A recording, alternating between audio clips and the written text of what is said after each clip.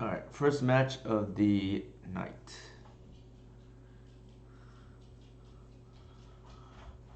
B and Trusty.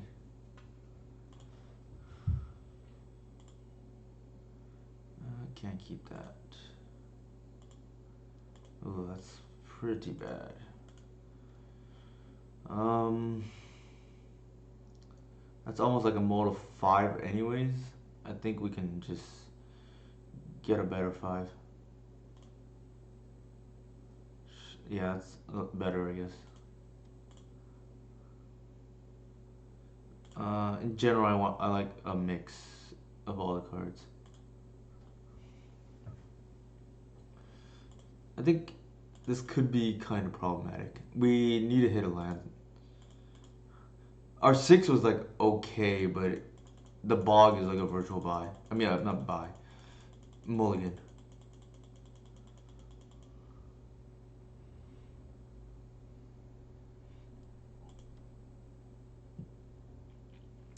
They may just name crop rotation here. I don't know.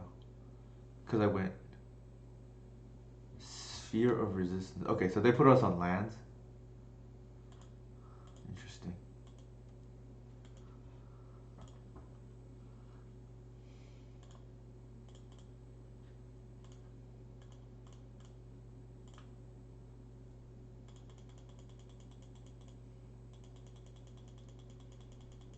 It's possible they're on like Knit Fit too. Like, I don't know too many decks right now with main deck therapy.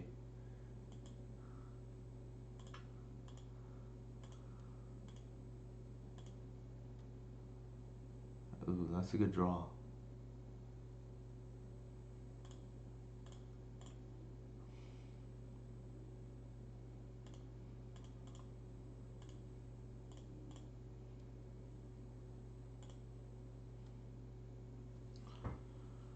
Um, 5 here is not worth it because then we can't deal 5 in the next turn.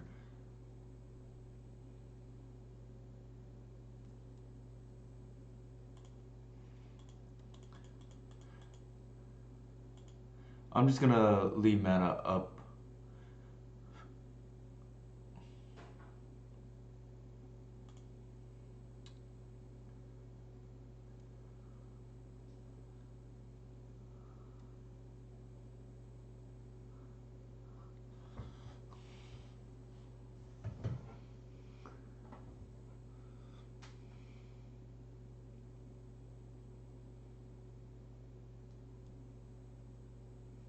Sure.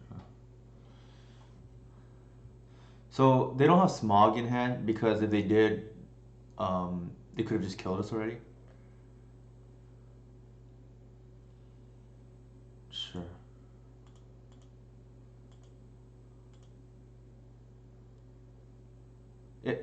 What this does is it buys them 1 turn. Um, it doesn't really change the calculus whether we do want to get the Arbor here because that makes 1 for the Cradle. We would have been able to pump our reclaimer otherwise, but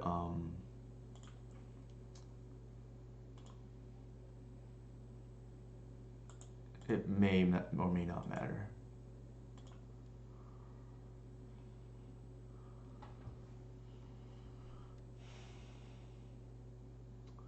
This forces a chump block. Um, Whoa, interesting. Okay, that was a mistake by me.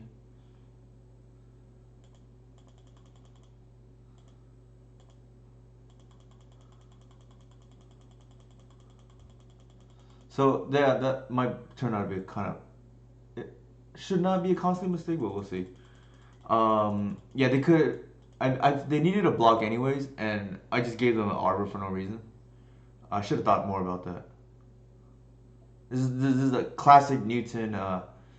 Playing very sloppy first game slash match of the night.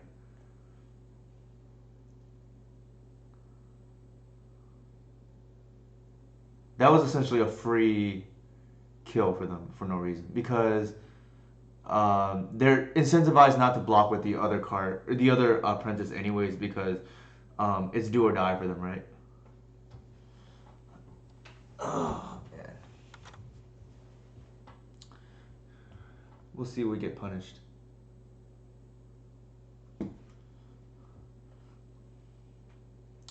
What this does is they can now chump with another creature if we don't have another land.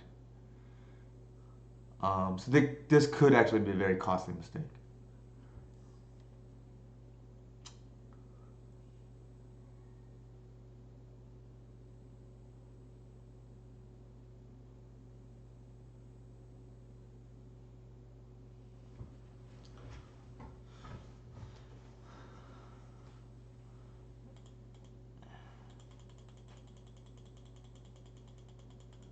The one thing it does do is it does grow Reclaimer for whatever it's worth. So we can just bash again right away. Alright. So they have a Phoenix. Yeah.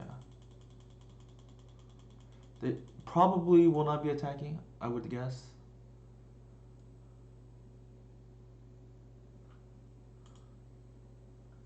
So they have a Buried Alive. Yeah. Wow, that's an aggressive. Well, I guess it doesn't make sense because they go to 2 anyways, right? Or 3 anyways.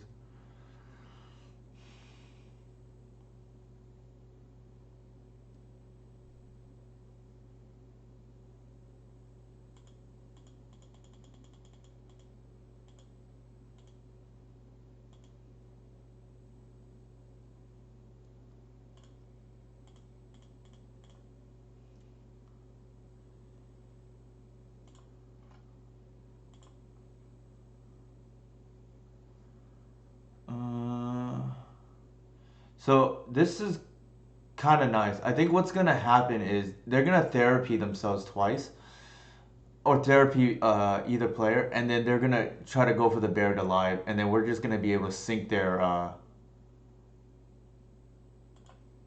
We have a bog in the main.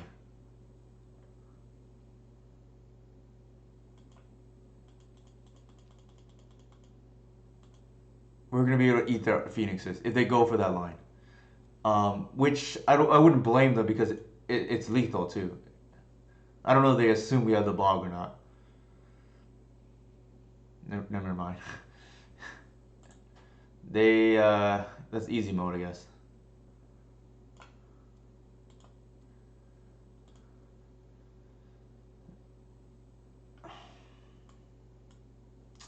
Yeah, unfortunate that they top picked that, but it is what it is. Um, I think against the Jund version, Leyline's like, I'm trying to think if I boarded a Leyline last time. I feel like it's pretty good. Like it's good against Buried Alive and Therapy. Thoughtseize is good. I guess we can board as if they're like a normal Phoenix deck. The Thoughtseize are incidentally good. The decay is not so much. Um, Run of Foul is pretty bad here. You either want to deal with all Phoenixes or none, in my opinion.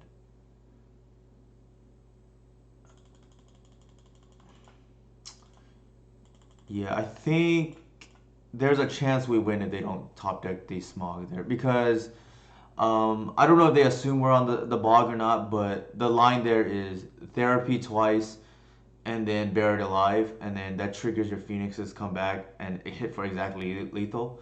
If they don't assume we have, if they don't know about the bog or assume we don't have it.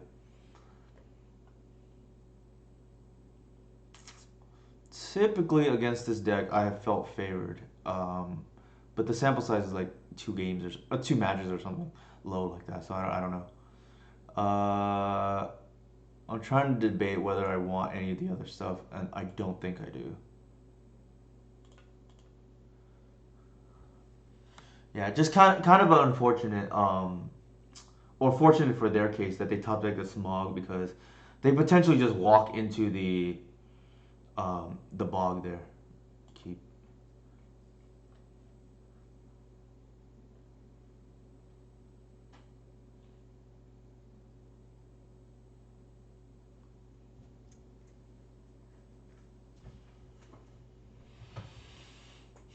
And I feel like they probably, well, it's hard to say, right? Maybe they just attack me 3 in the air with the Phoenix regardless.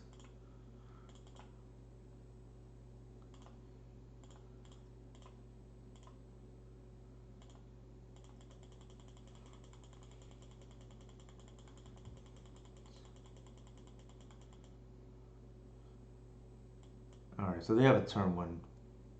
Wow. Okay. I mean, they're probably gonna name Elf, which is the nice thing. Don't think we care actually. We actually have a hand that is very immune to Plague Engineer.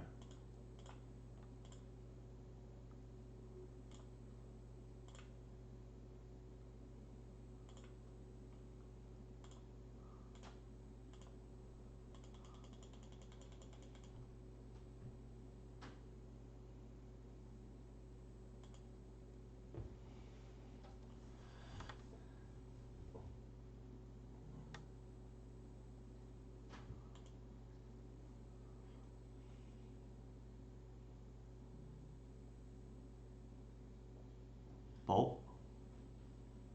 Sure.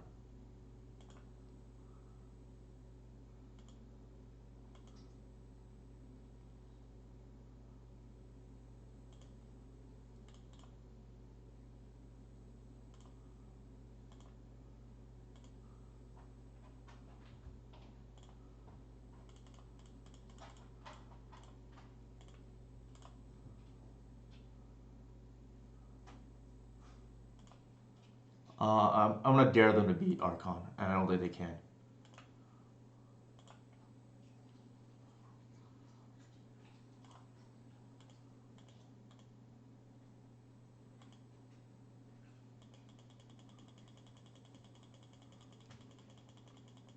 Especially since they used one of their bolts, right? Like, they have to have bolts 2 and 3 now.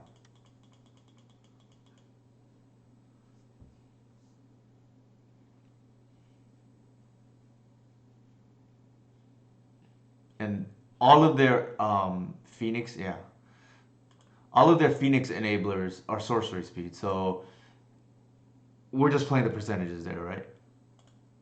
Like they can't kill us with Smog, and those of you who have been with me, I think it was like last stream or 2 streams ago where I played against Phoenix a few times. Not Phoenix, but I think it was like some version of Smog, but Arcana sorcery is like very good against them. I think we keep what we have here. This is like we're playing against the Musasabi special, which is like the Jun um, Phoenix version. Not the best. Although the Thoughtseize is like reasonable. I think we probably just keep here. The good thing is this deck top decks very well, but it doesn't mulligan well. I know that sounds kind of counterintuitive. It's because you kind of need a critical mass, and when you're decking and only needing one card, it's much better than going down to like 4 or 5 cards. I'm just gonna keep. And the reason why we throw away the force there is in case opponent plays Assassin's Trophy, it could be relevant down the road.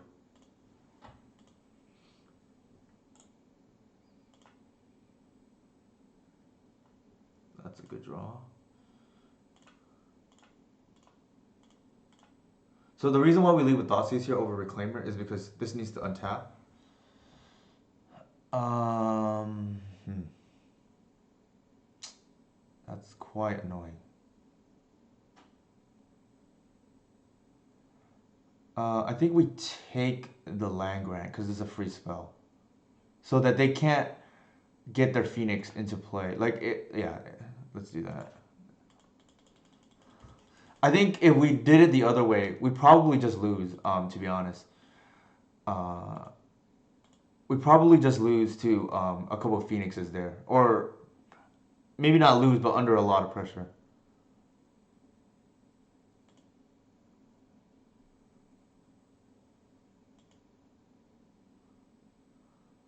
So they would have to hit.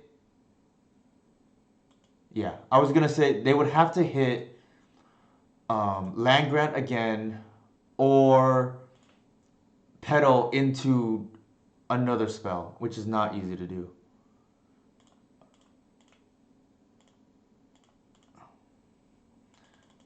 Now the key here is we just gotta hope that we get untapped with the Reclaimer now. If we do, we probably win.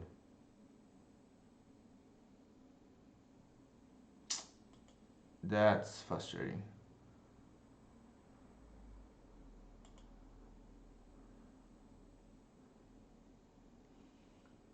Yeah. So they got there. The good thing is it's not completely. We're just awkwardly though at 18.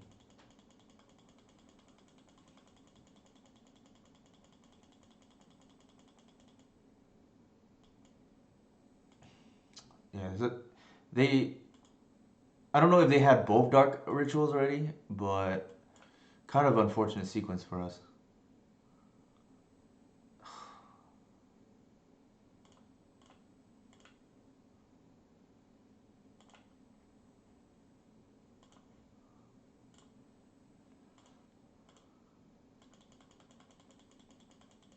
That Thoughtseize is really the life mattering here right here.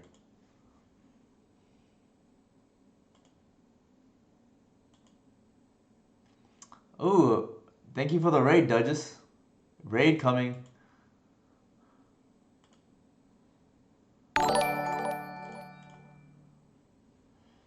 Super appreciative, Douglas. Thank you for the follow, Fancy Heart.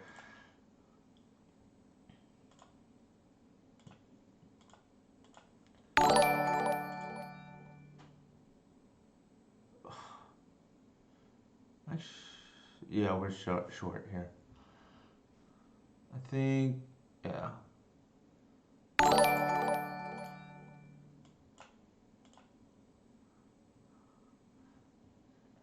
Thank you for the follow, Star Fox. Yeah, we need. Hey, Basic Swamps. Yeah, we got a little bit unfortunate. For those of you coming in from Duchesses, thank you for the follow, Techno Mage. Uh, we hit him with the Thoughtseize turn 1 and took the Land Grant, so they couldn't dump 2 Phoenixes turn 2. Thank you for the follow, Basic Swamps. So that bought us a turn, and we play the Reclaimer. They needed to hit exactly Ritual, flashing back their Faithful Lootings on their turn 3 to get 2 Phoenixes out to go underneath our Reclaimer untapping. So a little bit unfortunate there, but it happens. Not much other than say, like, yeah, they won game 1 with a small. Game 2 we won pretty convincingly, with just a natural order on Arc with Archon on sorcery. Um, so I mean, them the beats, right? Like, can't. It happens. I just wanna, for those of you joining in from Duchess's, what's it called? Oh, why is Duchess not a mod? He's been here a few times already. There you go. I'll just go over my deck that I've been playing to a lot of success. I've been like running real hot with this deck these past 2 weeks or so. Uh,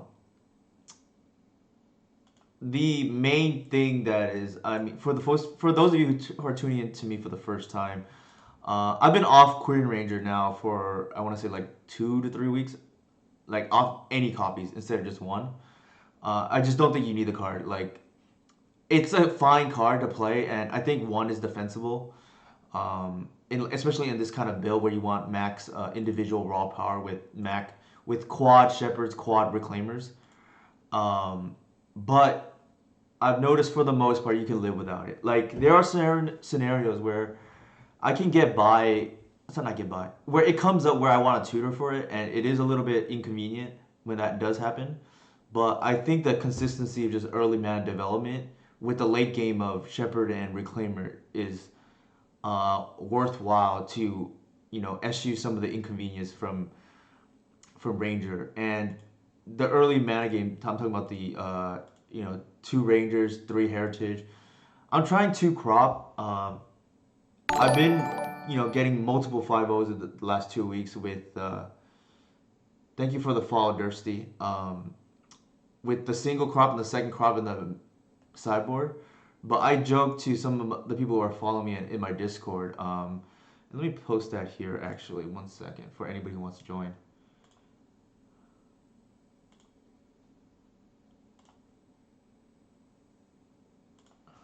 Let me copy and paste that. I'm always bad about like having these links ready. Um, that's a good question, Captain Haddock. I think if you're okay with Delver being the top dog, or at least the most popular, maybe not the best deck, because I think there's a legit argument. Our Elves is just right there with Delver as the best deck, the 2 best decks in the format. But I think if you're okay with Delver being top dog, the format's probably fine. Yeah, if you're an Elf player, you probably want Delver to be top dog because it holds some of your bad matchups in check, specific things like show and tell. But and also you have generally a favorable Delver matchup. It's not unwinnable, and experience on both sides matter a lot. But I think if you're an Elf player, you probably like or Elf or Delver player, you probably like the format a lot right now. If you're a spell-based combo player, you probably don't. And if you're a control player, I would assume you probably don't as well because Colossus is a real problem for the control decks because the way I personally thought with the new format. Let me start this game.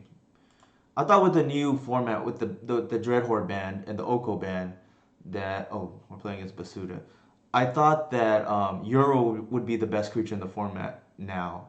Previously, I had it as the so the last time we played Basuda, they were on Dredge, and the time before that, they were on Rakdos like goblins, like Stompy, but with I always forget the card, the Yawgmoth's Bargainer.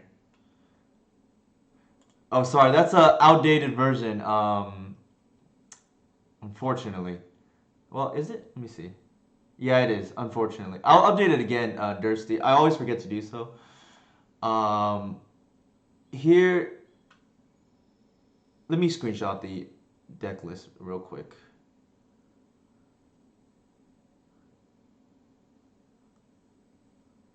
All good, Star Fox. I mean, so they're going to 3. I appreciate you saying that though, Star Fox, because sometimes players have a hard time disentangling what they like and what is better. So the fact that you can do that says a lot about you, I think, because drawing one thing like that's personal preference, and but I appreciate you saying that you think this version is better. I also think this version is better, but I also think like for somebody who's new to the deck, it's almost impossible to pick up this version without making a lot of mistakes. So I understand why the natural gravitation towards the Netto version. I mean, there's something to be said about having the training wheels so that if you mess up, it probably doesn't matter because the nature of that build is more reliant on just resolving your payoff spells like glimpse or natural order as opposed to trying to grind people out with reclaimer. But in a second, I will post. Actually, I don't think you can post images here, so that might not work. But okay, let me do this. I will take a sort of a mini delay during sideboarding just for anybody to take a look at the entire main deck, or even after this match. Sorry.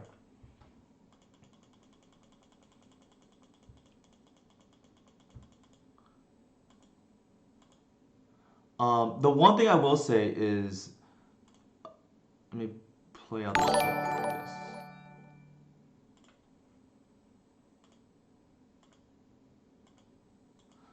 The one thing I will say is,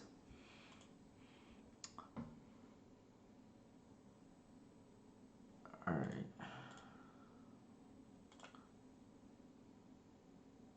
Hey, I'm sure you've gotten this question a lot, but do you think Alistair is too good? I do not.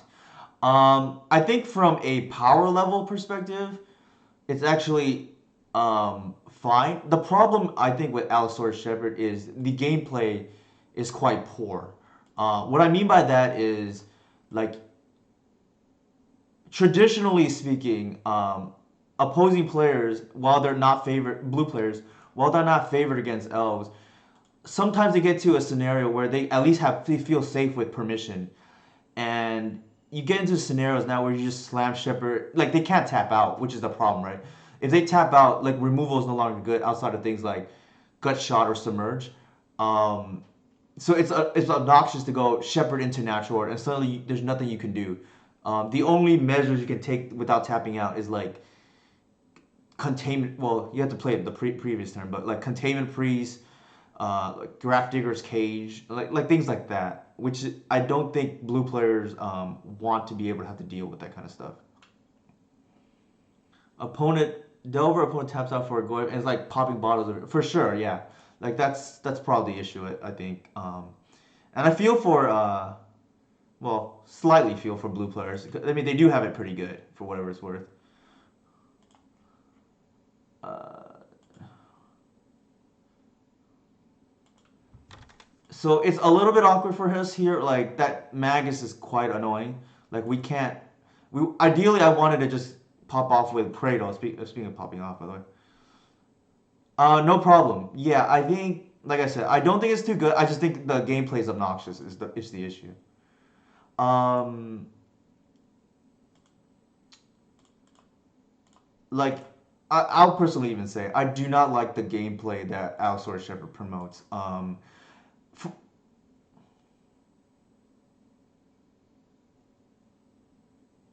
They do have so many good tools, but for what it's worth, I do want to point out that Shepard actually didn't even improve the blue matchup by as much as it improved the Chalice matchup. Which speaking of which, right, we're playing against Basuto coincidentally, but um, I think it's a more of a drastic change there than in the blue matchups. Um, and the reason being is because outside of blue based combo, something like decks like Show and Tell. Oops, let me cancel that. I guess I can just play this. Yeah, outside decks like Blue Show and Tell and Doomsday that have a fast combo and permission. I guess we can start attacking too.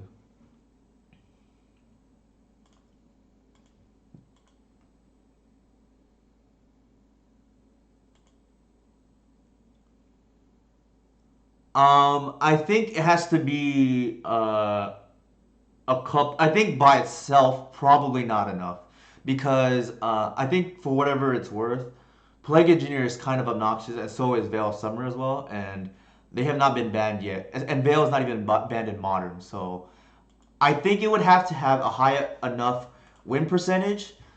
even if it's not the best card in the deck, for instance, plus being obnoxious, if that makes sense. So, so for instance, Oko got banned because the gameplay is obnoxious because it invalidates a lot of the things that potentially would be good against blue decks. Planeswalkers, sorry, not planeswalkers, sorry. Like big creatures like Archon used to be a blank against Oko. Now it's like insane again. But the thing about Oko was it was also in the best deck in the format. So I think that's why they hit Oko. The other thing about Oko is like it's just in every deck, right? Like and unless Elves becomes like 20% of the metagame or something and has like an insane win rate, and I just while it's possible, I think at this point that's not the problem. Also, the issue is like if we go by the if we accept that, well, I mean, I know there's very varying opinions on this, but let's just say for a second that this is like the better build. I think the majority of the legacy players out there will have issues because the deck is hard to pilot. That it's never gonna reach those kind of levels of what's the word? Metagame penetration, so to speak. Even with the Neto version, I do not think it will get to that level of metagame penetration. And the reason being is because, especially with the Neto build, I think that build is easily hated out by Plague Engineer and so if people want to beat elves, like Plague Engineer is like one way to beat, especially the Neto version. Containment Priest is decent, not as good as Engineer, but pretty decent if you're not in black.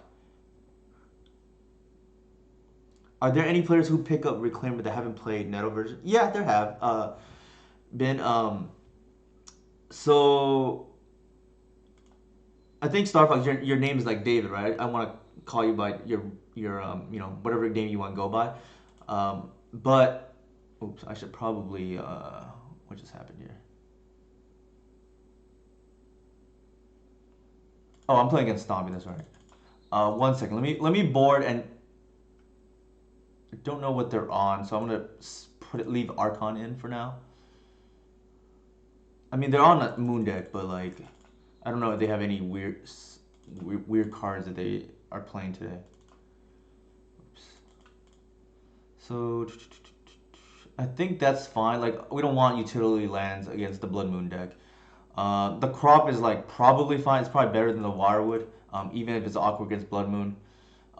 Debatable. We might just want the second one, but I think speed is kind of big.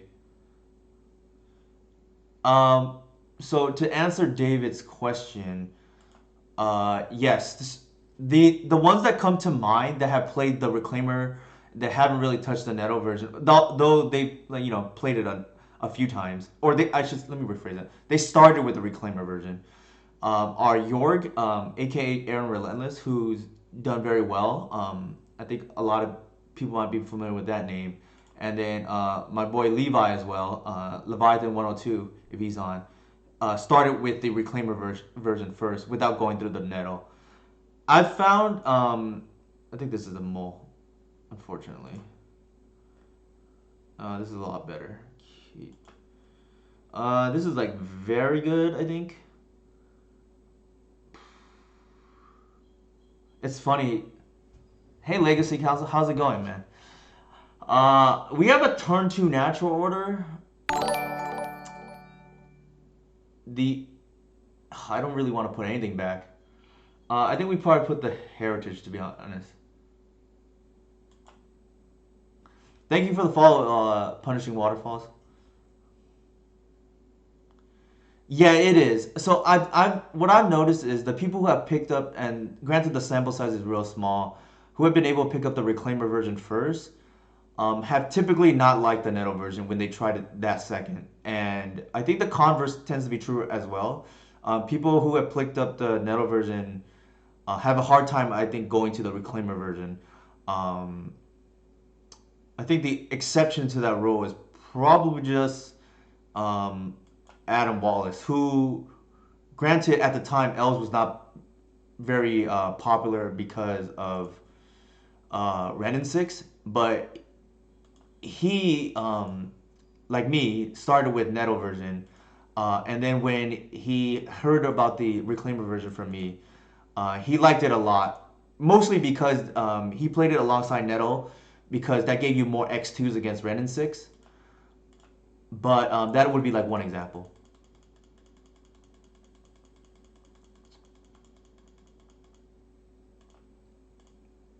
So I think Basuda, let's see, how much did they mull? They went a 3, geez.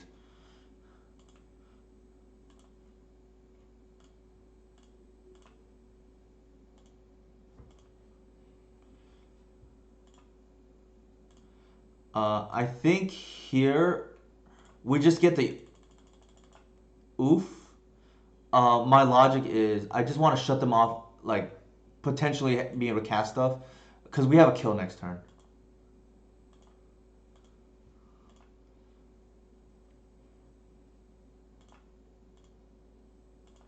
I mean, they mulled a 3 to be fair too. Like, all right, so we have a kill here.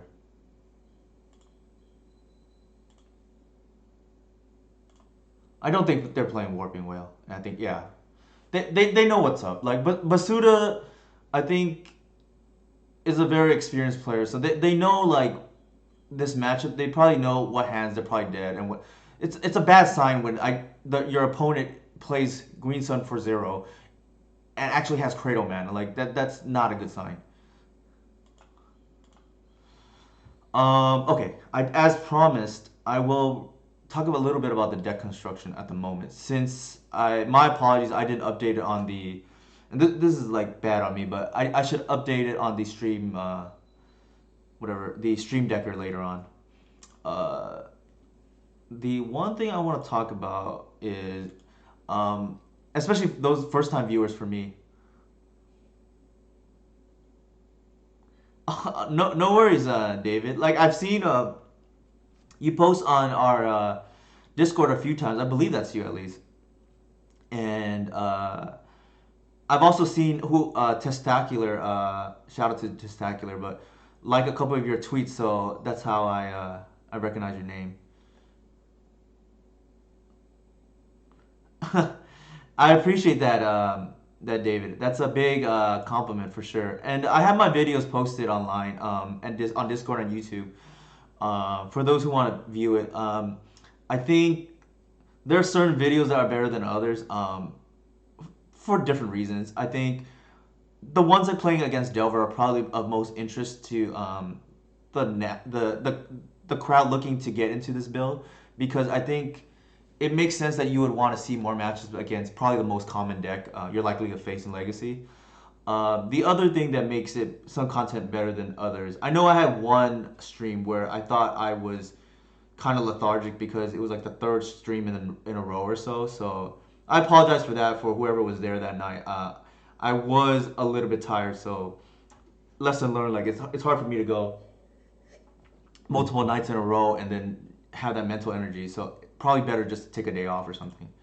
But yeah, for those of you who don't really know this build, I like this current 2-1-1 split for removal of Decay Trophy and Run Afoul, because it gives you 3 flexible answers, but 2 answers to the whale.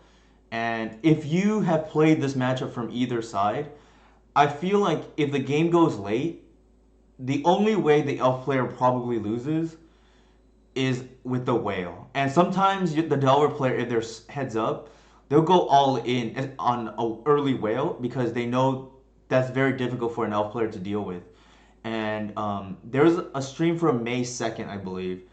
For anybody who wants to pick up this deck, how to play against Delver. I went 4-0 against Delver that night in 4 different matches. So that tells me that this configuration is pretty good.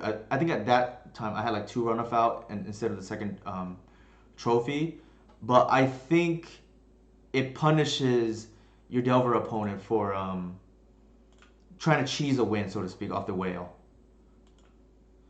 The other thing I'm trying, for those of you who are new to this deck, traditionally I have the 1 crop and 1 and second crop sideboard.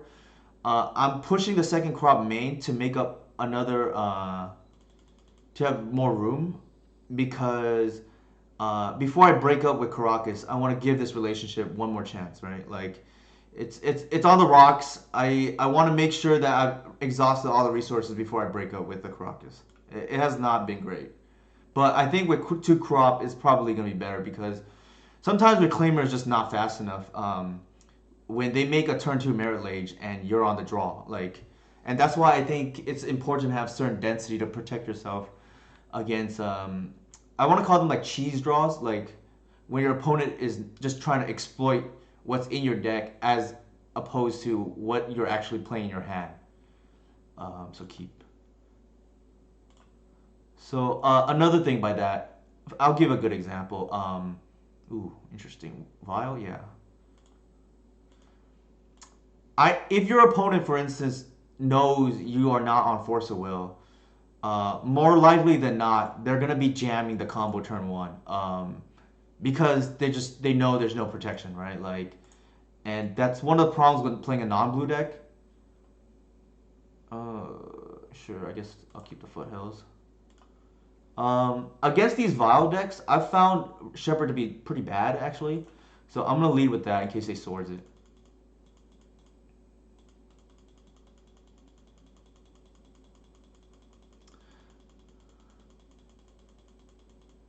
So a question you guys might ask is, you guys and gals, is why not get the second Cradle if they have the Wasteland? The reason being is because we don't want them to really Wasteland our turn two play.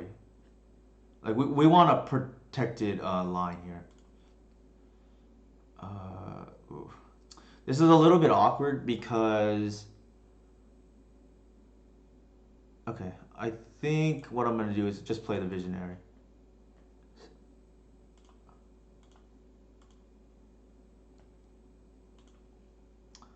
I do not want to trade with their mom here, or lackey or whatever it is.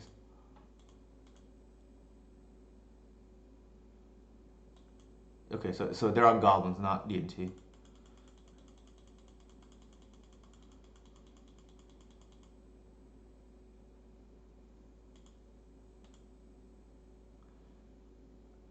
The other reason why is like if they were on lackey, what they could do is not block, put lackey in end step, and then play out like what is it, the munitions expert, and then suddenly connect for like a Muxus.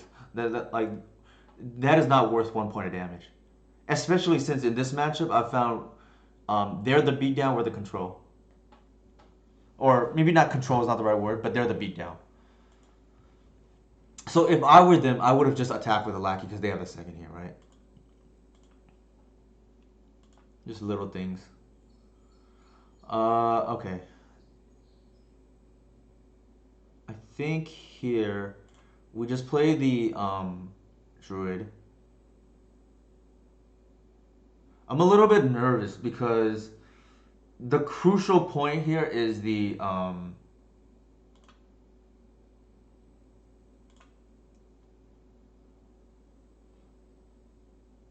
have a matron. If they have another land, it could be problematic because they can go matron into um what is it called? It's the wrong one. I don't want. That's not right.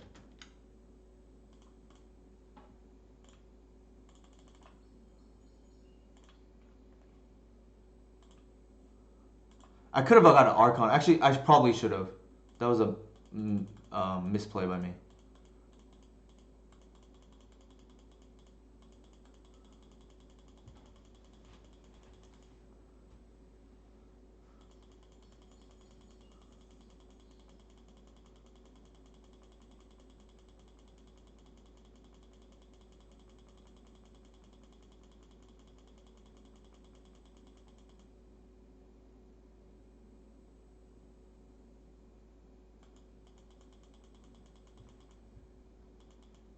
Oh, jeez.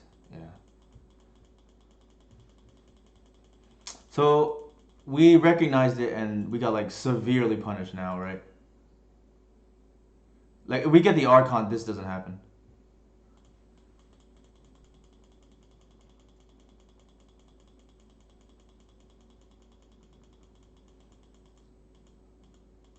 On the bright side, it probably doesn't matter, I guess, because so the good thing is I don't know if we actually got punished in the sense that if we get Archon there, if they make the right move, which is they swing out, I block one lackey,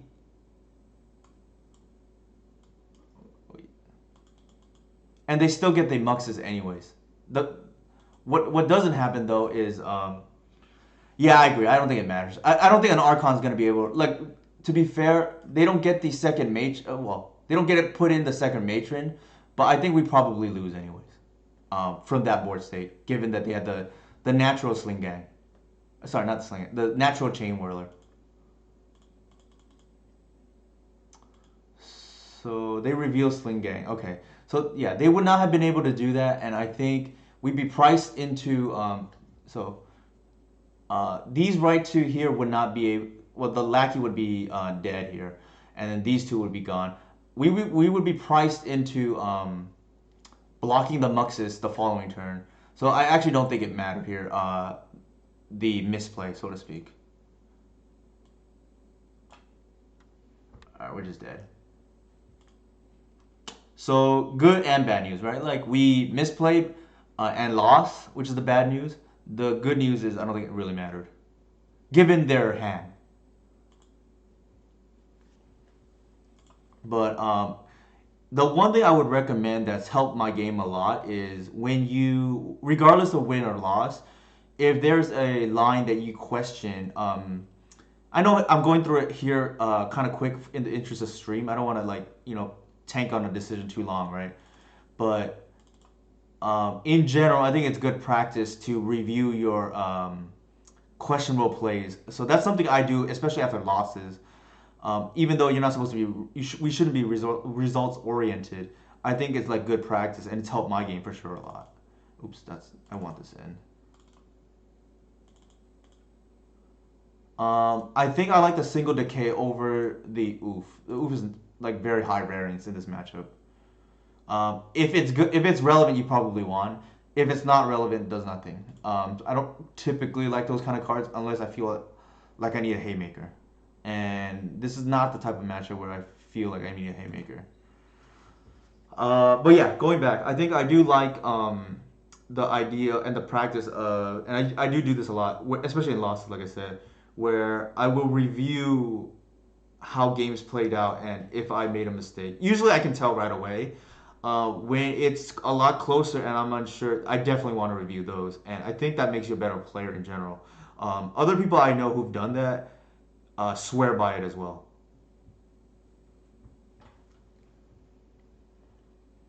I think while we're waiting for our opponent, anybody have questions, I guess, about the deck construction? What's up, Max? How's it going, man? I don't know if I can make it to Tuesday because work is potentially hectic this coming week, but I think the following Tuesday I'll probably try to make it to the spell hold. But I hope I can make it out this coming Tuesday.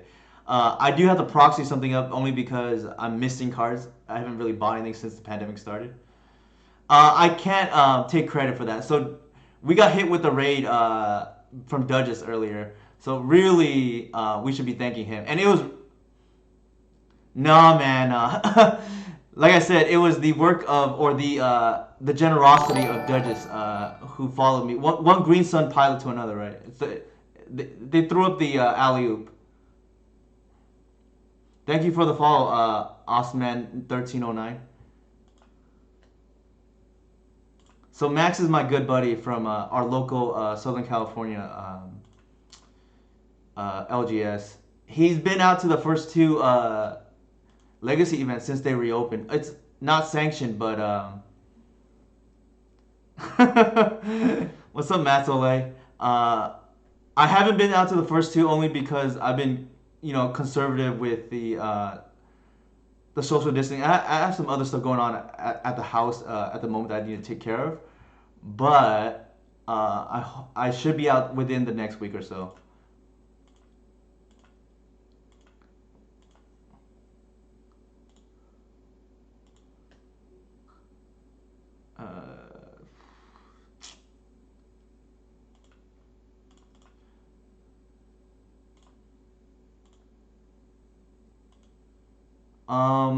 It's like debatable whether I want to kill the Vile. The problem is, if I kill the Vile, they wasteland me here. It's like kind of bad.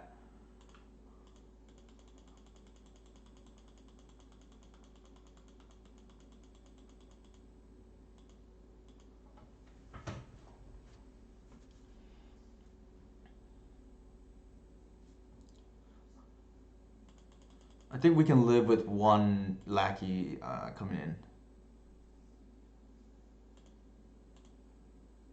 Growing Reclaimer is like kind of big game too.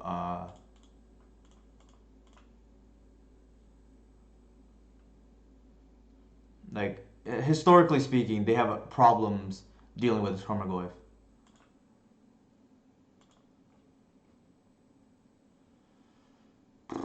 Ooh, okay. Um, I don't want to get blown out by like one of their multiple sweepers. Uh, it's kind of tough, I think. I think what we can do is hedge a little bit. We can play the Burslor Morphed.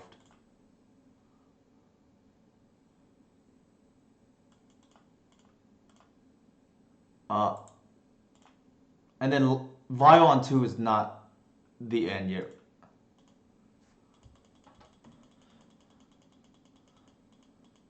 Our Cradle is exposed for a turn, but I think that's fine. The upside of Behemoth is just too high here.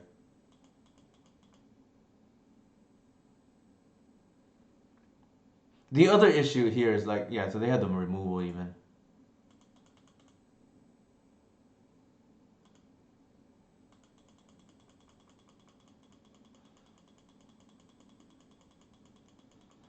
Um, so if they Pyro here, they probably, depending on what's in their hand, they like if they have a big drop, they might hit the Reclaimer.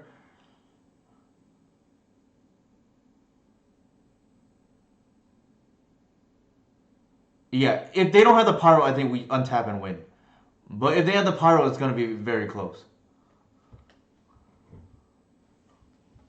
And like I don't know, Goblin players I think are prepared for Elves right now. Like I've seen like 3, 4 Pyrokinesis in their sideboards, and um, I've talked to this with Eli, Goblin Lackey One. The matchup, unfortunately, with a traditional Goblin build, and even less, more so with the Stompy version, it's not particularly interesting because a lot of the matchup depends how many Pyrokinesis are you running. Unlike Plague Engineer, which I can play around, or Supreme Verdict and things like that. Sure. Unlike Supreme Verdict or Plague Engineer, instant speed sweepers are much harder for at least me to navigate through. Like I can beat engineers pretty easily. Like okay, sure. Um, but when they have something like a Golgari Charm or a Zealous Persecution, and especially because that takes 2 mana, but 0 mana like sweep is much harder to beat. Sure. Okay, that's a problem. So the worst case scenario like played out here, right? Like they hit our mana producers and then they hit our cradle.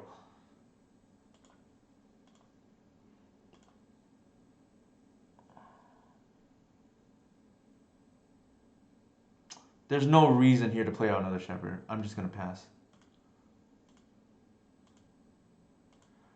Pyro is better than PE because it's 0 mana is instant speed. Not to mention the way Goblin plays. Like they're looking to play aggro tempo. So if they can clear out your blockers and connect with a lackey and like stick like a Muxus or like a ringleader, it's like a huge tempo swing. And the matchup is not about cards; it's about tempo.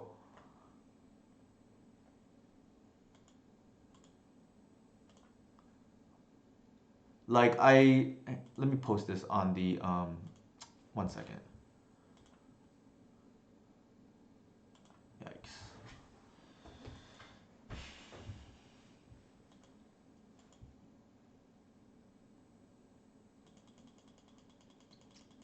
Now I kind of regret not decaying the vial, right? Like it's making too much mana now.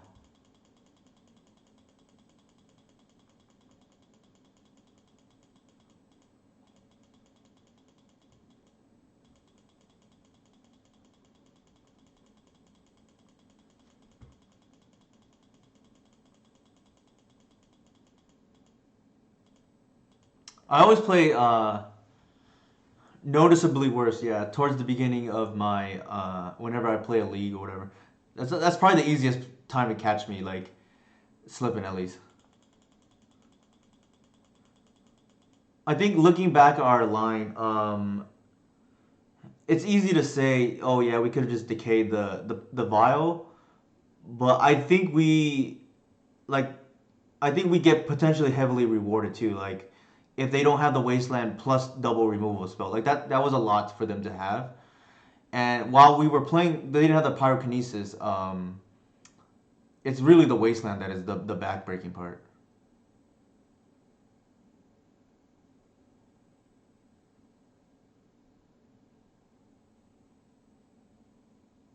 Jeez. Okay. All right. I think this game is over.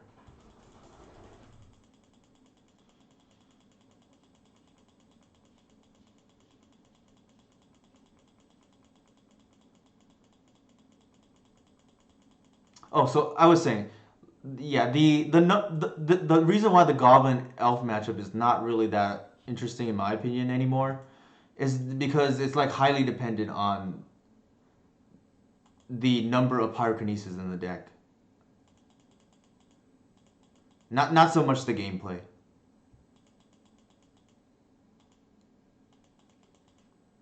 And the Stompy version is even more true, right? Because they really just want to push a lackey or a like Rabble Master the whole distance.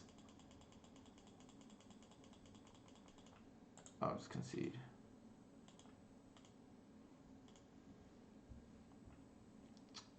Oh, I was gonna post this.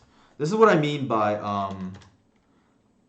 engineer. While it's like decent, I mean I'm not gonna say it's bad. It's not like the end all against elves. So here we go. Actually, I'll do both. I'll post it here in the chat, and then I'll actually bring it up myself. Um, so this happened, I think, a few nights ago, whatever it was. Let's see, May 13th, so 2 nights ago. Um, Typically, like this is like a pretty good board from Grixis Delver, and I won through this board state. And then in this is game two, and then in the following game, they had double engineer plus cage, and I also won through this board state. So like, if you're just looking to ride a engineer the distance against elves, especially out of a control deck where you don't have pressure, that's not gonna end well for you against more experienced elf players because this, if you're an elf player and you can't be or you don't have engineer in mind when building your deck, I just think that's malpractice. Like the answer can't just be scoop if your opponent plays an engineer or has it in hand. So just food for thought, I guess.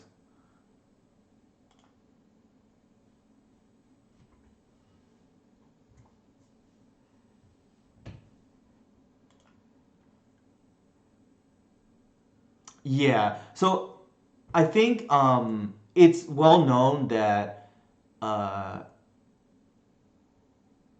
Glimpse of Nature tends to showcase the benefits of Nettle Sentinel more than it does in Reclaimer because a lot of times like they just naturally have the cradle or whatnot, or like you don't actually see the build up from the Reclaimer for the Glimpse if they got a cradle, and but you clearly see the mana generation during Glimpse Chain with Nettle Sentinel. But I want to point out one thing that does happen is uh, Reclaimer is the better natural order deck, and the reason being is because when you turn lands into arbors, it's far easier to get to 4 mana and play through Engineer with Reclaimer. It's much more difficult to do that with the Nettle build.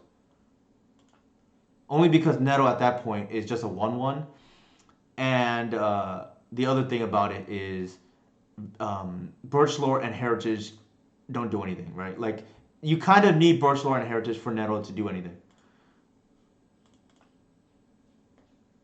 So yeah, good astute observation from David there.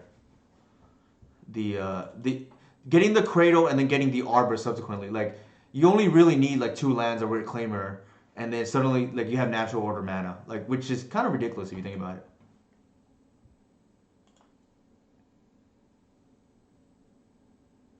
All right, we're playing some kind of artifact based deck. Probably either the combo artifact build, or we're playing against Karn Echoes.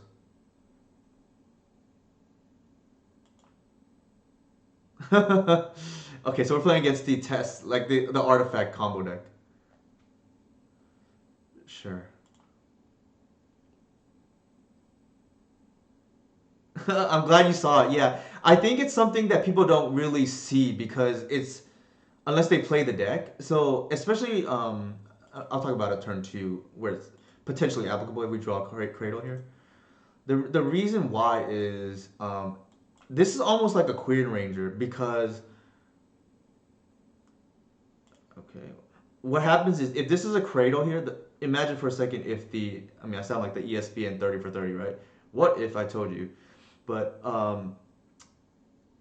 for a second, if this were a Cradle, you play your one drop, you leave Cradle up. On their end step, you actually thank you for the follow, DT Lurch. You actually pitch the land you play turn one for an Arbor, and suddenly like that's Guy's Cradle. That's natural order mana already active on turn two. Like you don't need anything else. Like that board state alone is natural order, and I've had opponents not see that line and suddenly just die by tapping out. Thank you for the follow, Prima Plum. Here, I think we do want to ramp because we have the natural order in hand.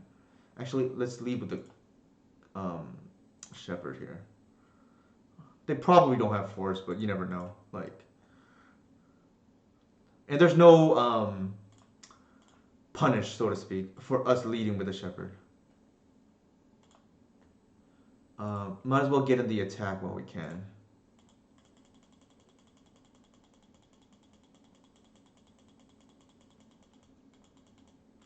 I've seen older version of this deck play Chalice, so that's one reason why I played out the Chalice. Sorry, played out the Shepherd over just leaving it up for Arbor. We did have to unfortunately tap out on our turn two, which like we would need Heritage or something to not. We hope to not die here, and if we don't, we probably win.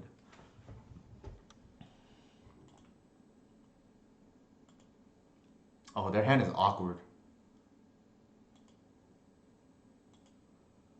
All right, I think that's this game. We just need to not draw or get milled the Archon here. Sweet. May I ask why did you fetch for Arbor instead of Zenithing for it? Because we wanted to get to 4 mana, right?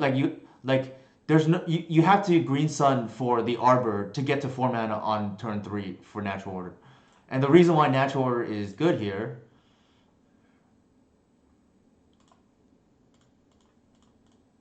Um,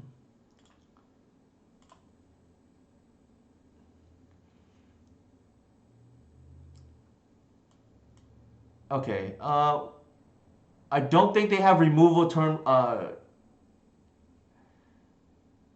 Okay, we drew the Archon, unfortunately. So, but we do have lethal.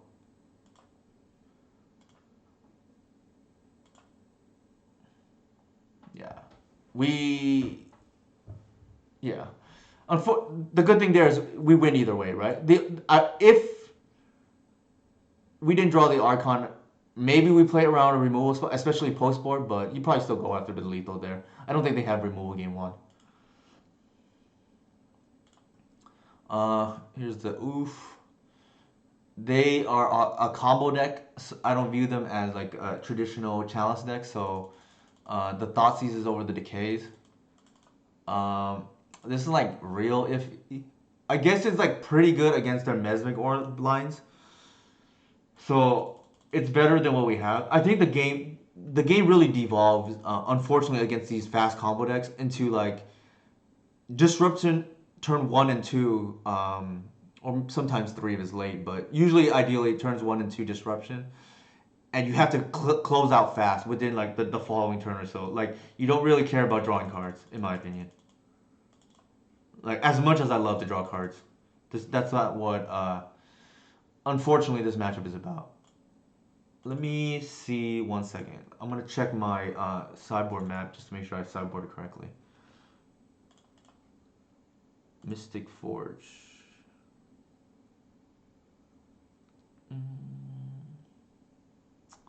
Yeah, so I think I did.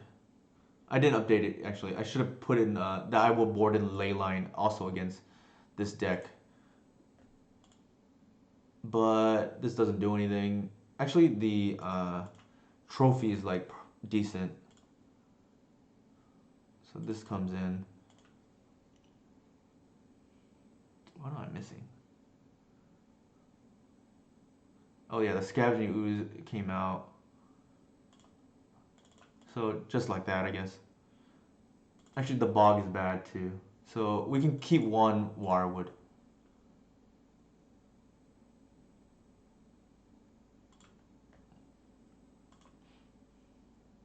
The reason why I like the trophy over the Decay is because it actually hits the 4 drops, right? Like, this is fine.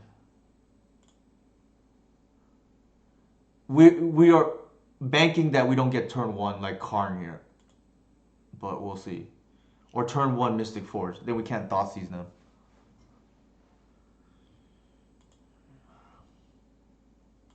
Spoke too soon.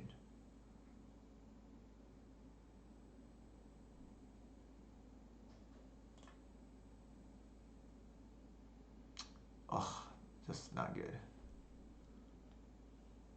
This is what I mean. Like you don't have Forcible. Like it's green light for your opponent to go off. What one of the issues with this deck?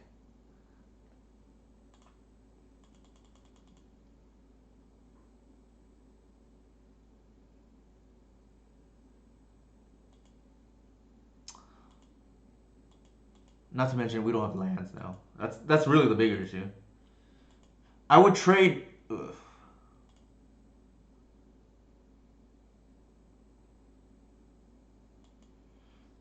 The question is, do we show them the ley line? Probably. I don't think like it may matter, may not. Um,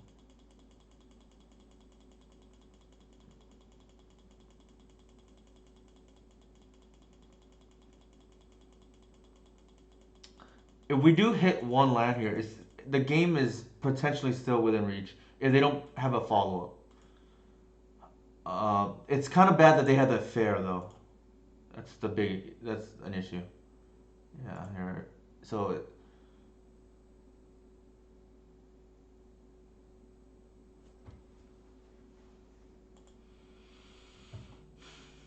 might be another one. Yep.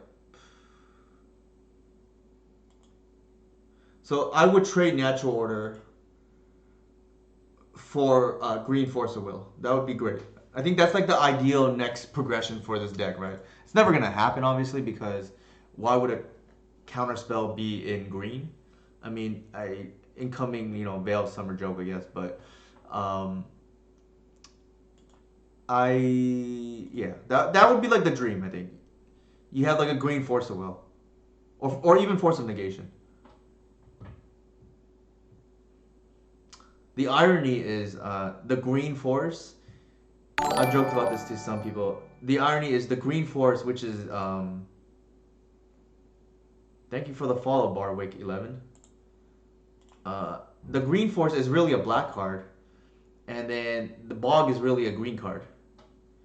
I think we definitely keep the collector. Oof. Strangely, we are still in this game here.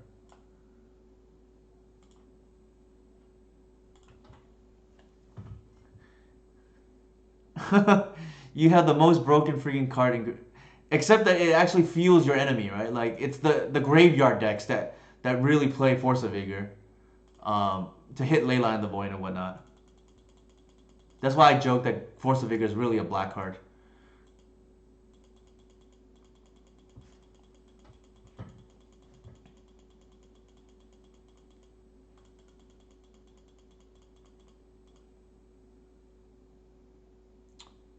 If they spoke too soon. I was gonna say if they somehow whiffed, then we're actually back in the game.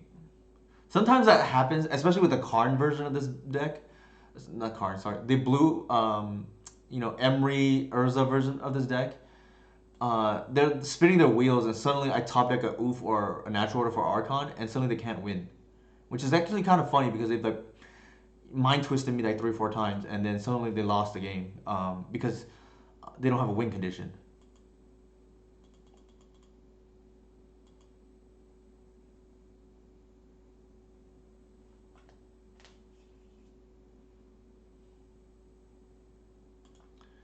Uh, that's probably not good for us.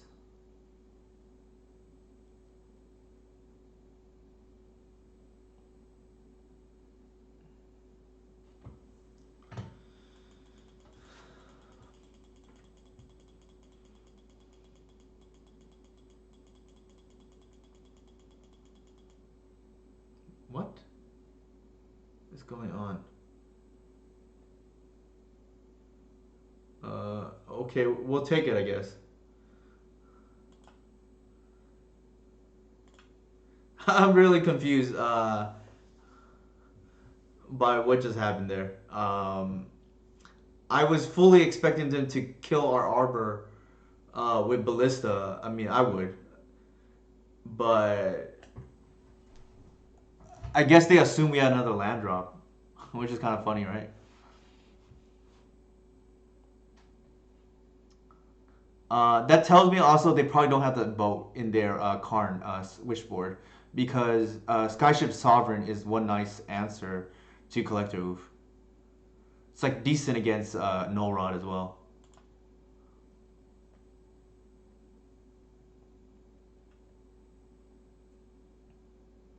But we are playing against Scavenging Boots. Apparently they are double queuing.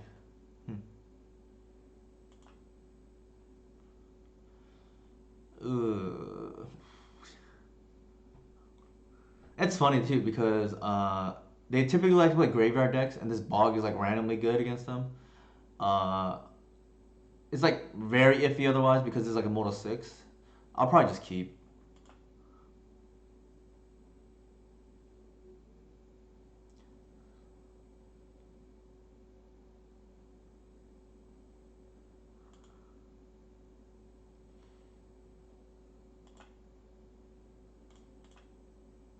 Uh, so Karn Forged, yeah, I guess that seems to be the popular version at the moment. I don't know which one's better. I've heard like and had different experiences with both. I found the colorless build to be far more what is the word I'm looking for? Vulnerable to hate cards, unfortunately. But maybe the speed of that is better. I don't know. I'm not an expert on either deck.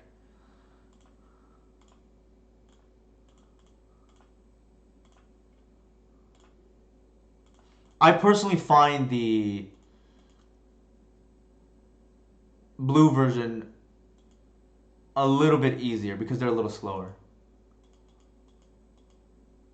But then it's weird, right? Like the gameplay is not particularly good.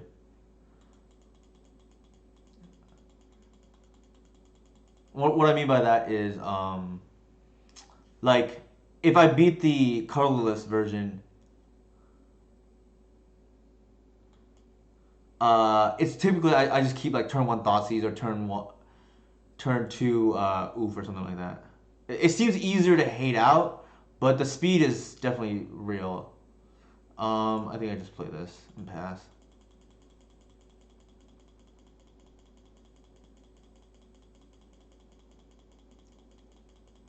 I full disclosure, I haven't played either, so I don't know which one's better. It's just my observation. Like one seems faster, but a little bit softer to hate. The other one seems, I guess, maybe slightly more resilient, but then not as fast.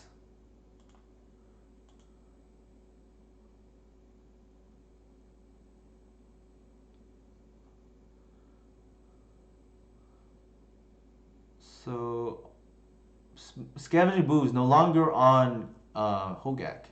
Somewhat interesting.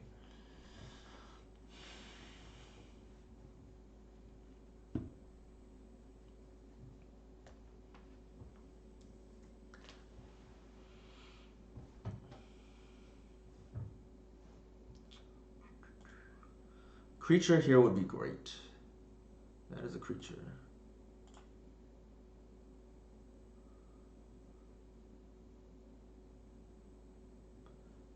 Okay.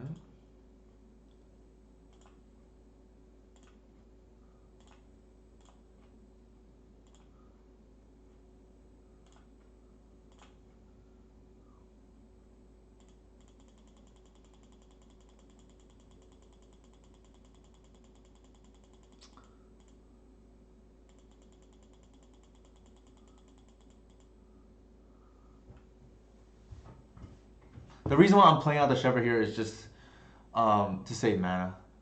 Sure.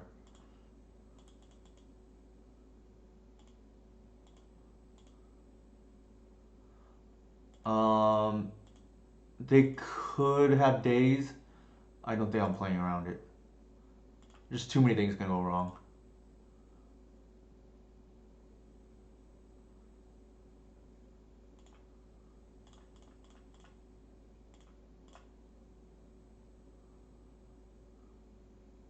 Oh, brutal.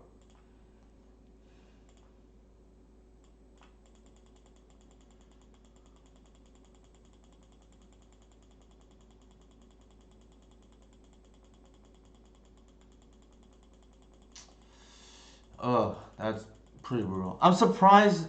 I'm surprised that they didn't pitch the days, to be honest, earlier. But I guess, what did they pitch? I have to look.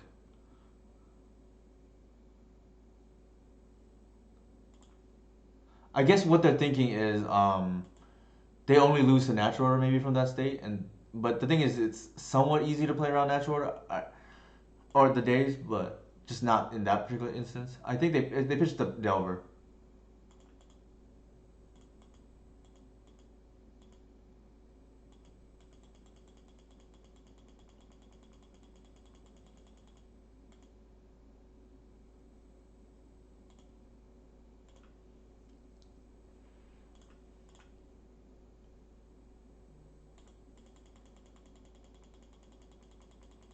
Just a little bit awkward there. If we had another creature, hmm, might have been the difference.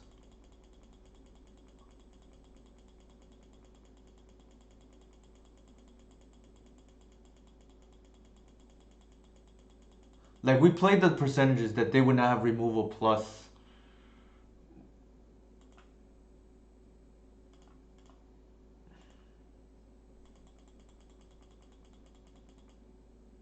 Yep, just dead. We got slightly punished for keeping this against them. Uh, that that's the other thing, right? If you assume that they're on a certain deck and they're not, it can be kind of bad.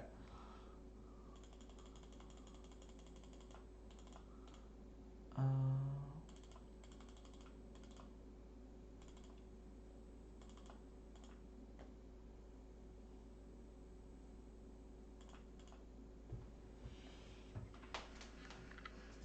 I think that was the first time I played against Scavenging Booze, and they were not on a graveyard deck. So for whatever it's worth, this is like real good. I still feel good about chances, even though we're down a game. The crop not particularly great here. I'm just gonna put it back.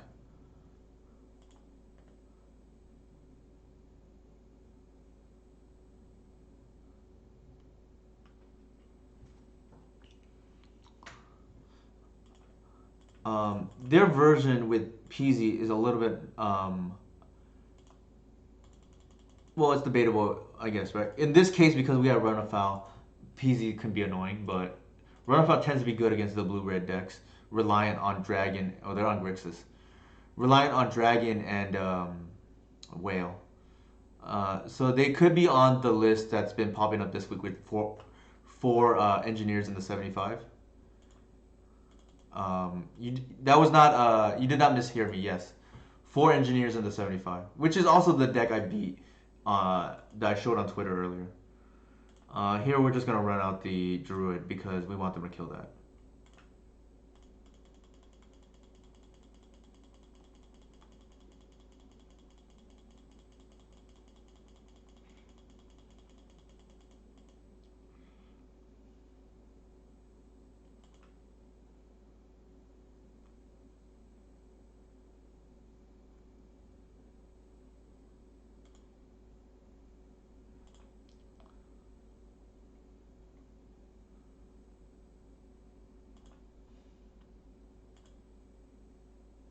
That what did it? What, okay, they cast brainstorm and played a fetch.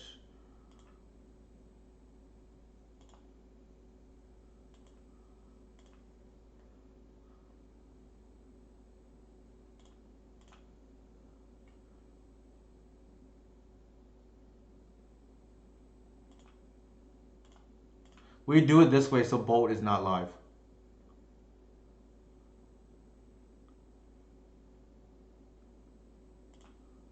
Like I do not want them killing the reclaimer. For those of you who have watched me, who haven't watched me before, I've said on multiple times. It's less true against the Grixis version because they have fatal push potentially. But this is like the single most important threat against Delver. If you untap with the reclaimer and it's a 3/4, you probably win. This is probably engineer.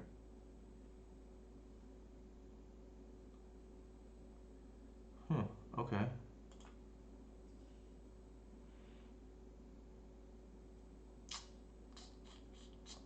I think we don't bounce. The reason being is we want to be able to take out the Lily next turn potentially.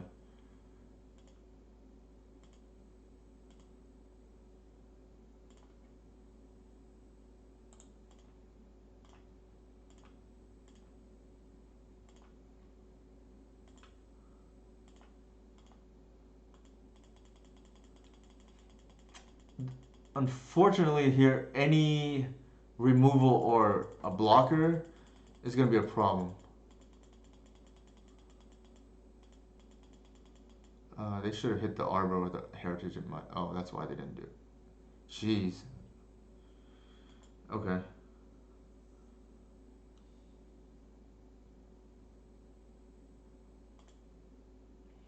Not a good turn of events there.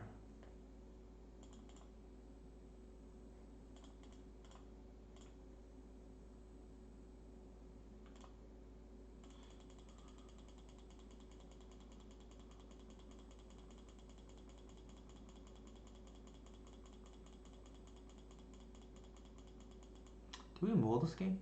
I don't think we did.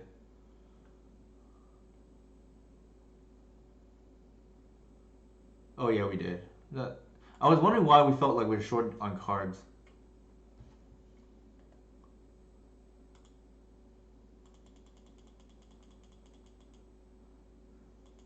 Okay. I think this is yeah. This deck I think is a reaction from Delver to Elves. I definitely think the Grixis version is better against Elves than either Blue Red or Rug because of Engineer and Liliana. Liliana's kind of nice too because it's a card you can bring in against the control matchups if you want to play Delver. This in play.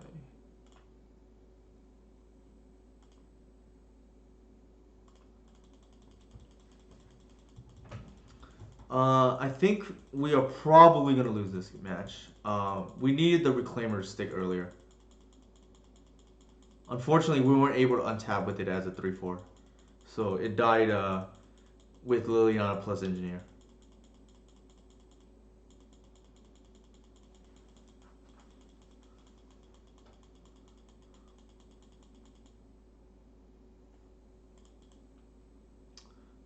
Here I just want to fetch the volume to deck thin. Um, yeah, I think this game's over.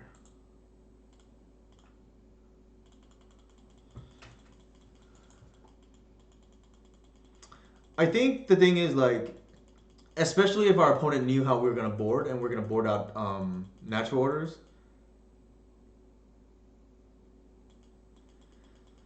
Uh, I actually think if you really want to beat elves and you don't really care about any other matchup, the easiest way to beat elves is to play something like Belcher, which elves cannot really beat. Uh, it didn't happen here because we did mold a six, but I showed earlier Barwick 11 that um, you can win through these kind of board states, which happened like 2 nights ago. It's on my Twitter, and I'll bring it up again if you missed it earlier. But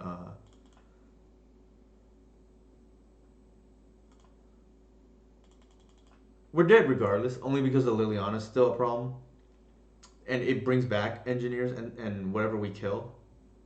Yeah, but I think the my worst matchup I consider to be what is it called? I consider my worst matchup to be things like Belcher, um, like the Ruby Storm deck is like very difficult. Anything that dodges Graveyard Hate that is like turn one combo. Um, the Artifact combo deck can be pretty hard too. If I don't have the Thoughtseize or the Collective, or if they just have a turn one kill. And I just hate playing cards like Mindbreak Trap because I think Mindbreak Trap is not good against what's considered the two premier combo decks in the format at the moment, which are Elves and Doomsday. Good Elf players and good Doomsday players can typically play around Mindbreak Trap.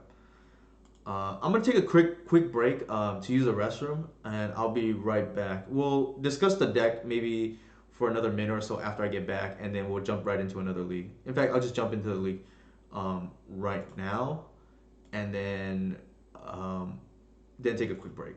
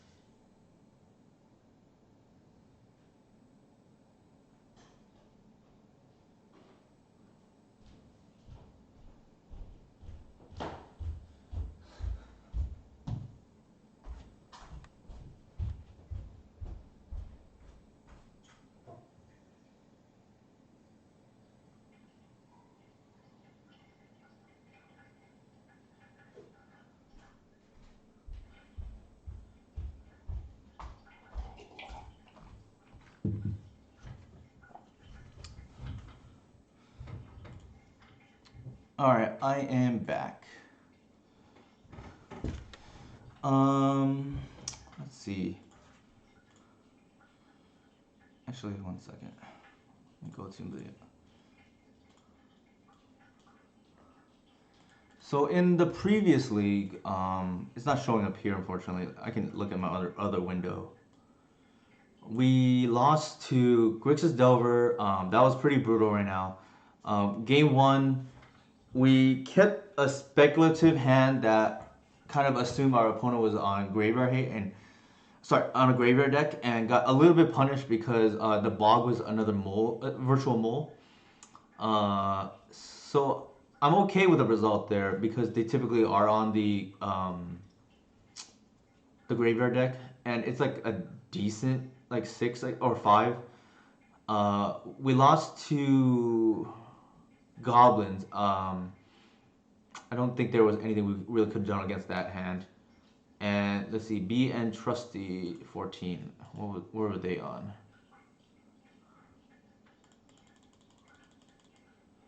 Oh, they were on the Phoenix deck. Again, yeah, they just got under our reclaimer. I think I'm okay with that result as well. Variance does happen. We'll just run it back and see how it goes.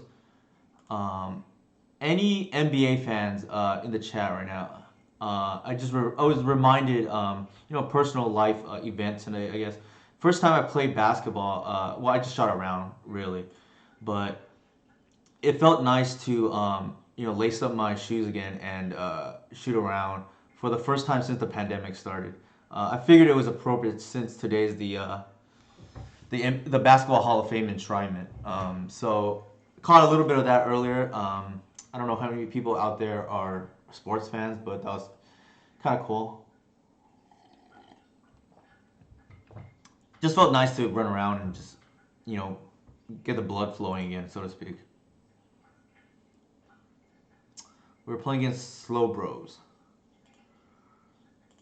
They're typically on like Blue Red Delver. This is fine. This is actually a solid hand. I think Green Sun would make it a little better, but overall, you have like the three strongest cards against Delver and three lands. So I don't think you can ask for much better than this. We are also on the play, which is huge.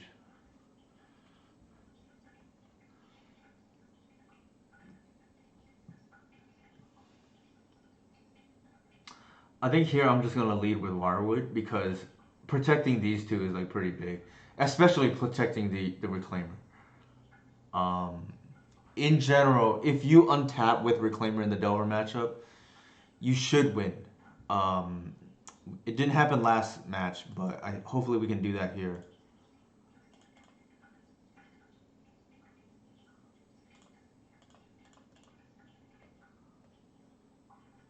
And again, we are making. Okay, they forced it. That's fine. We are making the opponent that our opponent.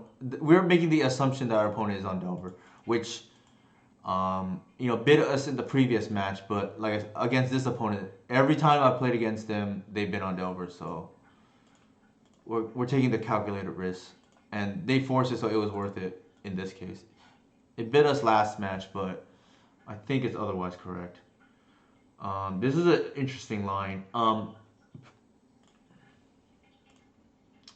Definitely lead with that. There's a debate whether to play out this. I don't want to run into it like a fork bolt or something, and I don't want to leave the reclaim.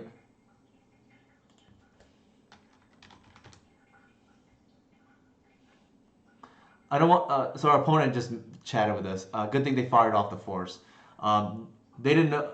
They didn't know about the second shepherd, so we'll see. But I kind of like just waiting here. There's merit. Well, we definitely know we're gonna glimpse next turn regardless because we need to play the reclaimer. Um, I think we just passed, to be honest.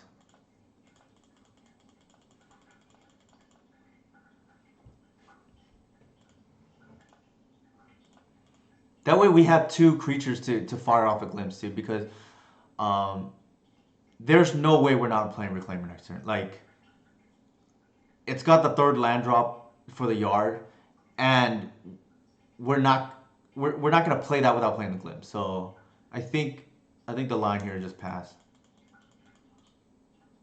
We're not gonna block. Um, I'm like very tempted to fetch Arbor here, but they may kill it, so I'm not going to do that. Instead, I'm going to do this. They may be baiting us to fetch Arbor, and I don't want them to get rewarded for that. Alright, so they do not have the... I think we play a second one here.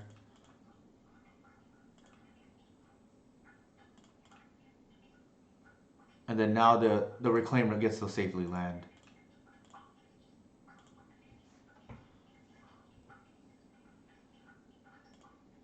That's an excellent draw too.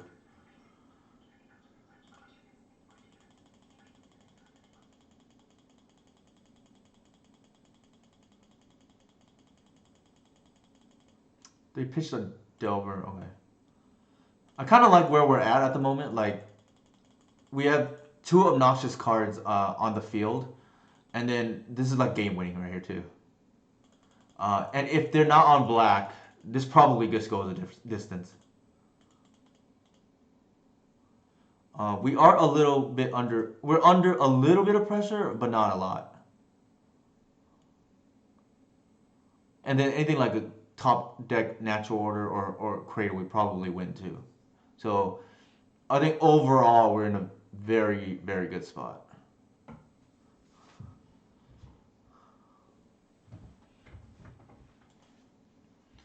Interesting. Um, they didn't waste us, which tells me they probably have some kind of weird play right now. My guess is they probably have what is that card? Like Brazen Borrower or something. I think they're gonna hold up Wasteland the following turn, so it doesn't make sense to not attack here.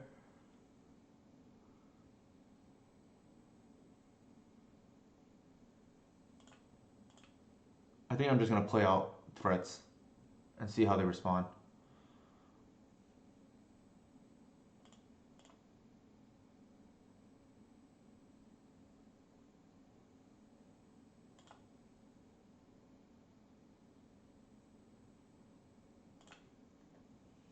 If they want to bolt that, that's fine. That means that's three more that's not hitting our face.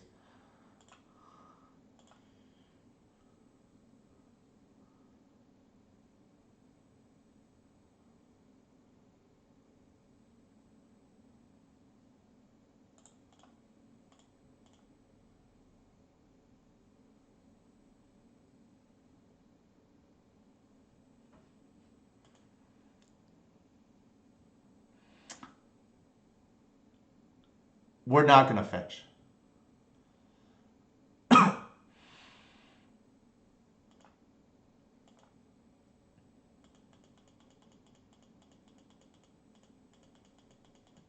Being at 13 is very, very relevant instead of 12.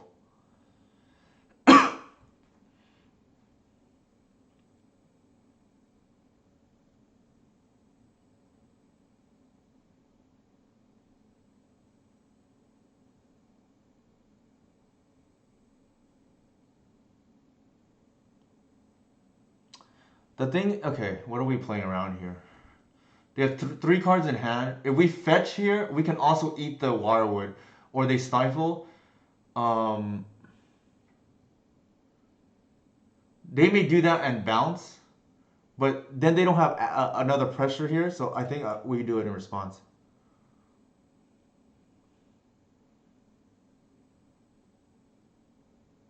Sure.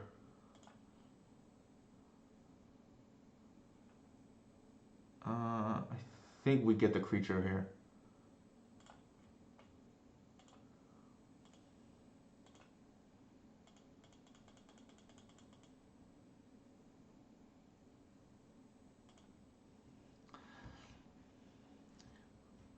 we're essentially betting on our deck against racing theirs now, and I think that's a race we're gonna win. Yeah, like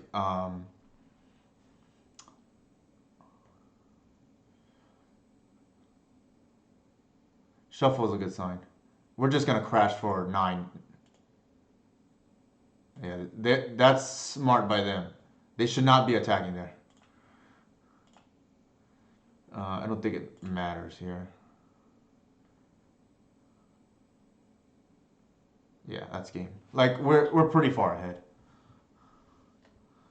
I think our opponent is respecting us too, like that we're gonna play correctly.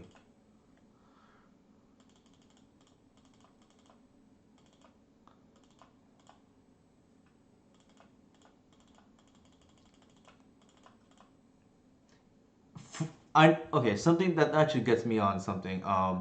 When there's like infinite combos or anything of that sort, if my opponent demonstrates any like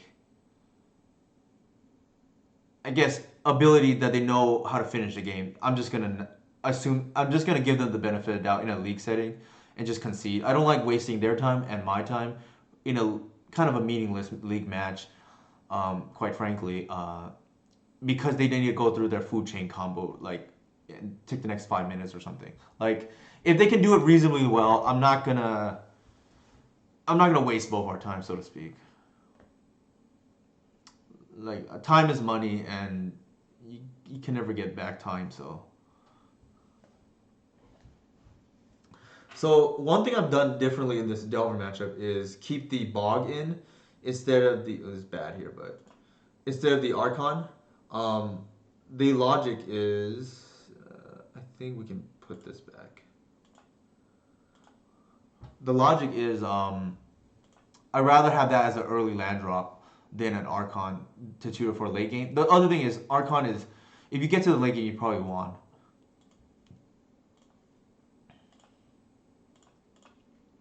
Again, because we have the Reclaimer.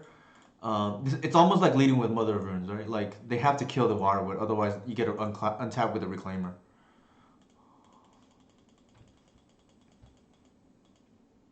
Sure, I don't think we care about that.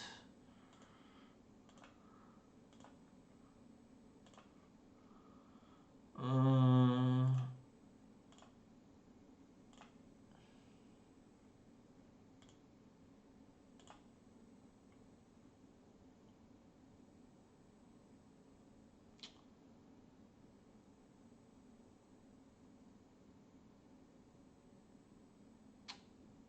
hmm.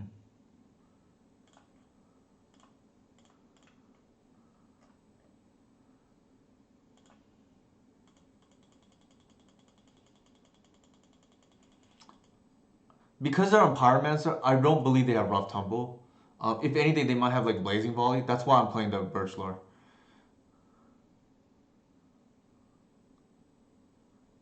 The logic is I just want to advance my mana production.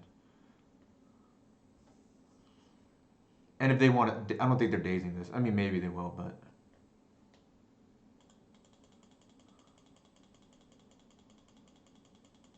And we can live with like 1 or 2 elementals. It's not the end of the world.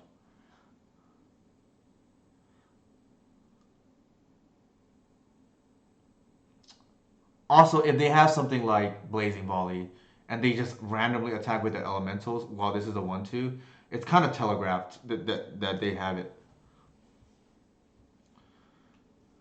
Alright, so this actually saved us 1 life here. Because otherwise they would have just went face.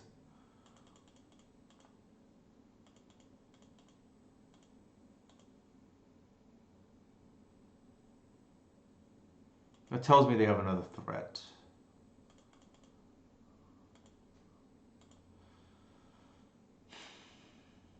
That is a very clutch draw.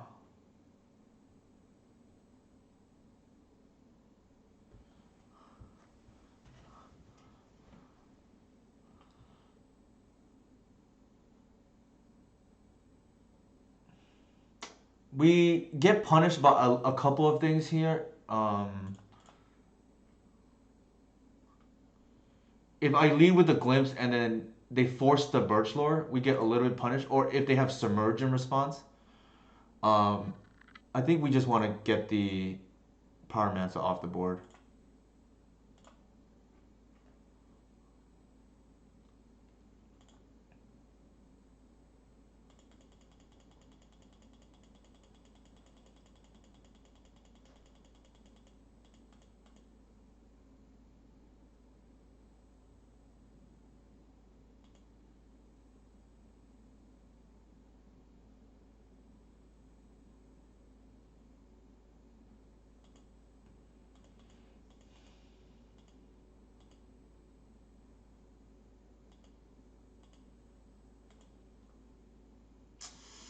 Ooh, a turn late.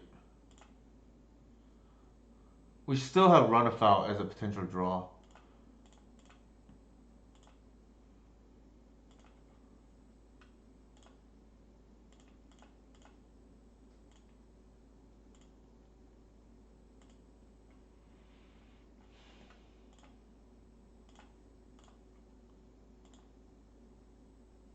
It's not the end of the world, but it's not great.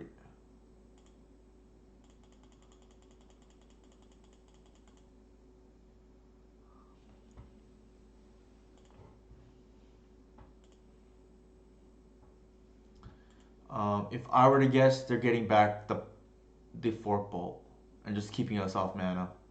The way they're playing.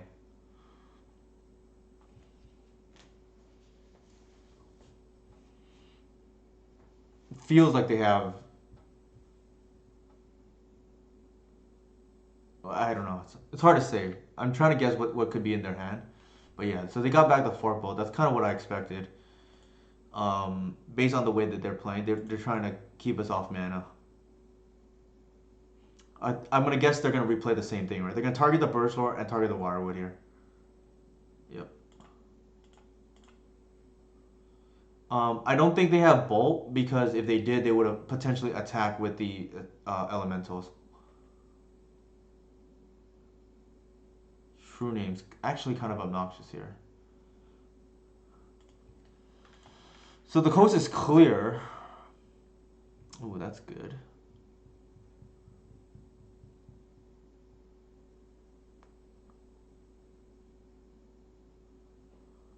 Hmm.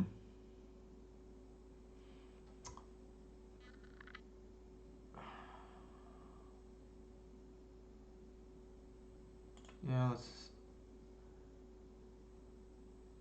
We can draw two, but the problem is then that turns on their Forger. Uh,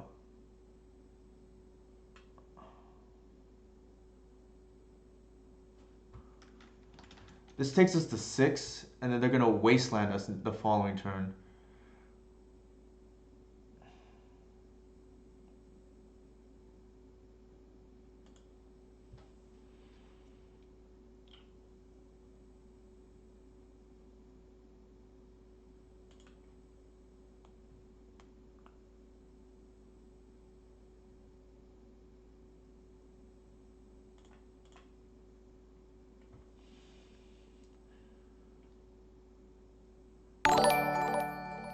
I'm gonna do this now, I think. Thank you for the follow, Milosis.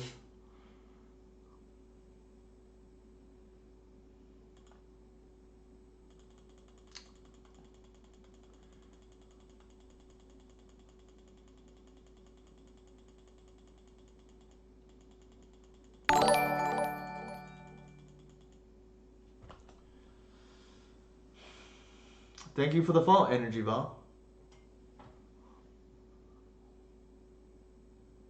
Yeah, we knew that was coming. The problem is, I do not think we can afford for the whale to clock us another 3 and draw another card.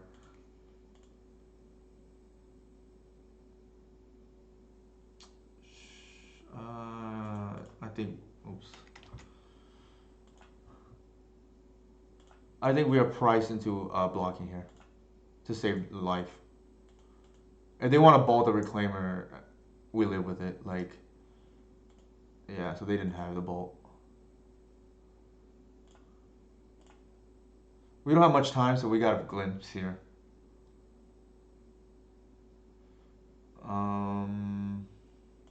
think we just play that out in case like they have days or something. Yikes. True Name's actually not good in general against us, but it's just kind of it's good here, which is kind of annoying.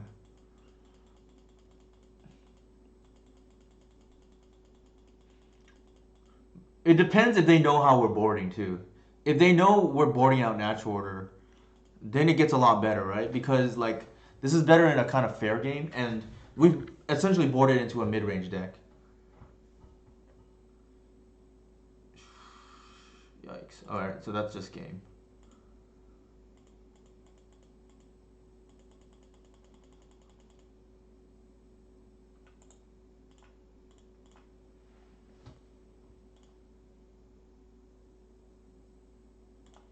All right, game three. I think I like our chances here.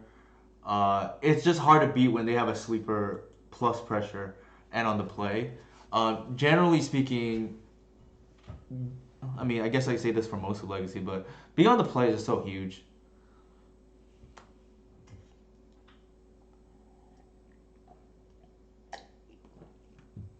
I always say that sweepers out of aggro deck is more devastating than sweepers out of a control deck, and similarly, threats out of a control deck are scarier than threats from an aggro deck because one, your board is not you you're not sideboarding in a way that reflects that, and more so Delver, but less so like for the control decks. But it's also harder to play around because typically out of Delver, you're under a lot of pressure, or any control deck, or any aggro tempo deck, and you don't really have the time to play around sweepers. Similarly, against the control decks, uh, you have time, so you can play around sweepers. But if they have a threat, you're not used to having to race like a certain thing, like a monastery mentor or whatnot. How's Moto been? I think overall I've been good. Every time I switch stream, I tend to not do as well by coincidence. You don't mind helping me after I lose. Post war against Delver. How many Green Sun and Natural Orders? I'm trying to formulate a reasonable side versus this matchup feels a little under 50-50 for Mosaic. Okay, so our opponent has messaged me for help.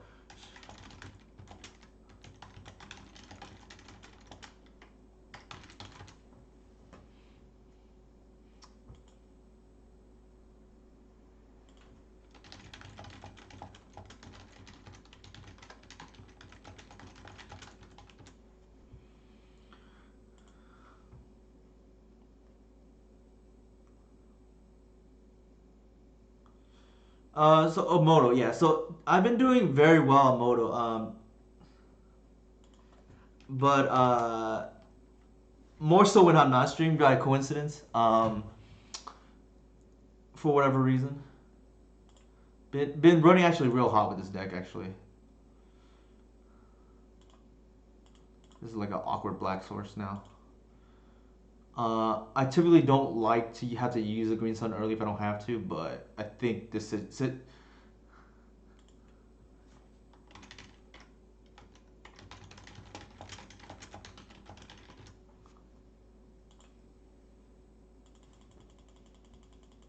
So just a friendly banter back and forth between our opponent and myself.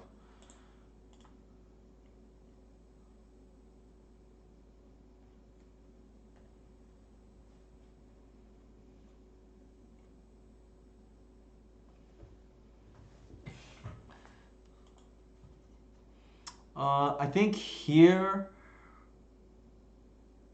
I don't really want I think the visionary to get countered. Man, it's real bad if we just walk into a blazing volley here.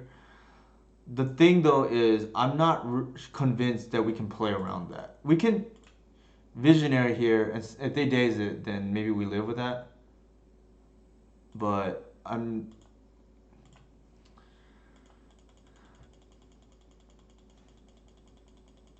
I think the problem is the blazing volley is just more devastating if we just go creature creature and then they sweep four instead of sweeping two here. Alright, so the submerge tells me they probably don't have a sweeper. Well, they could just be keeping us off, to be fair. Let's do that. I think we have no choice now but to go all in.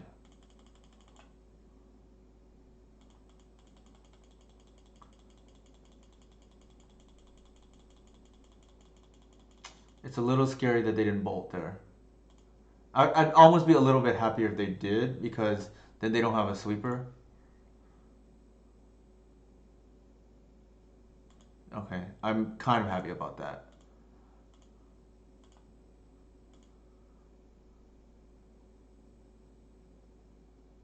Uh,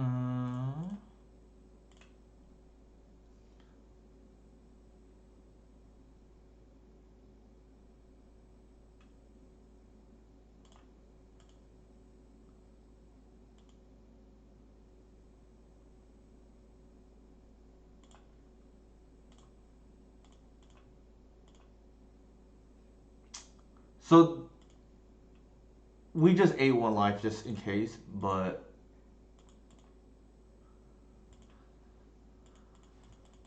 the bog is kind of relevant there in case they had the whale, right?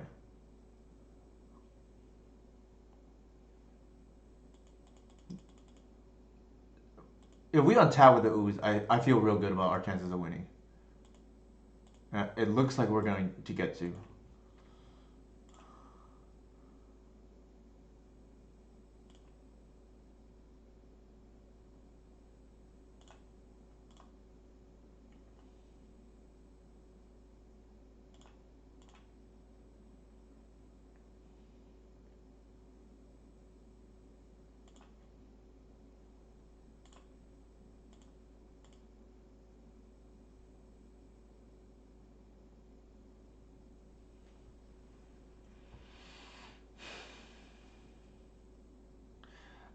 A little bit of sequencing mistake by me. What I should have done was left up the what I should have done was left up the basic force instead of the arbor. So that's a small mistake.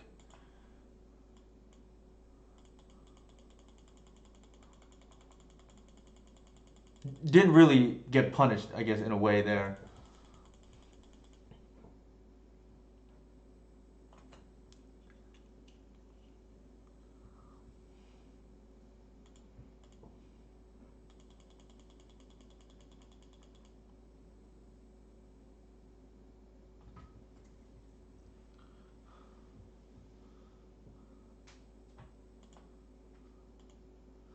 I think we're still okay. Looks like yeah, we get to untap with the reclaimer again. Ooh, that's very good. Very good. We're gonna fetch first to play around submerge on the potentially the ooze.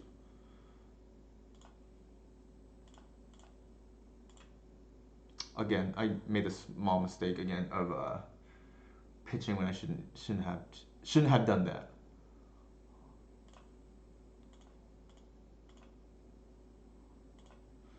The good thing is I don't think it really matters. Uh,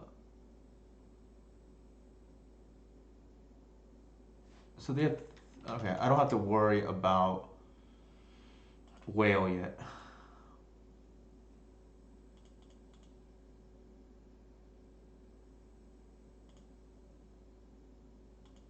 That's pretty good.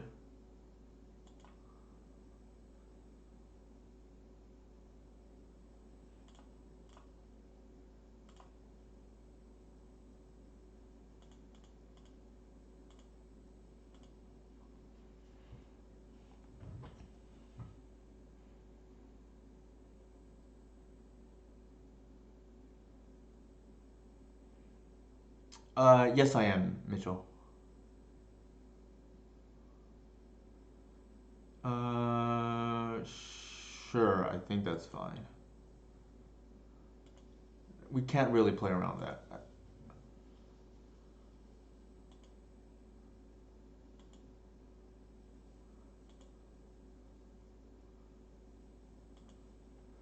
Okay, that's a lot of damage coming in, unfortunately.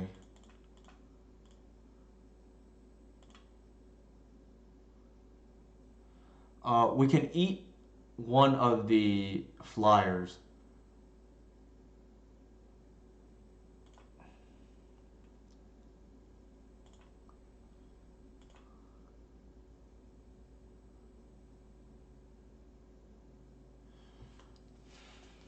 It's gonna be close.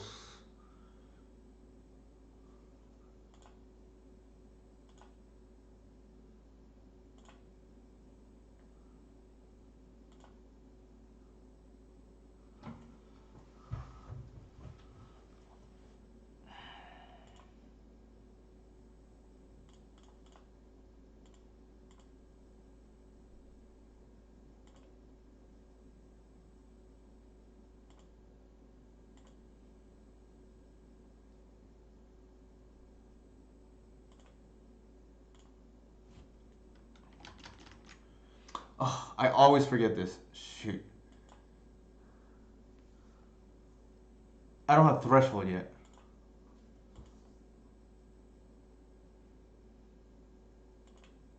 That is not a great play by me.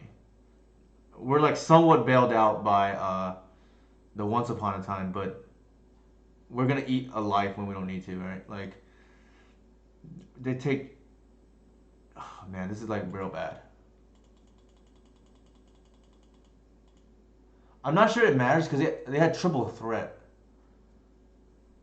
Yeah, that was I tend to do that. Like I typically have threshold, and then every once in a while I forget scavenging boost. We good games earlier, by the way. Well played. I made this similar mistake like a week ago or so. I don't remember when it was. Usually I have threshold.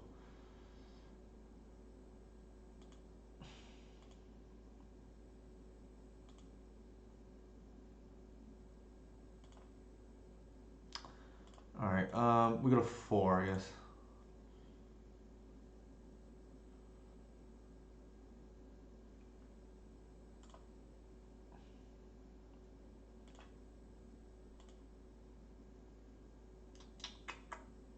A little bit punished here.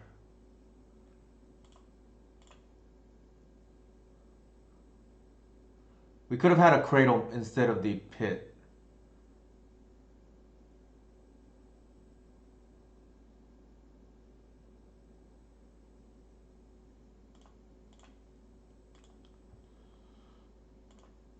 Yikes. All right.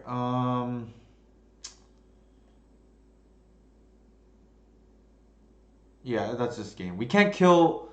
They still have two flyers. We can actually get threshold now.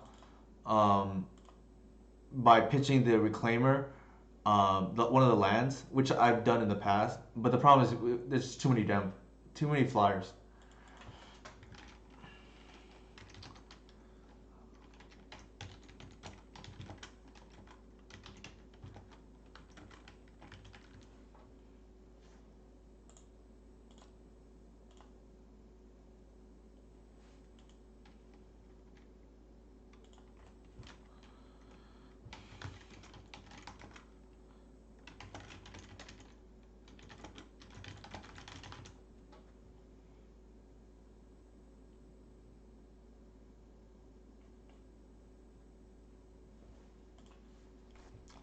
So yeah, pretty unfortunate, man. We've lost the Delver twice today. That means we have to go back potentially to the drawing board. I don't like to lose the Delver, and I think maybe it didn't come into play here, but maybe we can live without the second crop rotation, and then we can play something like a Wilt Leaf Liege or whatnot, which I've played if Black were more popular. Black hasn't been played too much, but that Grixis list with four engineers may be popular now, so we'll see. It's kind of a card that I always have in mind. I have it. I just didn't have it. I didn't draw it. Like I only have four in the deck, so or I have the assassin trophy. The I didn't draw any of my decays or the. That's a mole.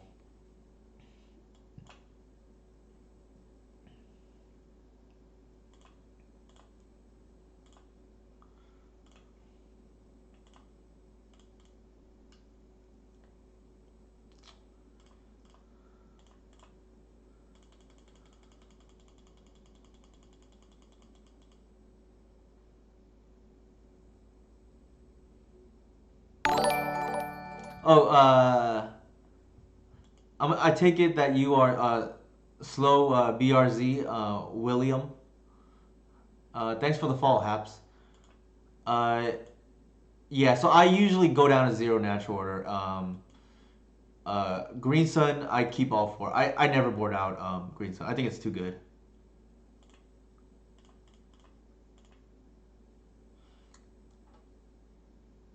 I can briefly show my sideboard map in a bit. Um, and actually, the sideboard map is kind of useful. Besides, helping out map what comes in and out for every matchup, it's kind of helpful for people to see and myself to see what cards I value and what cards I don't. Um, People can take a guess what four ofs or what cards never come out. Nice, paper magic's good, Mitchell. Uh, hint, hint. I usually board in one cage because I feel it's so good. I have two cages, but I think one cage is usually reasonable. That's probably fine. It really depends, right? If you see your opponent keeping multiple natural orders, I'd probably keep it. I'd probably bring in both, but I would expect most elf players to be boarding out at least some number of natural orders. It's like very hard to resolve natural order against a daze and wasteland deck.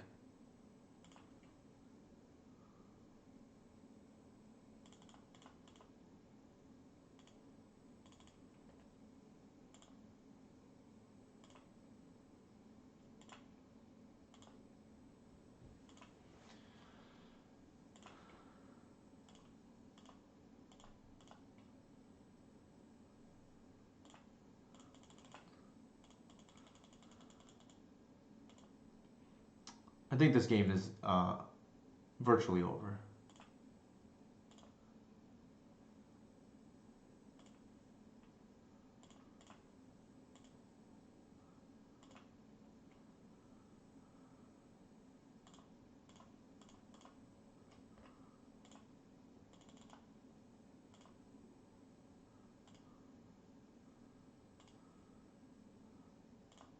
Oops, that was too quick. The good thing is I don't think it matters here.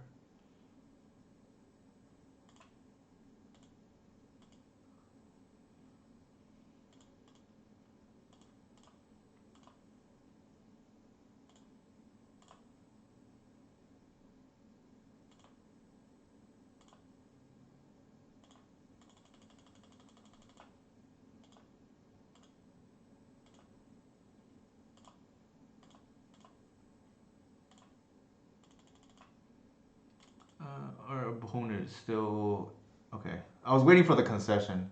I like skipped a few steps. I thought if I showed them the hoof earlier, they would concede, but okay, so they did. Otherwise, if I really wanted to optimize, which I would for like any more relevant event, but I'm not gonna do it for a league. Um, you can actually glimpse more there, and you don't get punished because the hoof's already in your hand. There's no punishment for it. I just did it in case showing a hoof would force it or would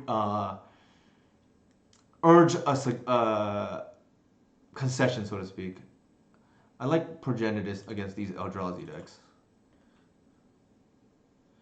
Hey Zachary, I didn't register for the Legacy Pit only because my plans right now, as far as traveling goes, technically I'm registered for the 10K, the 100K, but I'm not even sure I'm going to that. That was from last year's registration. Uh, I do have some stuff like going on personally that makes it so that I want to keep a flexible schedule. So unfortunately, I can't commit to anything at the moment. It doesn't mean I won't go. It just means that I can't. I'm not incentivized to register early. If that makes sense. Unfortunately, but like if people want, like I can post my list, and whoever wants to try this deck, or if they want even tips against the deck, I'm more than willing to answer questions anytime. Uh, just want to check and see if I need to test against elves. I mean, I think if I were to guess, you probably don't won't run into me at the event, but there's probably other elf players, but I guess you never know, right? But again, if anybody needs help with or against elves, I'm more than willing to give my 2 cents for whatever that's worth. Uh, these decks typically like to play ballista, is from my experience. I think the major concern for me today so far is we did lose to Delver twice, and I'm not thrilled about that.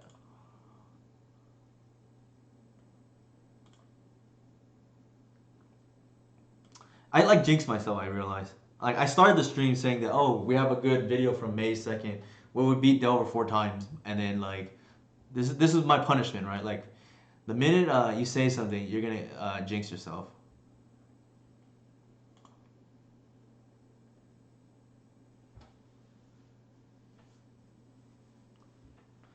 I hope you do well, Mitchell. If you end up going, I will bring up. I think I was said after this match, the sideboard map, and if anybody wants, hey, how's it going, man? Wambo combos in the house. I think we'll keep this.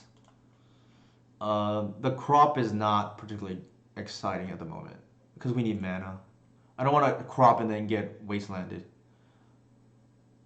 It sounds counterintuitive, but crop is actually not great.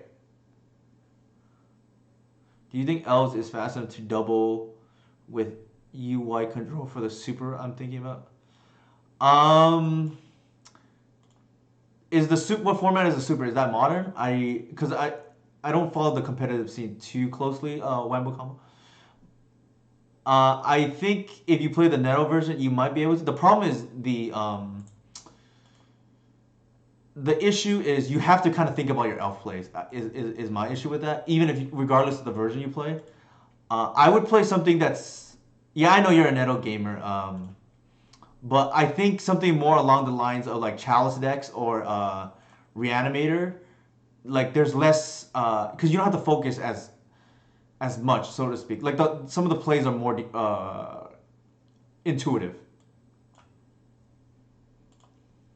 Like when you're glimpse chaining, like it does require some effort, even with Nettle Sentinel. It is. You should play Reclaimer. I know maybe it's not your style. I don't know, but I do think it is the superior build for whatever it's worth.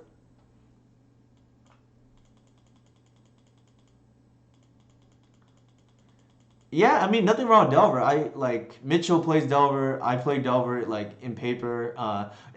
One of these days as an experiment, I'm just gonna play Delver, and I wonder how that's gonna turn out. Like when my opponent, tries to combo me turn one, I'm holding Force of Will. Like I don't. I've been very underwhelmed watching Leo. Interesting. Okay. I mean, for whatever it's worth, it has good lineage. Reclaimer does. Like it got me to the Mox.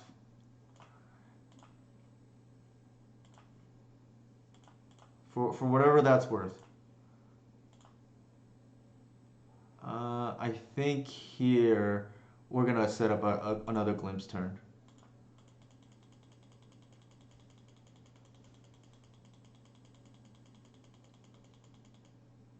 Hey Nathan, how's it going? Yeah, but I'm not gonna get into that only because it's like sensitive subject matter, right? Lambo. No, I meant that as a good thing, Mitchell. Like I played Delver too.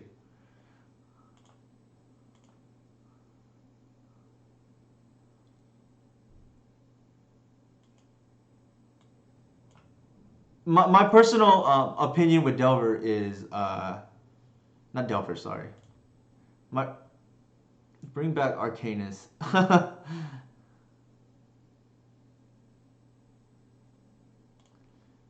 I mean, I'm not even talking about that. I think Wambo knows what I'm referring to, but I don't want to get into that.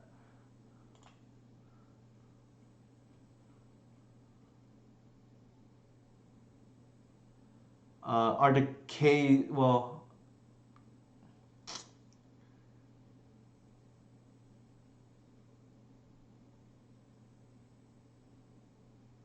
We only have one Assassin's Trophy. I'm not going to play around that.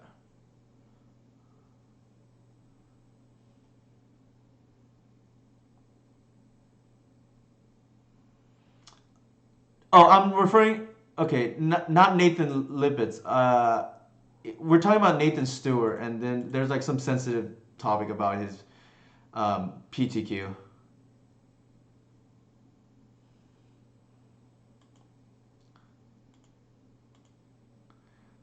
My issue with the Nettle list is I think you're gonna have a very hard time with Plague Engineer. Blue.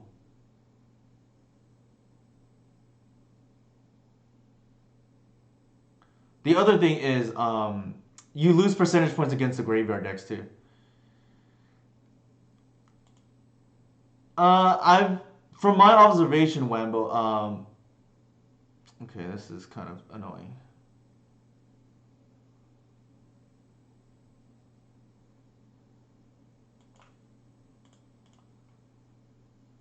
I think we chunked there, and I think we chunked there so we can grow the ooze.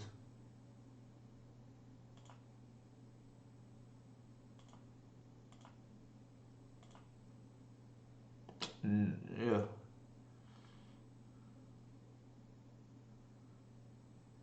Myra Scraps. Is that the black card that destroys? I have to look it up. 1 second. Actually, it was. I don't know the command here. Yeah, I think run afoul is like pretty good. I have to look it up. What's the card?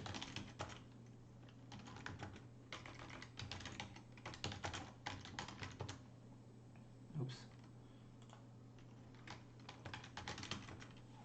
Trying to run the command and it's not letting me. Oh, I think run afoul is better. There's.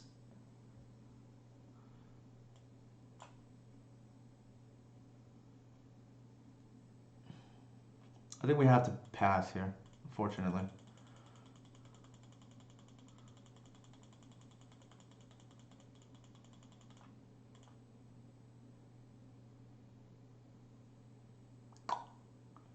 Uh, for so we have 4, 5, 6 mana available. So I'm gonna do it this way.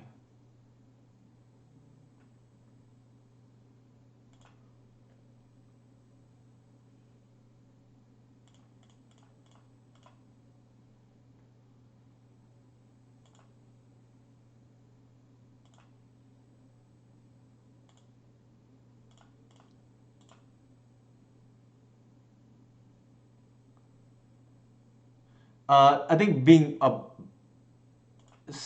black only card is kind of a bad thing because of you want to incentivize Shepherd. All right, it's not lethal. 4, 5. I think it is. So everything gets +5. Yeah, it should be lethal.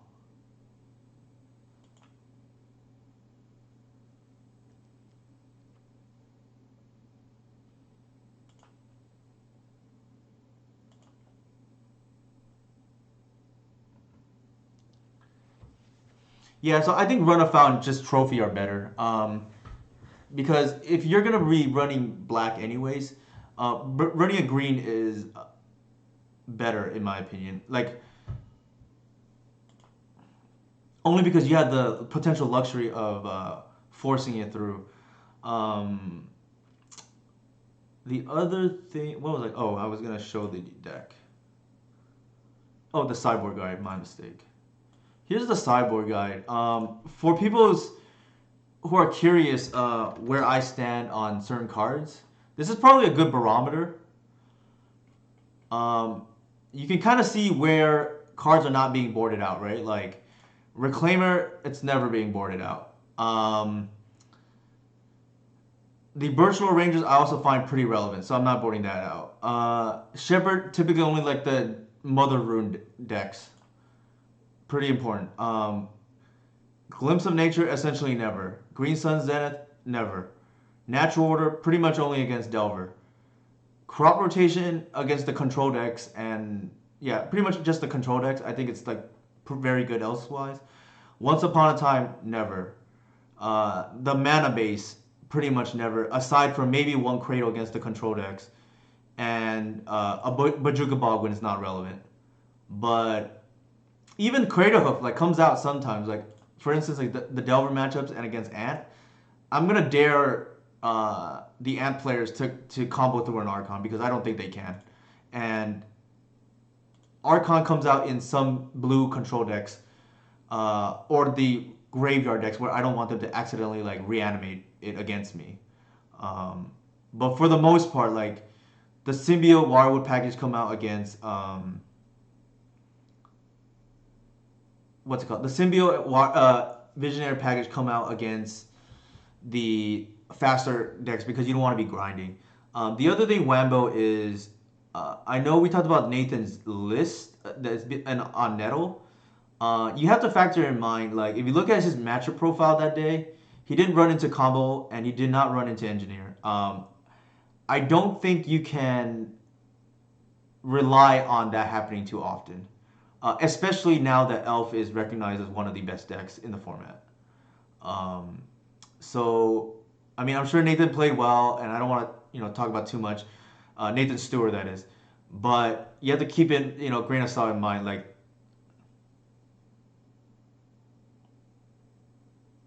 yeah, so Nathan Stewart, Wambo's talking about Nathan Stewart's PTQ win, and we have to remember like how likely is it that you're gonna run into zero engineers and zero combo.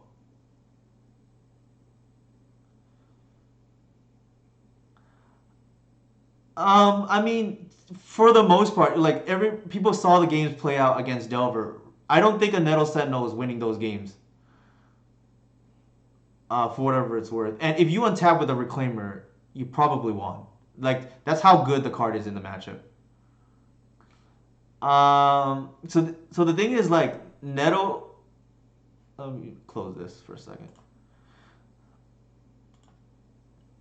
So the thing is, Nettle it has an advantage over Reclaimer against non-graveyard combo.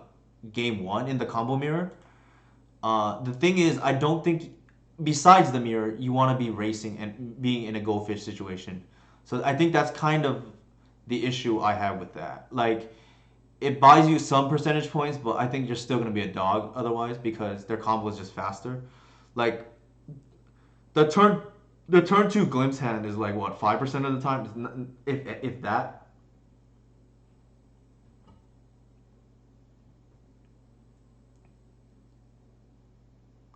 But most of the time, your fast kills are turn three, with either natural order or glimpse.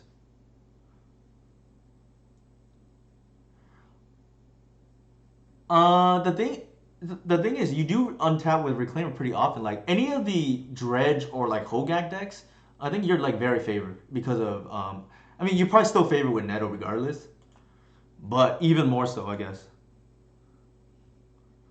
I mean, Sanctity's not gonna be a Reclaimer list, right? Because you just get Cradle instead, and you just blank their Sanctity if they're all in on that.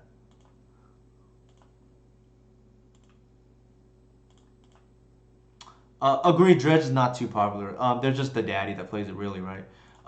It's more Hogak, and I'd actually argue Reclaimer is better, even better there than against Dredge because Dredge is faster and sometimes can go underneath a Reclaimer. It's like board dependent, but I think the Hogak matchup is far better than the Dredge matchup.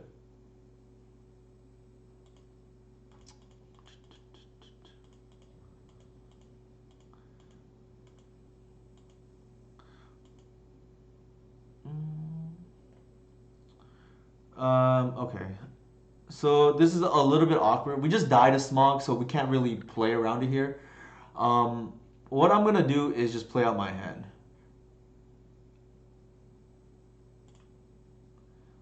There's an argument to be made.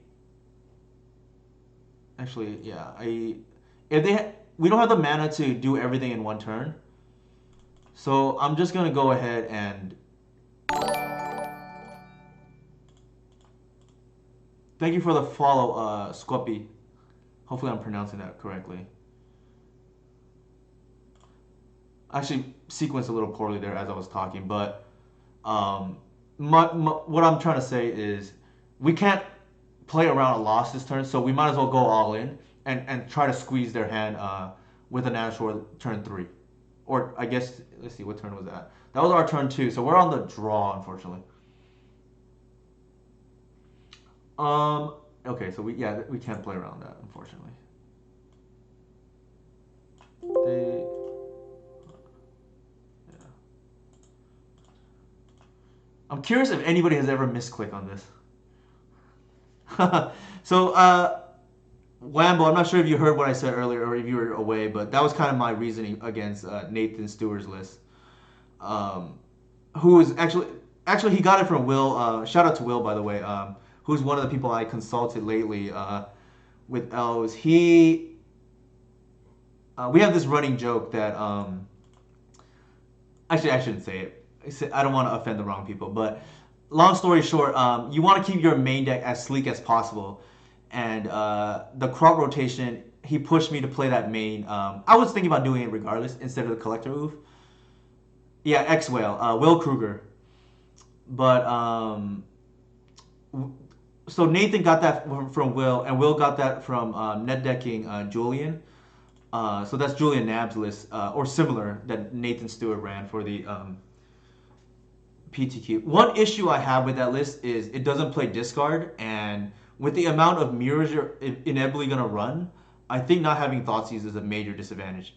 More so than having Reclaimer versus Nettle in the matchup. Like I think in general the mirror is more about one who has 4 natural order, which I don't really like playing in general, but it is an advantage of the mirror.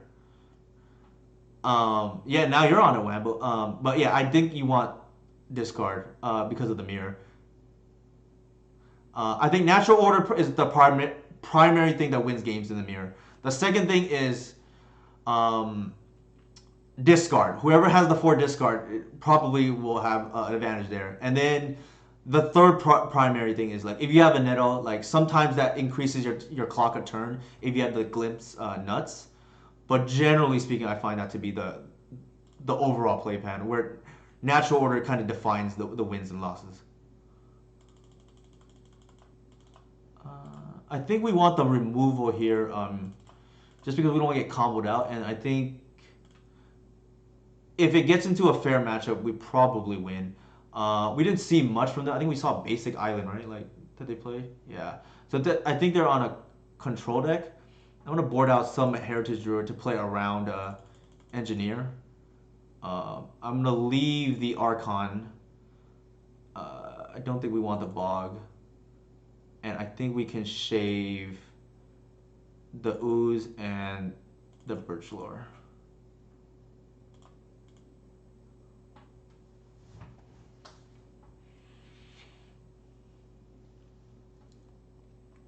But yeah, Will is somebody I respect a lot. If he's in the house, I mean, I talk to him on a regular basis, so. Uh, Probably not, right? The Cabal Pit is a little slow here. And the Archon is in our hand also for the other one. Keep. We're not going to play around Wasteland. We saw a basic. I like to lead with redundant pieces. Typically, don't like to lead with Wirewood because it tends to be the weakest one drop. But I think it's fine here. We don't. I'm not gonna go to 5.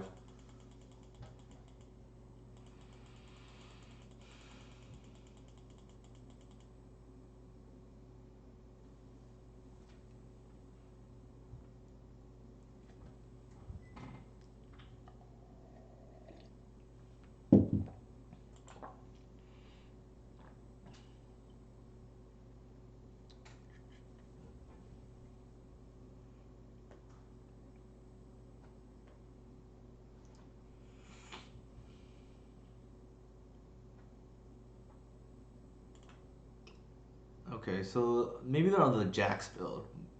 We see a pedal here, which is interesting. Um, that could mean two things in my opinion, like maybe Veil Summer or Flusterstorm. Um, it doesn't really matter how. It doesn't really affect our line here.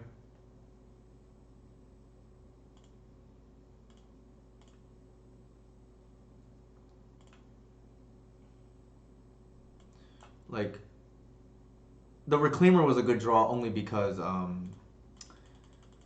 we can start bashing for like 10 a turn, right? We didn't draw the interactive hand unfortunately, but decent clock at the minimum, and somewhat immune to engineer.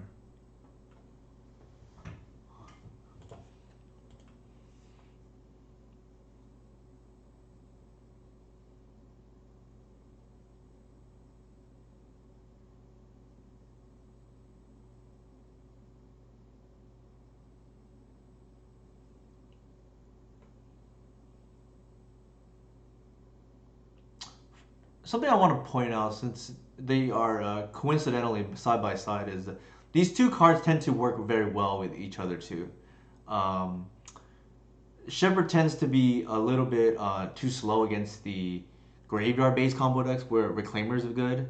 Reclaimer tends to be not as effective when your opponent is running like Show and Tell or Doomsday. And Shepherd dramatically speeds up your clock. This one acts as a win con. This actually as a, find your mana generation with a Cradle, right? So, little tidbit about these two, Superman, Batman, I guess, or you know, whatever parent you want to say, Shaq and Kobe, or some other iconic Scotty and Michael and Scotty.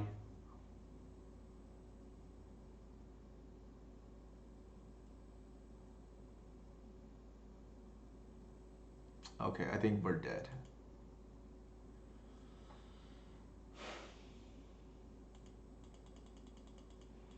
The Dark Ritual here is kind of interesting. I'm wondering what that means. Maybe a tutor is coming.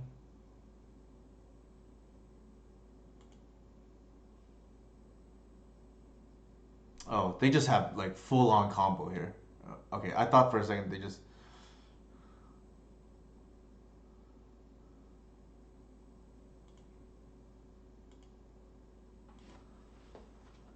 Okay, so that's good.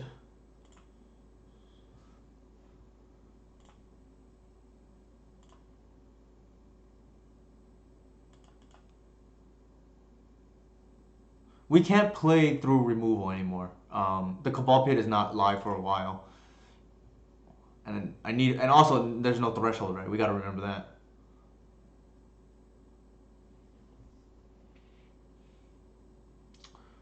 They unfortunately have two turns still, and I think we're well. If they had the combo, they would have already played it.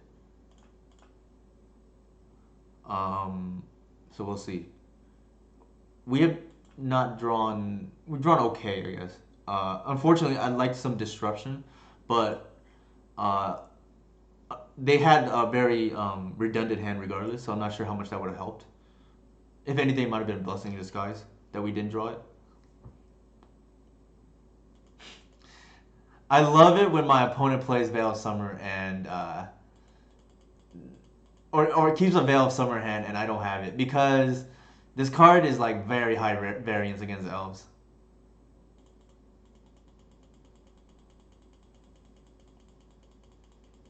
Sometimes you blow out an elf opponent because they think you don't have it, but I mean it can be dead a lot like right now.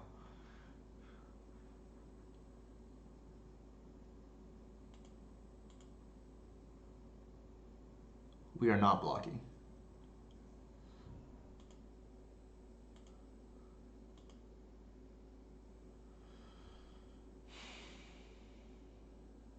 There's no reason to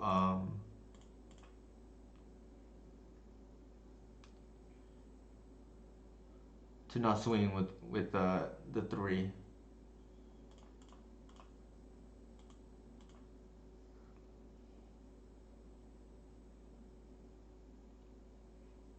Shepard actually doing a lot of work here.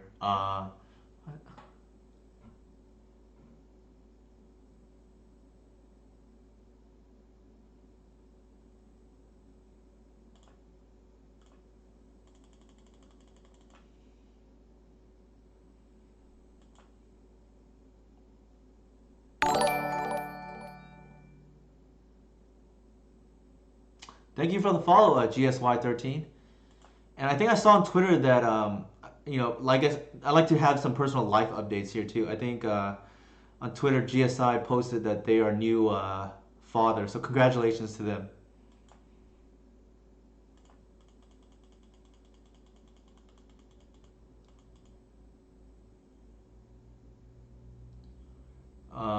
The good thing is it doesn't look like our opponent drew very well. Like they kept a hand on Vale, thinking that we're gonna Thoughtseize or decay them, and that just never happened. Like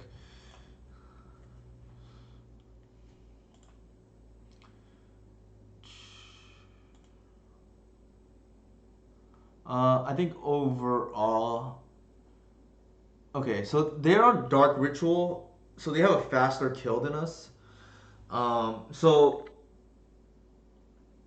we're I'm like debating whether I want to, excuse me, debating whether I want to keep in the Visionaries and the Waterwoods. It doesn't seem particularly great here.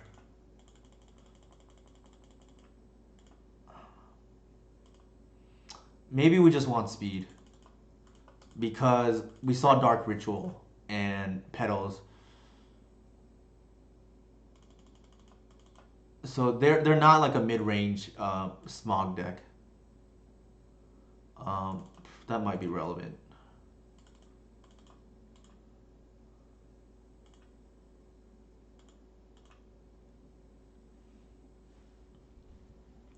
So it's important to be, and this is probably one of my. That's awesome. I'm glad you're enjoying. Hopefully you're enjoying the stream. But one thing that what was I gonna mention? One thing that I think is important for all players, regardless of format, is to be able to be flexible and recognize when you need to adapt your sideboarding strategy, and not stick too hardly to like your sideboard map. I think this is fine. It's something that I'm. If I were to rate myself, I probably am medium to below average in, and I think that's an area where I can improve, which is adapting when I'm not. I'm presented with something I've never seen before. In general, I don't know how other people are. I tend to be pretty hard on myself when I make mistakes. I think it's important to maybe not be hard on yourself, but recognize where you make mistakes. Not the best draw, unfortunately. Here I'm gonna crack first because I want to deck thin. It's huge with Once Upon a Time, being on the stack right now.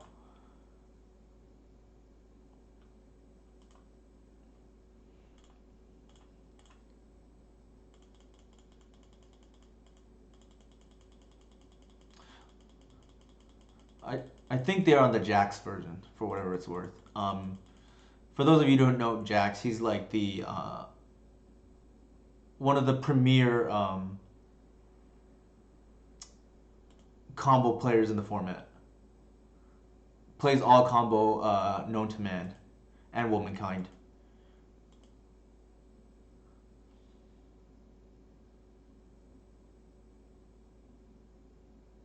Uh,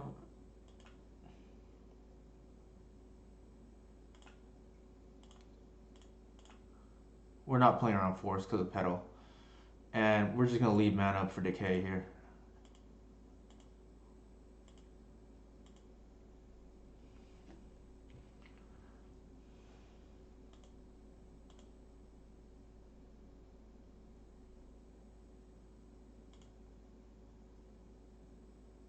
Interesting. I think we decay here only because it's mana efficient. We want a glimpse next turn.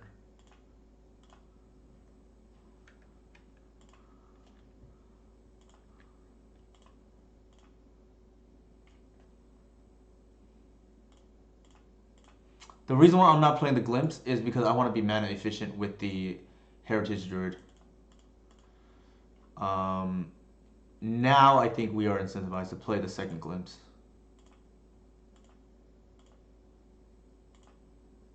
Oof, that is a major whiff.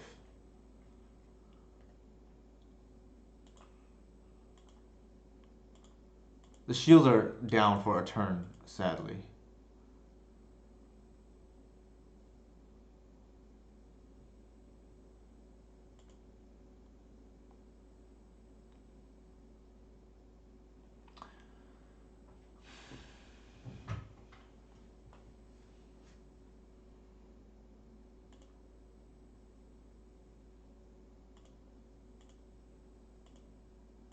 I think we won this, but just to double check.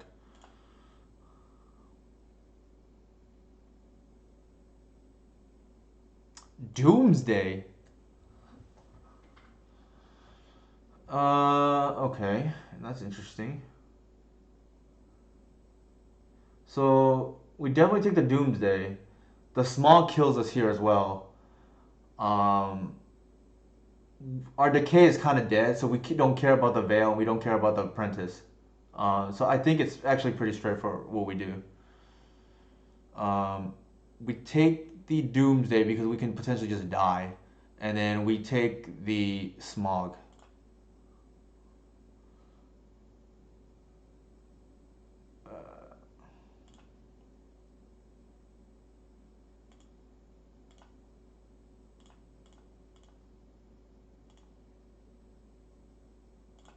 It is super greedy here to try to once upon a time into a land.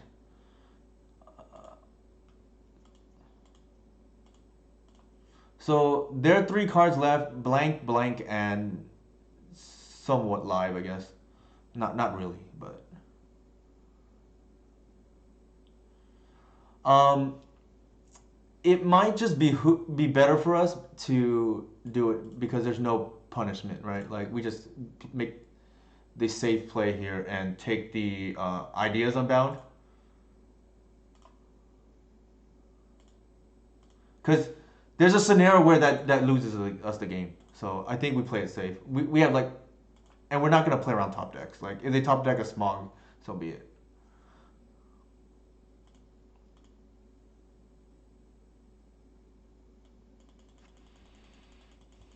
And our decay is like for the most part just dead now, but that's okay.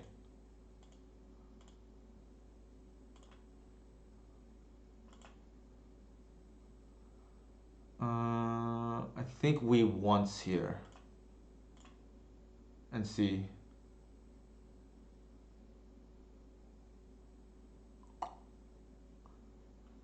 Archon's like very good.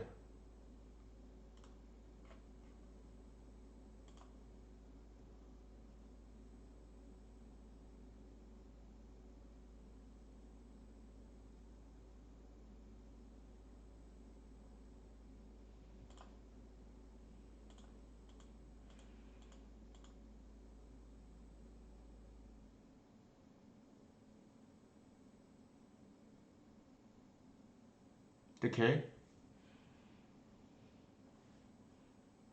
I think we don't care.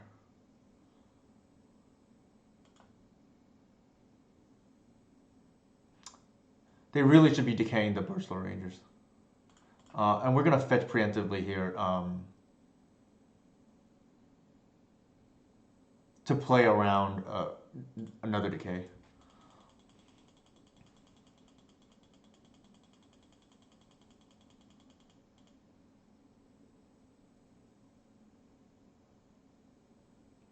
So they know one of our hand, and we know their full hand, except the new whatever they top decked. If they top deck the Smog, it is what it is. Like that's, I mean, we can't really play around that. So they didn't. Let's see how much mana do we have. 3. I think we won. They should not be attacking here. Yep. The mistake that they made, so we can't really take credit for this win, is they needed to decay the Bursal Rangers because um,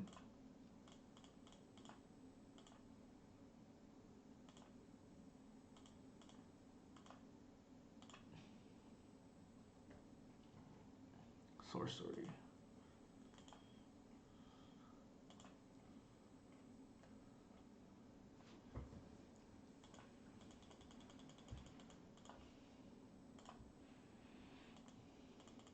because that's how we generate the white mana, right? Actually, hopefully that showcases how strong Once Upon a Time is in the elf deck. By the way, this is a random impulse in the middle of the game just wins the game. That's a little bit scary, not gonna lie. Um, Only because like they can just randomly drain us now with 3 spells. We have 1 decay, which is nice, and they're tapped out. So um, this is probably the time to go for it.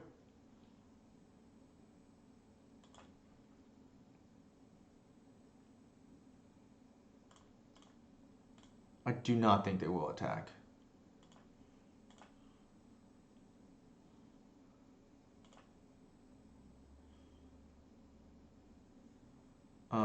We might as well do it now.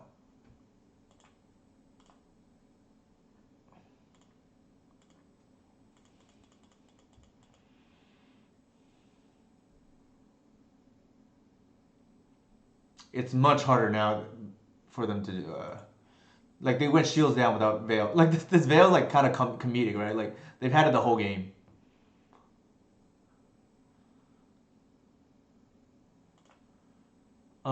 Here they're at a virtual 5. They're incentivized to block.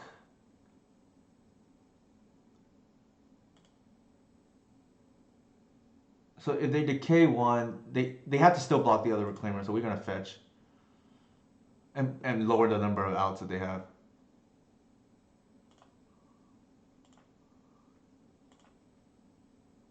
Oh, that's just game now. I think now they really have to block, and I think that this is just really just matter of fact just game.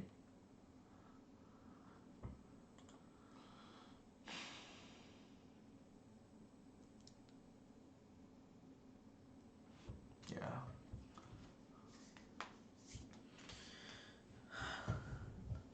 I know people have heard about the best friend combo in Elves, which is Waterwood and Symbiote. Sorry, Waterwood and Visionary. I like to joke this is like the Zoomer best friends, right? The Reclaimer and the Shepherd. You have the Boomer best friend combo, and then you have the Zoomer one.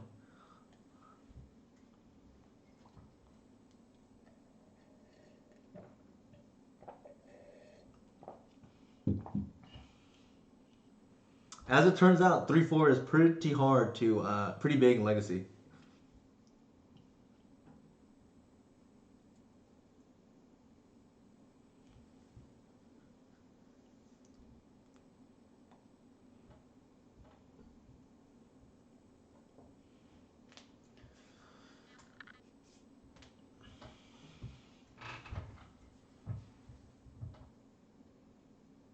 I'm trying to recap what we lost to in the first league. We lost to actually let me as that comes up.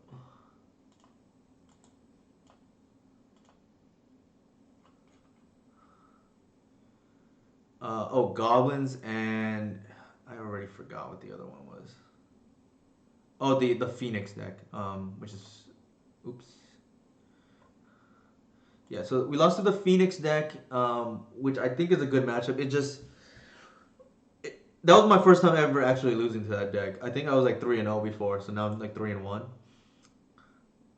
Uh, I think Goblins like they just had a good hand. It's just not really that interactive for us.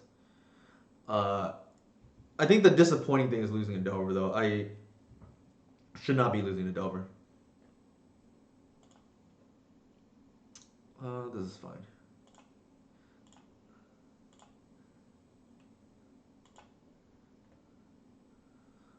If we win this match, that'll be a nice little rebound though after a 0-1 start.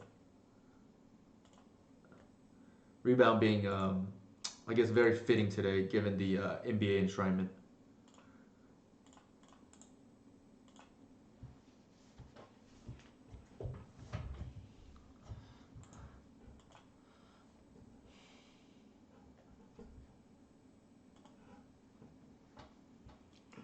Um, the greedy line, we don't know what they're on, is to go Ranger into Cradle into Visionary, but it like loses to a sneeze, so I don't want to do that.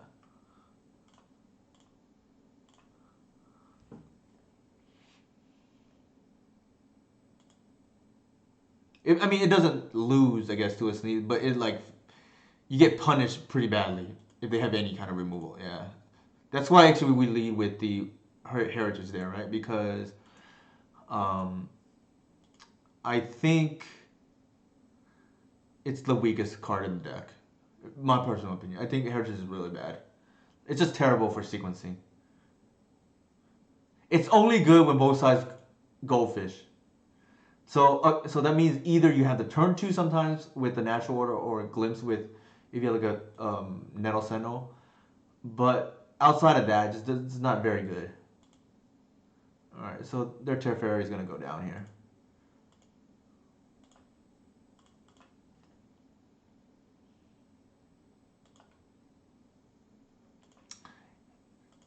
So chat, does anybody know is the correct pronunciation Teferi? Am I pronouncing that correctly? I hope I am, because I'm not sure. I think here we lead with the shepherd.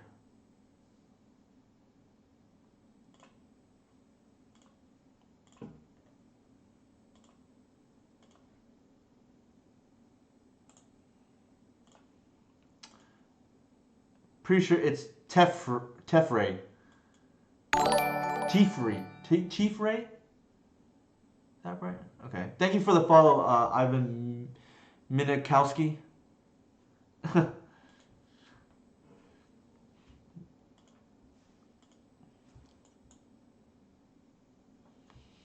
All good. I mean, if people are having fun and if you guys are doing it and gals are doing it in a, I always need to stop myself, in at least not being in a so in respectful way. I don't really care what goes on, to be honest. Like,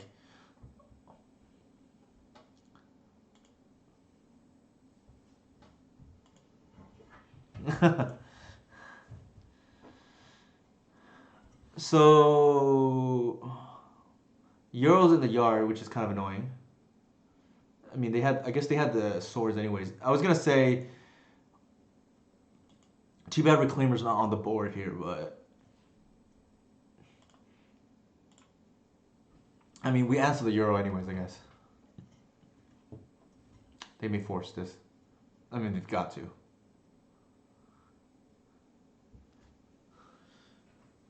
If you have a force, it is time to use it.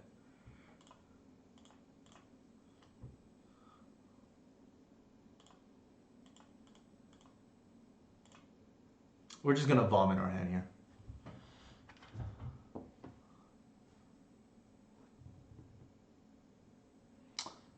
Oof, that tells me they might not have a second force.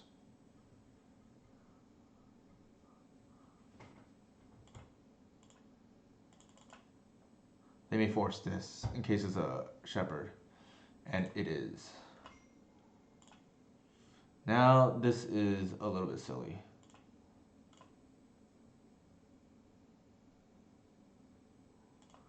No, we just get bogged them.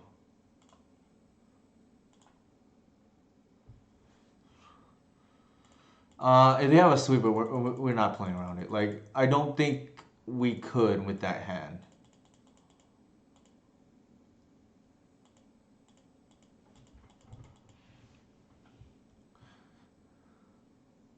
The sequence of events they just lost. I think they have to get swords like right now. It has to be land drop swords, and it is not. So the game's over.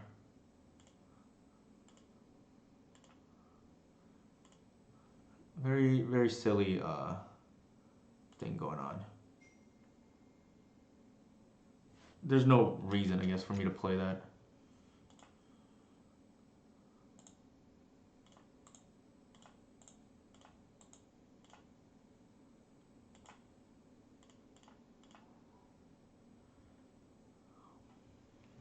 This is like very silly thing about it.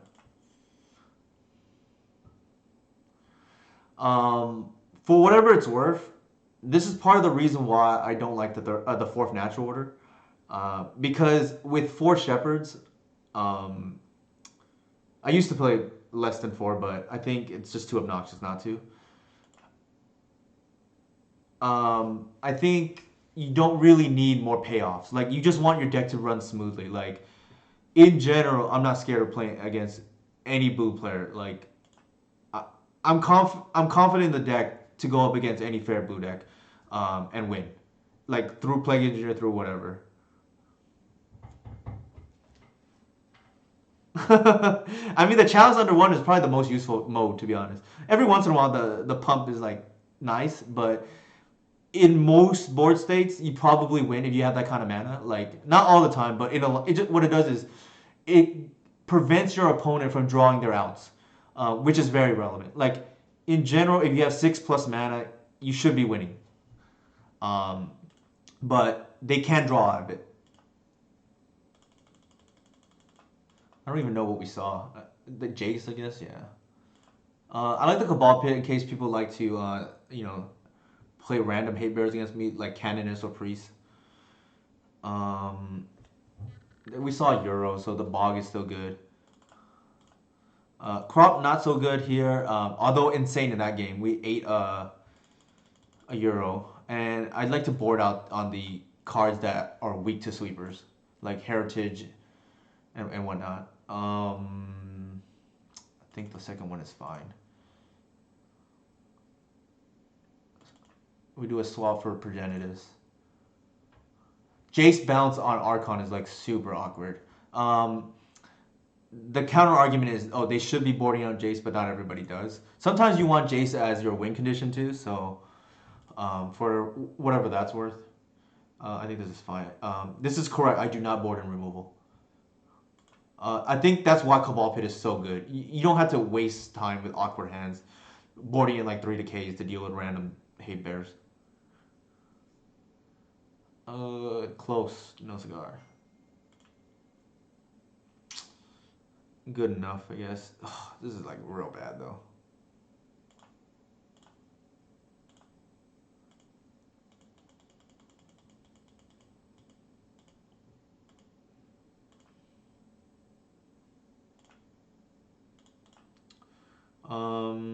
We just turn one Thoughtseize. I like to just see what my opponent has and just like shields are down for them.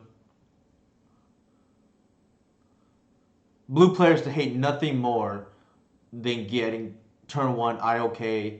I mean, there it is. Like turn one IOK or turn one Thoughtseize, turn one Duress. It's like I'm secretly a black mage. In case people haven't realized.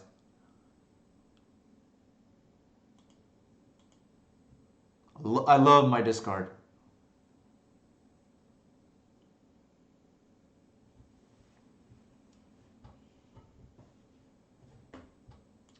Interesting. That fetch is quite interesting.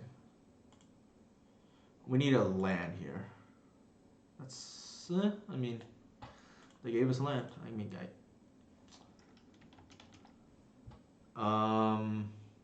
we definitely play this out first in case they play priest.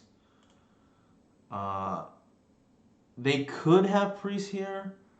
I'm not sure we're playing around it though. Like if they have it, they have it.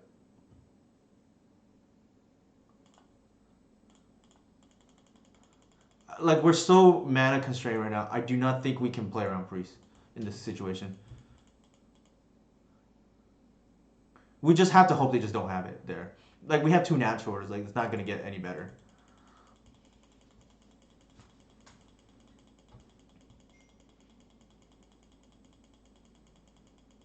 Oh, that is brutal. Land. Okay. They're working with us at least. I like to fetch basics second because you never know what kind of crazy back to basics people like to do against us.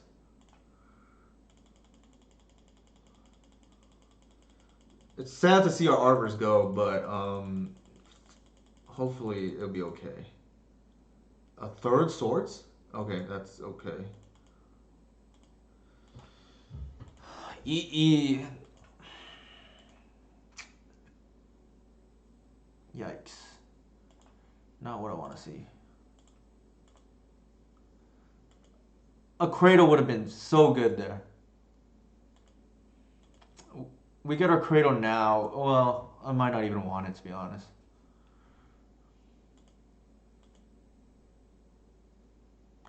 I'm not going to reclaimer here only because I want to hit lands.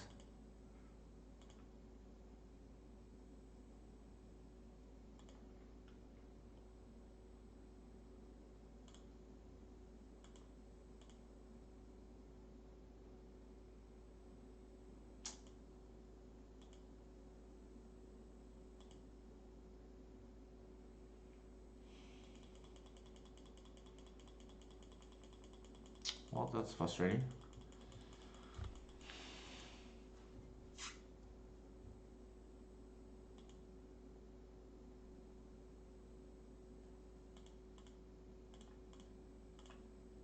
We don't have a. Unfortunately, we don't have a arbor anymore, which is brutal here. They're gonna EE us, unfortunately. Like, just drawing three natural order is a killer. Imagine if we had four in the deck. Speaking of which,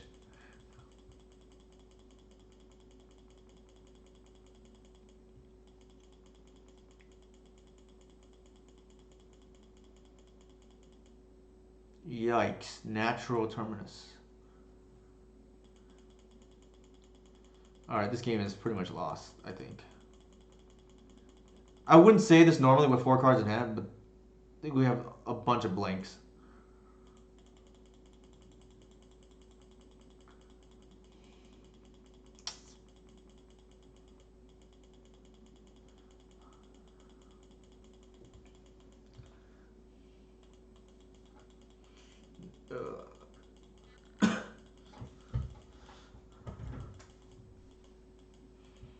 The good thing is they don't have any pressure at least. I think we need to start thinning our deck.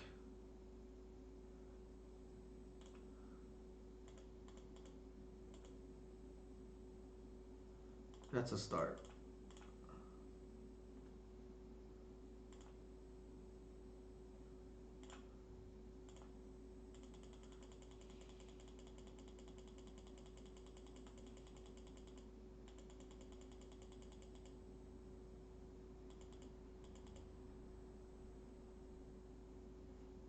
Did they forget to activate Teferi? Oh no, they did. They've been plussing it.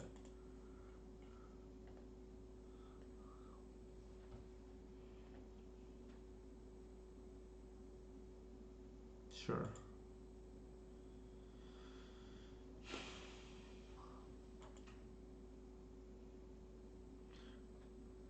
These two top decks have been backbreaking, in particular. Um, I don't think we're gonna win this game, but we can try. I don't know why they did that. Sure.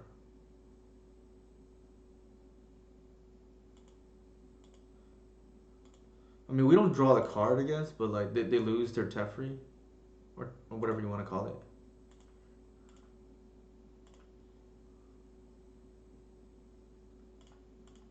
We lead with the card that they know about.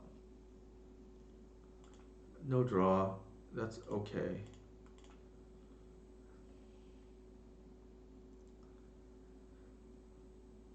Sure. So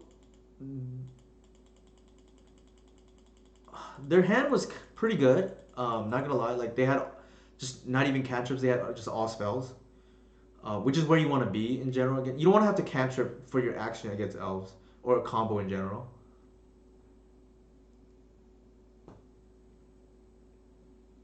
Like cantrips are nice to fill the curve, but you don't want a hand just all cantrips. I think that's people keep those hands too often and thinking, oh, I can find X Y Z. I like to make this joke every once in a while. Blue players think they can find a needle in a haystack.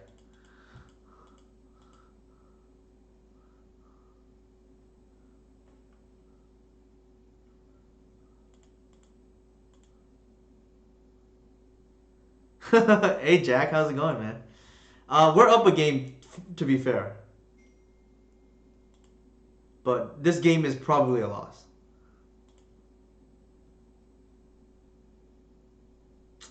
I mean, it's like now or never, right? Like we are just so far behind. I think we just have to go for it.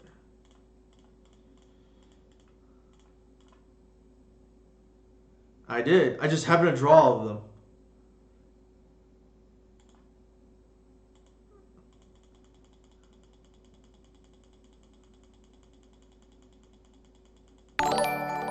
We have a couple more chances, to be fair. Like the problem is the Euro's now starting to take over. Me, the captain. I'm glad the captain is joining us now. The only thing I think of when I hear the word captain is I'm the captain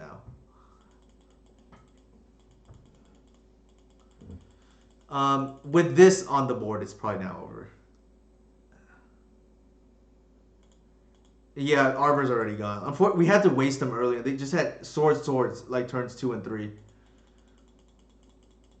They forced our turn 1 play. I don't know what they kept, but probably the EE in hindsight.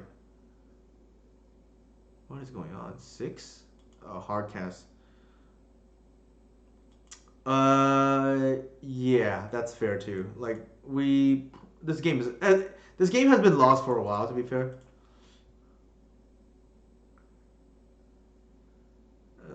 Sure. Um, I'm just gonna go and see.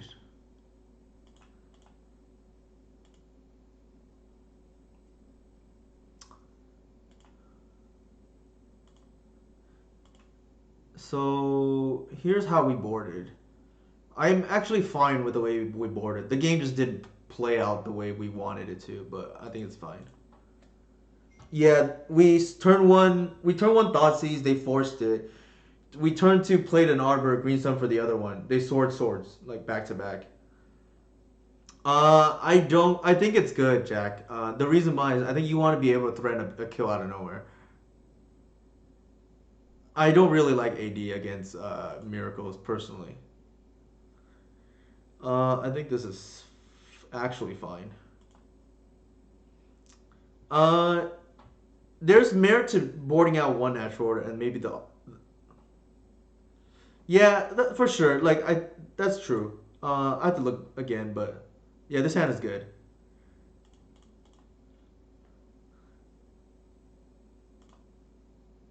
We're gonna protect our shepherd.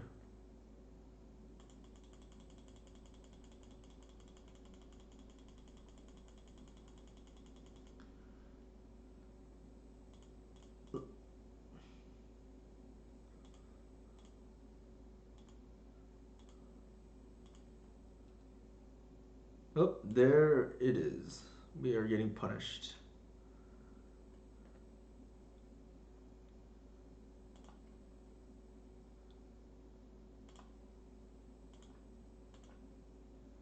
I disagree with leading with Arbor. I think not developing man is how you lose games the easiest.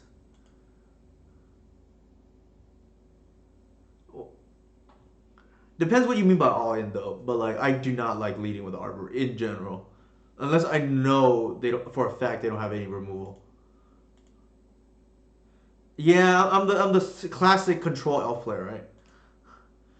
Uh, I think we leave it. Nice. I'm gonna lead with the glimpse here and see what they do.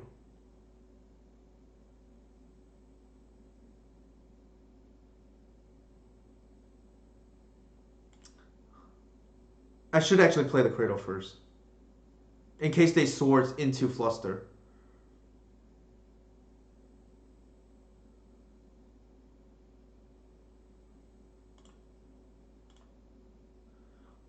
We want to bounce here because they don't get the activation for the petty thief.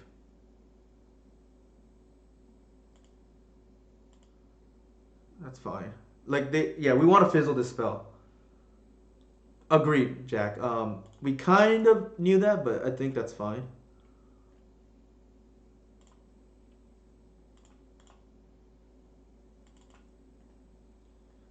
Like, I mean, they lost what 4 cards, or sorry, 3 cards. right there. It was a 3 for 1.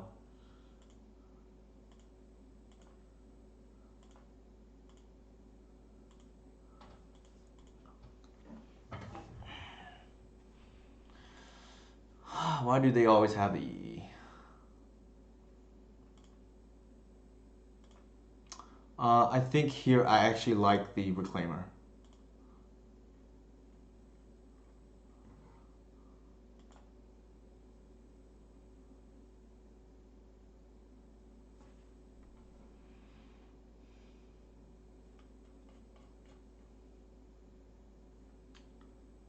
Wait, what just happened?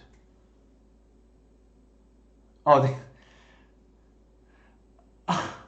that's actually really funny. They cast it for 0. I actually messed up too because I assumed they did it right. Okay, this is like very awkward.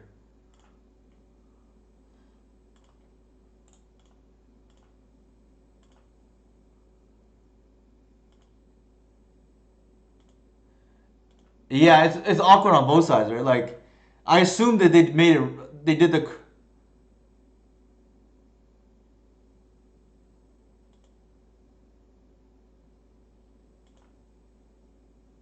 Yeah, Visionary would have been worthwhile, for sure. That is another mistake on their behalf. That is like really bad because it happened earlier. Well, I think they're just like yeah, way behind now. I mean, speaking of Visionary, right?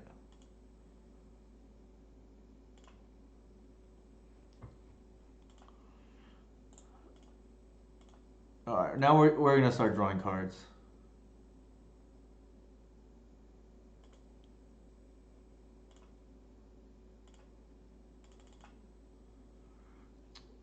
I can't imagine losing from this board state, but stranger things have happened. I mean, top deck Terminus is like real bad here, but cross our fingers, I guess.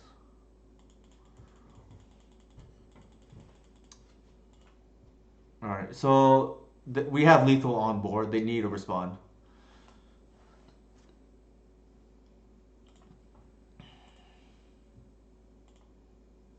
Mm,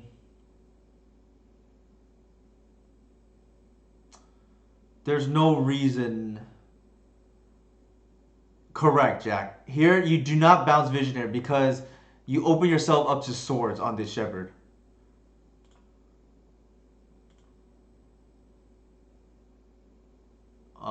Here, we're gonna dare them to respond, and the question is, do we run in the symbiote and the arbor too? I don't think it's worth it, personally.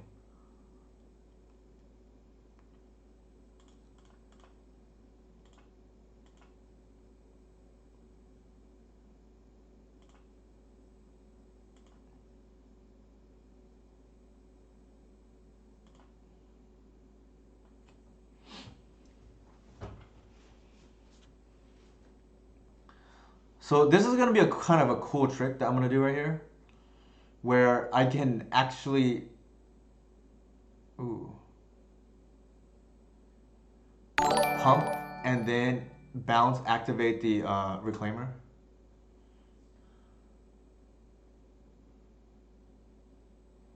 I'm debating whether to play it safe or not. Yeah, we lose to a random sweeper, I guess. So let's play it safe. No, no, no. So Jack, I'm going for lethal here. Is what I'm going for.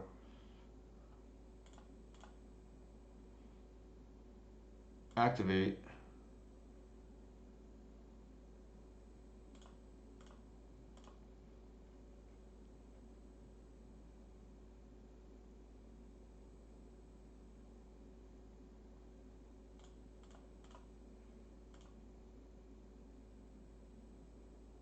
I don't think we want to see another cradle. Well, maybe we do, I guess. Yeah, Jack, this is like sick. They blocked the wrong thing and they're getting like super punished right now. I think fetch is fine. Doesn't really matter. Like, Oh, they wanted us to go for it? Wow, okay.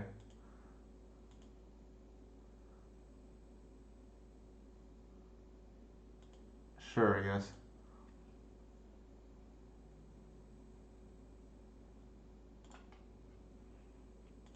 All right, they're at 5. I think we're fine with that. Like, we still have a visionary next turn.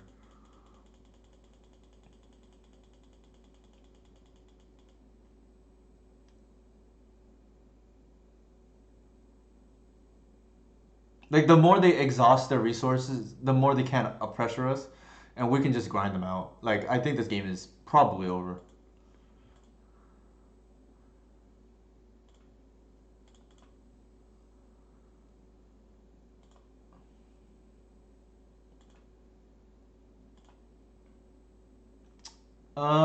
No, they swords on the shepherd, Jack, with the wirewood protecting it.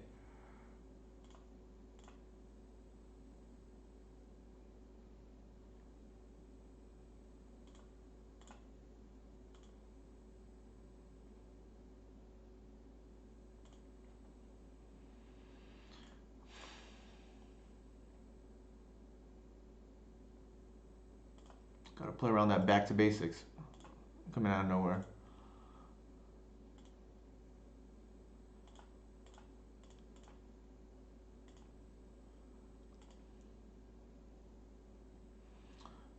We have 8 mana, I think. Let's just go for the kill. There's like, instead of wasting time.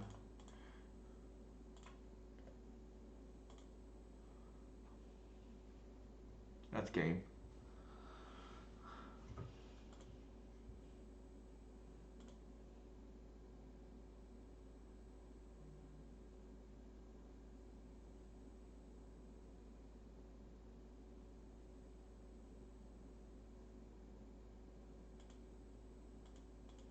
Oh, they're going for the Hail Mary terminus here. Did not get it. Yep. All right. Pretty good about that one. Can't complain for sure.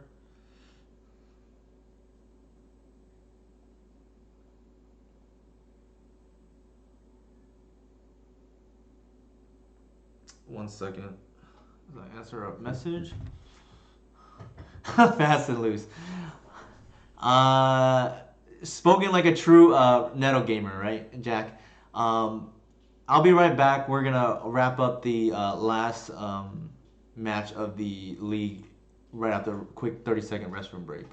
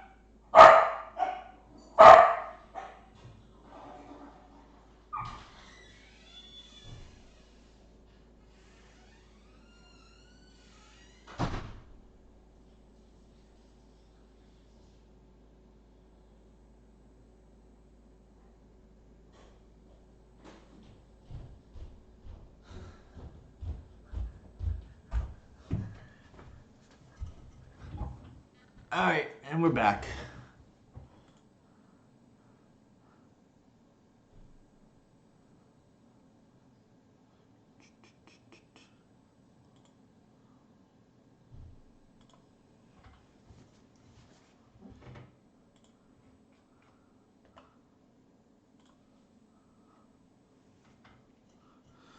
Yeah, so this league has recovered real nicely after the initial loss. To be fair, also slow BRZ, if they're still in the chat, is a very good player. I know they top aided one of the recent challenges.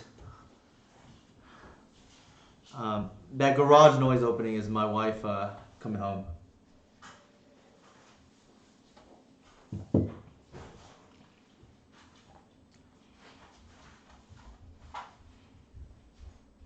I think, man, every time I try to operate on, the razor thin margins against Delver, that's when I get a little bit punished.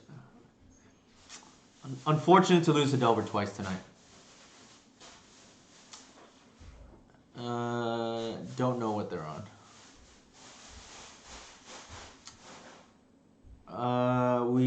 Okay, this is like kind of a dangerous hand. I think because we're on the draw, we have 2 cracks at drawing a land. This hand otherwise is probably okay. We get a little bit punished though, like it's like scary against Wasteland. I think I'm gonna keep it. We'll see how it goes. It'd be super conservative, I think, to mold this hand. We're hoping they're a Tundra Mage.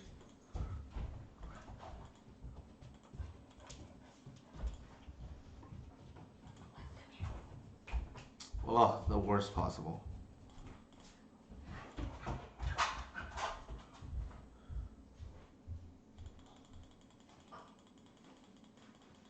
I like to lead with redundant pieces.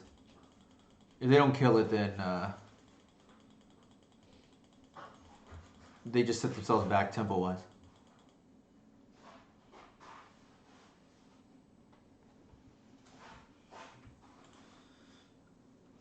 They may be pondering. I feel like they're on Delver, and they're gonna ponder for a Wasteland. Yep. I think we are potentially in trouble. If they hit here off the Wasteland, it's not gonna be good. Sure. I'm very happy with that.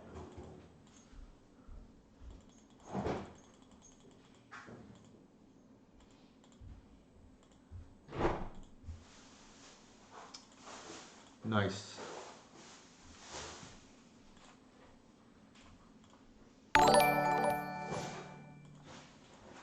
This is like the ideal. Thank you for the follow, Fish Gills 101. Land there was ideal because you can go straight Shepherd into Wirewood and there's nothing they can do about it. And then you can glimpse the following turn now. Like, I think maybe we're out of the jam, so to speak. I think another, the ideal draw here is land. Again. That's not quite what we want. We're going to tap the Cradle. Actually, that might be a tell. So we're going to do that.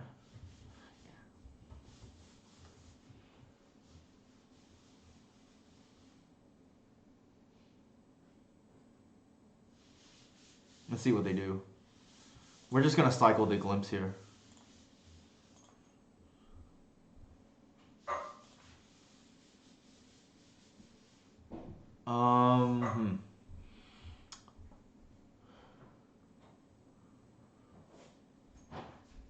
I'm like tempted to Crop Rot here and then get 3 mana, like use it as a Dark Ritual. And then draw two more times off at least 2 more draws. I think that's probably fine. We need to dig deep here. Yeah, we're gonna go for it, and because I think 3 mana is a lot.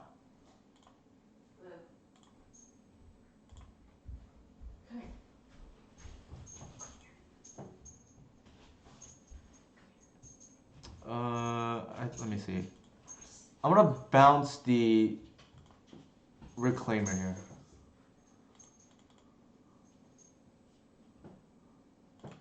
In case, for whatever reason, we can attack. I don't think we can, but you never know. Oh, that was unfortunate. We want the mana.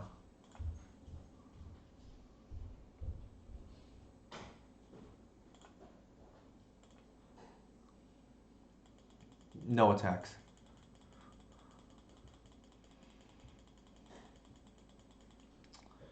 I think our opponent is. If they don't have another removal spell here, they're probably just like way behind. They're probably gonna yeah, hit the shepherd. That's fine. Don't think we care. Even wasteland here is not too bad because we have the reclaimer. Agreed. I think they are probably just dead. Like they're just so far behind. Like they're probably digging for force, maybe. I don't know. There's a shuffle is like bad for them too, right? The elemental tokens are not gonna matter for at least another 2 turns, and I think we're winning either next turn or the following turn.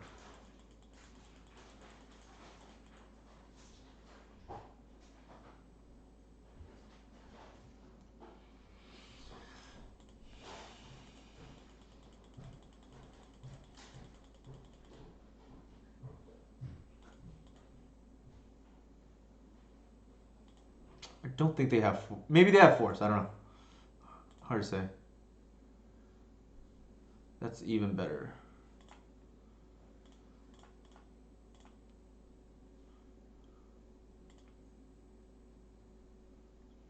Also very good.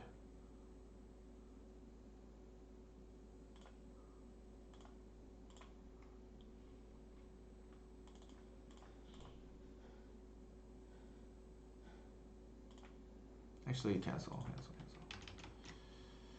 How much mana do we have here? 5. We can play through 2 dazes.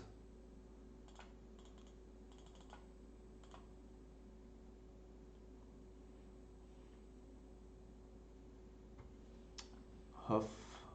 I mean, if they have the stifle, it is what it is. Like, it's not a big deal.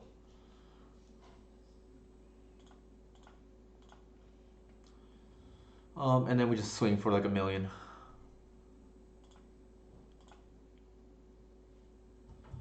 Yeah. So, shout out to Ivo Minikowski.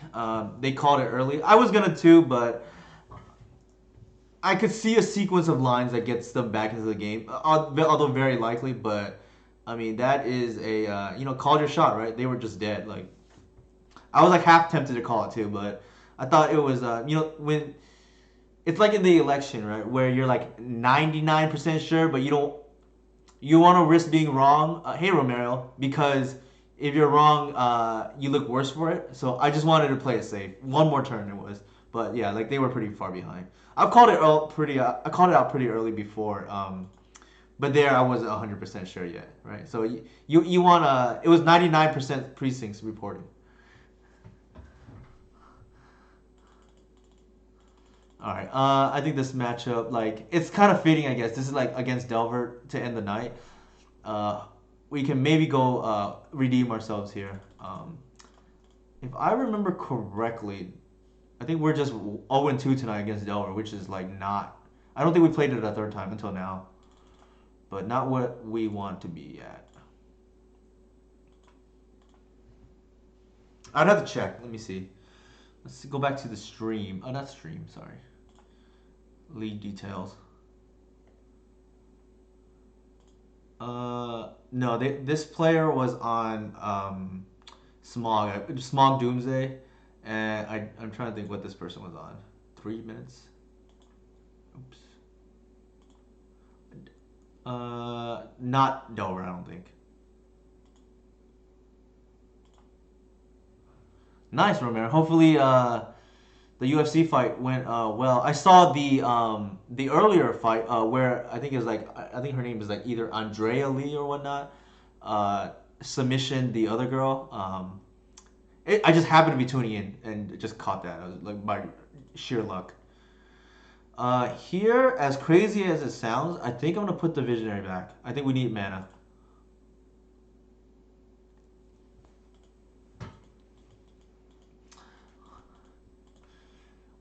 If you're not keeping this hand because you're scared you're not gonna hit Once Upon a Time, then Once Upon a Time is not for you. This is the type of hand I always keep. Sometimes players will get me if they like think I'm doing that kind of stuff, but very, very rarely does it not work out.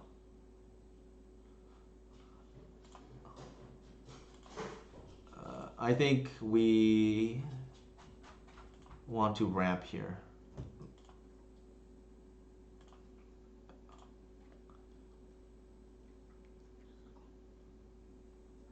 I'm sorry to hear that, Ivo Minikowski.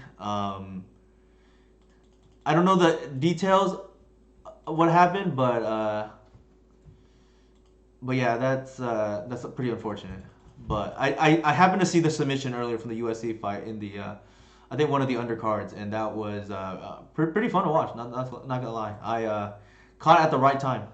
I was watching that. I was watching the enshrinement for the NBA for the basketball, and just happened to tune over at the right time. Also watching like a rerun of Infinity Wars earlier too. That tells me they have another creature. Our creatures are worth more than theirs, so. Yeah, it seemed like it. Like based on what I saw. Nope, not gonna do anything with that.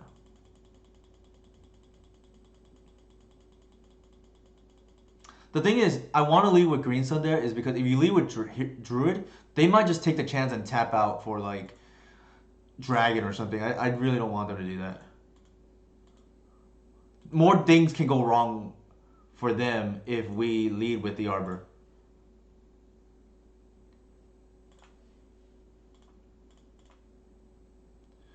Uh, is there a reason to cast Once Upon a Time before they play a land? Just no, because then you're telegraphing that you need that Once Upon a Time to resolve. And I actually, if they want to dare daze my Once Upon a Time, uh, and I actually have a land, they get so much punished for it because suddenly they set themselves back a land, and I'm like ahead on tempo, which this whole matchup is about. Like I dare my opponents to daze my Once Upon because if I have the land drop, you just lose the game a lot of times. Like sometimes they got me like when I first came back to Legacy from playing Modern for the mocks, and I didn't realize like people had changed. Thank you for the follow, Michael. Lose CVR in the house here, but I didn't realize how much Legacy gameplay had changed, and people were forcing my turn one Once Upon a Time, and I got punished when I first came back to Legacy in December because the mocks was in November. But besides that, that's a good question. I was kind of wondering that myself, to be honest. I mean, I can't see any real value because like Max Muncy's already at first base, but maybe to stick it to the Angels, I don't know. Like, just it seems wrong to me. I agree. Not gonna block. So for those who don't know Michael Lewis, he was the like trophy leader for many seasons before I started playing on Magic Online. This so I don't know the details from then. He can elaborate if you want to ask him, but from what I understand, he used to be the trophy champion all the time when he was playing a lot. Uh, so here is a play that I think a lot of players are gonna miss usually. So if you go Heritage Ranger, if you go Heritage Ranger tap, then Cradle gives you three, right? But the thing is like, so you get one mana off off your Cradle. You actually want to play the Visionary off the Cradle because this actually makes you have plus two mana instead of plus one.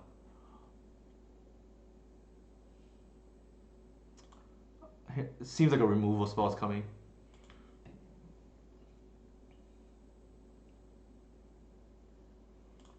That's fine. Cancel. I think we want to decay here.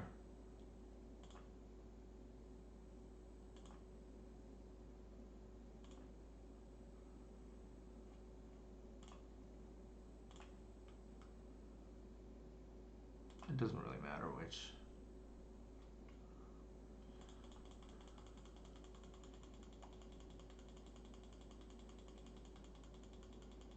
So we did it the other way. It doesn't really matter much. Actually, it kind of benefited us here to do it this way because we got to play the decay. I think now that they're down to one card, we might be incentivized to trade.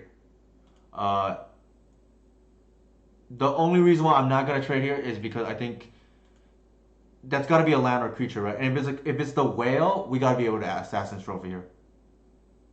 They're paying cost, so that tells me it's the whale. Yep. Good thing we have the counterplay.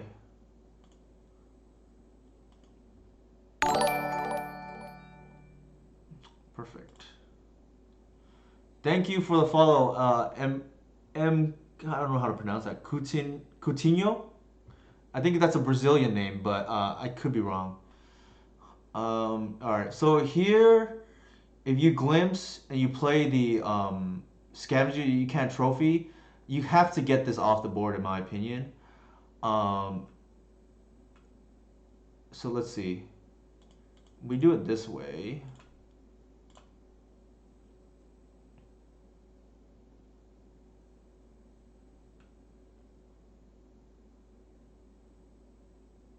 Sure.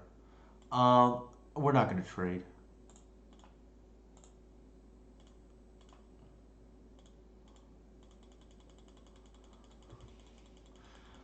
I think we probably won. Unless that's forced and they draw pitch or vice versa, the ooze is gonna take over the game here. And they've missed again on their Delver flip, so that doesn't help.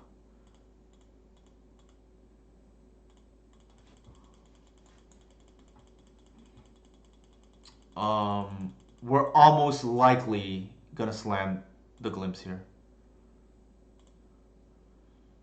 The reason not to is actually, yeah. I mean, I think there's like no reason not to here. Yep, there it is. Oops.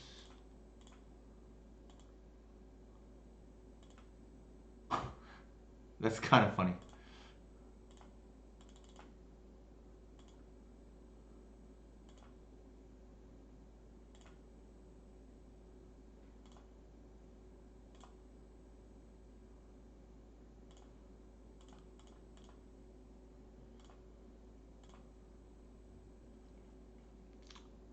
And then we just pass.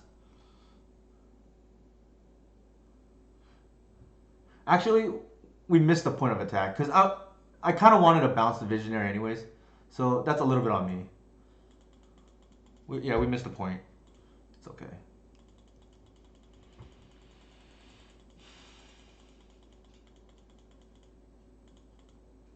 All right, they're gonna submerge our. I'm gonna fetch here preemptively before they draw the submerge.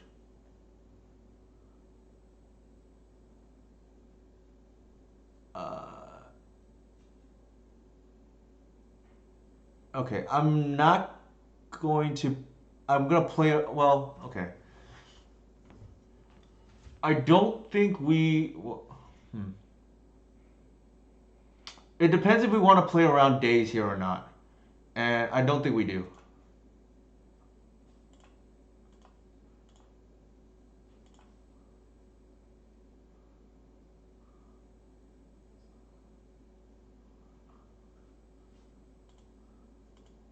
I think the 3 life matters too much.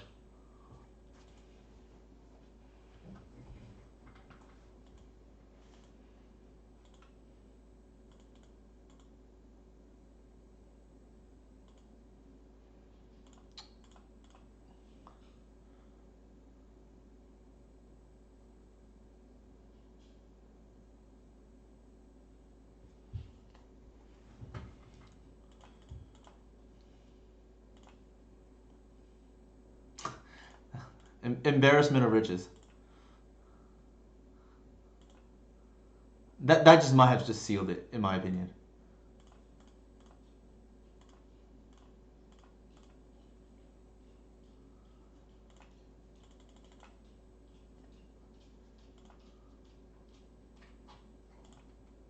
This is kind of gross.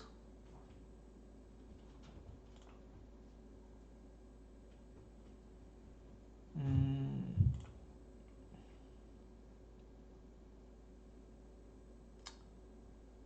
is there any? I know, right? I'm just trying to think how I want to do this here. I guess we just eat the arbor with the. I mean, sorry, eat the delver with the mana. They're gonna submerge it, which is fine. Like we have enough fodder in the yard.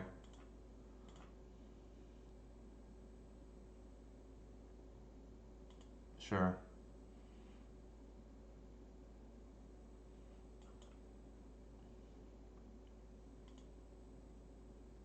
Technically speaking, what we could have done there was fetch the arbor in response, but I think it's fine. I don't want. I'm trying to think how we lose this game now.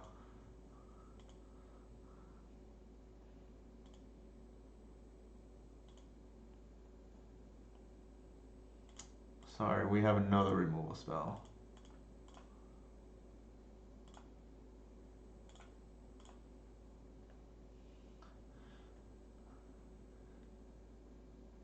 Yeah. That's like the nail in the coffin, right? Like we're so far ahead. Yeah. So nice recovery. Lost the first one and then won four straight. Um, what do you think, chat? Should we play some more? Is everybody enjoying the content so far, or should we change something up? I think that felt very good. Like we just felt like we were in dominant position. Maybe we got a little unlucky. Yeah, let me bring up the price of Cradle since you're on it. It's good and bad, I guess, right? Like, it's good that I already own them. It's bad because I don't have foil. I know rich, it's not rich. First world problems, right? Man, check this out. At least it's not too bad on Moto. It's $26. Less actually, because you can get tickets from me or whoever for. Oh, actually, this is a plug. I guess this is a plug. I am selling tickets for 85 cents per ticket if people want them. And I'll honor that rate since we're on this topic. Oh wow, that's good to know. Thank you for the follow, Cry Not Wolf. Yeah, this is kind of disgusting, right? Like compared to the left side to the right side.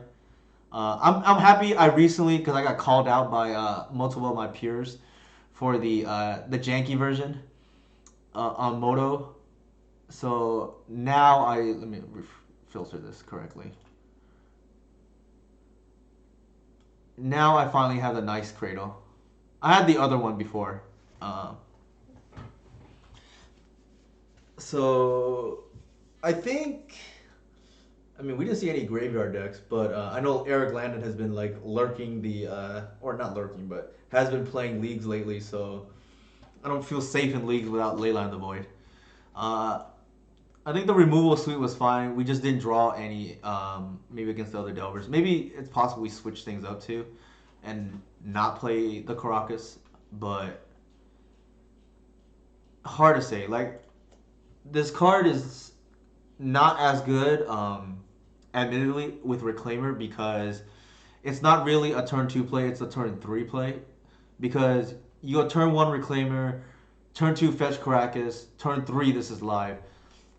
Sometimes that's not fast enough.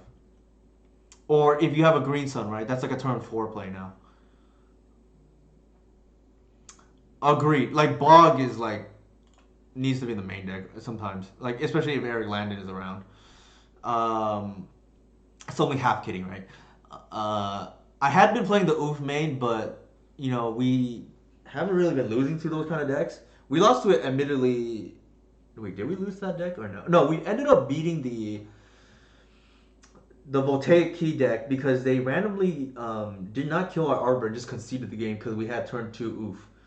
But what they didn't know was we didn't have the land drop in hand, and they just conceded without even ballisting our Arbor. Ooh, another raid.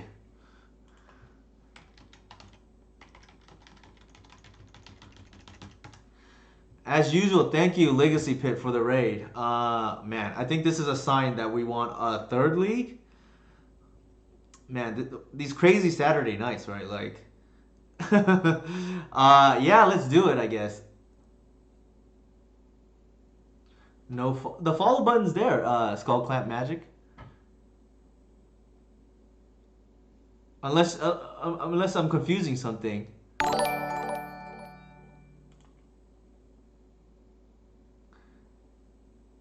Thank you for the follow, 406 lol.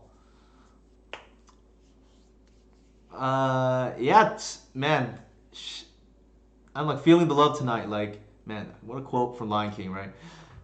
Legacy Pit with a huge raid. Thank you. I'm glad to see that, Skull Clamp Magic. Dude, F and M in 2 weeks. That's awesome. There is no sub. All my stuff, I guess, is free at the moment. For anybody who wants to check it out. I don't know if I should be changing that or not, but I feel like free is kind of the best policy, right? Free 99. Uh, I do this more so. Thank you for the follow, Gang Themis Prime. I mean, I see what you did there. I feel like this is the every follow so he can get the sub button. What do you mean by that, Skull Clamp Magic?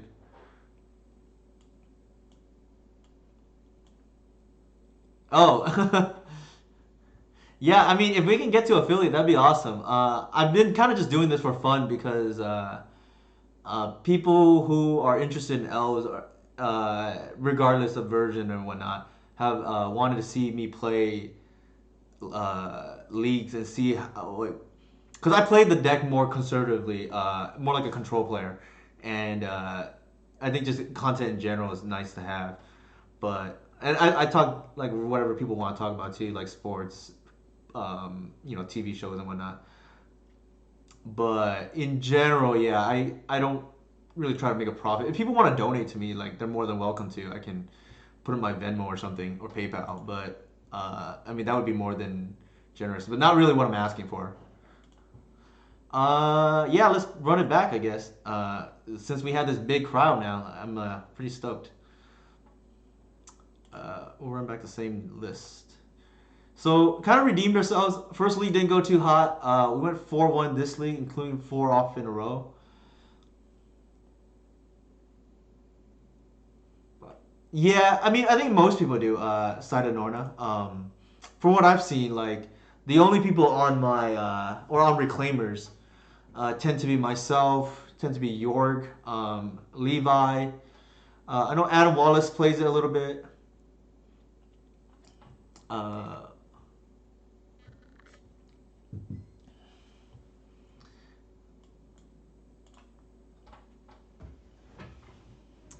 CJ McGuire. Oh man. Uh, they are usually on like Moon Stompy. Let's see. Are we on the play or draw? Let's look. Put the log there. We are on the play. I think this is probably fine. Like, it's not great though. But yeah, well, since we have the legacy pit, shout out for thank you for the raid again. I think let's do this third league here.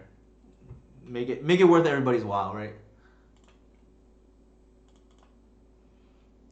I typically don't like this matchup. It feels very coin flippy, like, and it's like out of my hands too, right? Like the games are like predetermined by what your mulligans are. So I guess there's a competition in mulligans, and unfortunately, I'm not one to mulligan much.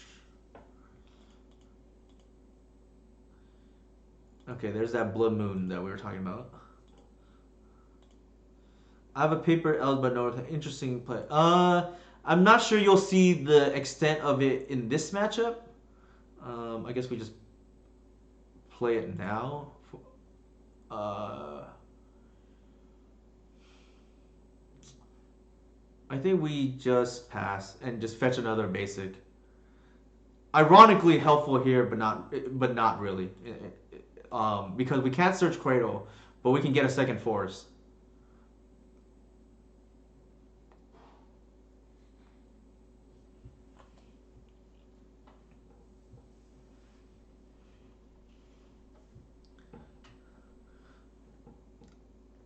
I think the games where Reclaimer tends to shine the most is against Delver, um, graveyard based decks, somewhat against Mirror Lage decks, though it's oops cancel. Not super great. Yeah, Shepherd gets us through Chalice, which is nice here.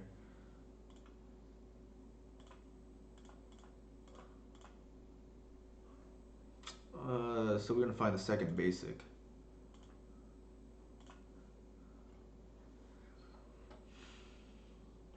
Why? The reason why it's good against Delver, in my opinion, is twofold. Being a 3/4 is like obnoxious against them. The second reason is, I think here we're just gonna play everything.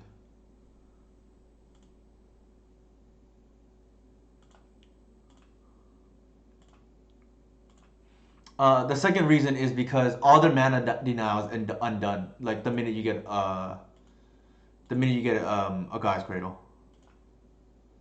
Not to mention like you can get a cabal pit, but that's not really the matchup cabal pit's for. You can just like kill a delver randomly. Sure. Now I'm glad I played out all my dudes. This is like why I don't really enjoy this matchup. It's like a lot of times this matchup boils down to like, do I have natural order? Um, I think here we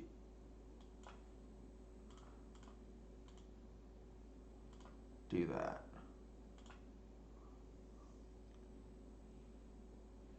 They can choose which one they want to kill.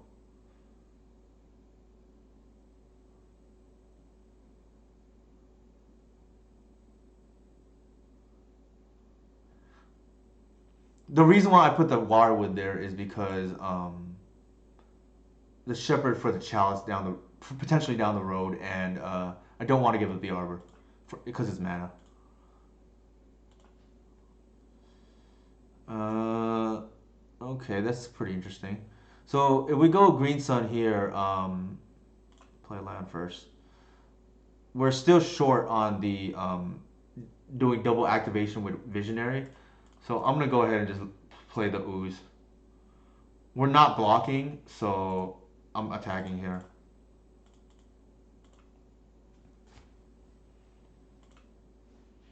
Uh, at this point, we're getting real close to the Archon, and that would probably just lock up the game from this board state.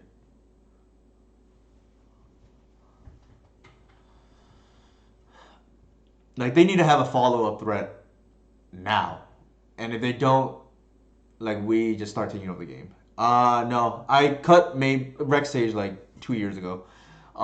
Whenever Modern Horizons came out, around actually I take that back. I left it in for a little bit, but essentially when Collector Oof, I started playing in the main deck prior to Once Upon a Time because I had the room, and this was like the early builds of my Reclaimer list.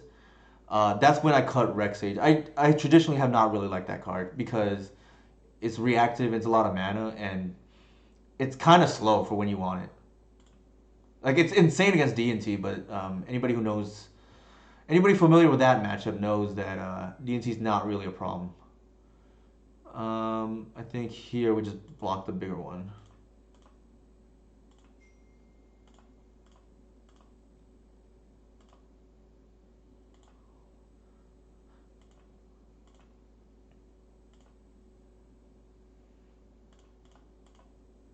I think we get the Visionary first and see what we draw.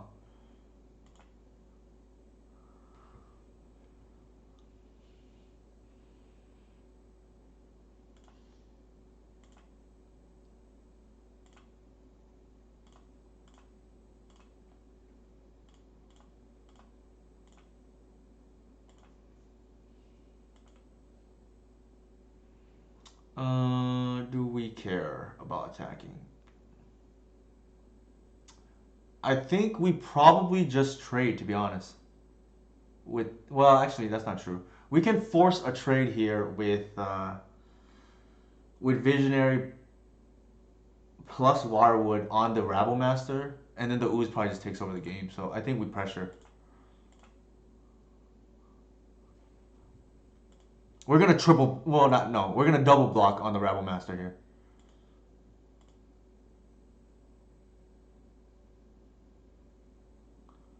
There's some merit in trading the ooze here too. Sure. I don't think we care.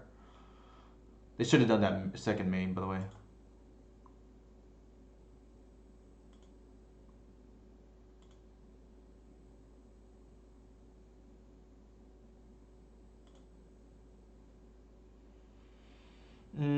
Okay. Now let's see.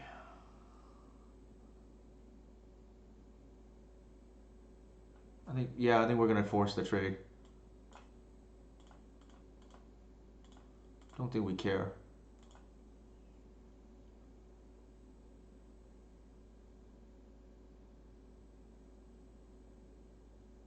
I'm trying to think how we lose this game.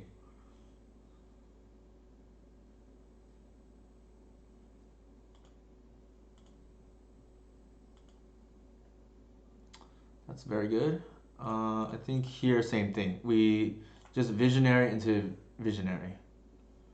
And then eventually we can Archon them.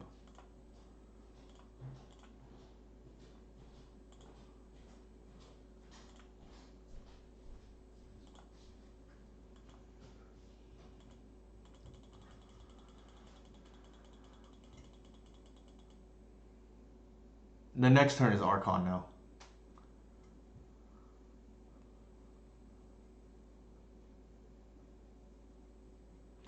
I'm thinking we just name Artifact, probably. They gotta pass, yeah.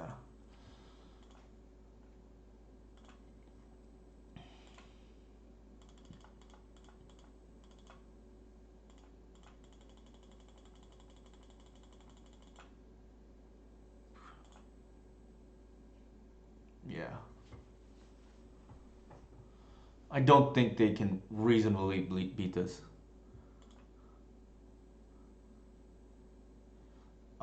One of the reasons why I like the split between Archon and Kratos. Green Sun for 6 actually comes up a good amount. Oops, wrong one. Let's display it. I like this the other view better. I apologize if this is like harder for some to view. It's just what I'm used to personally. The bog can come out. And I think this is fine. Oh, the oof is good. The oof is nice because it gets through Chalice and you can just pitch it to natural order. Also, it hits their artifact mana, like can randomly just Stone Rain win the game. This matchup is like one where I don't mind these high variance haymakers that like sometimes do nothing and sometimes just win the game because I mean they're playing also a high variance deck, so I think it takes one high variance card to beat another, right?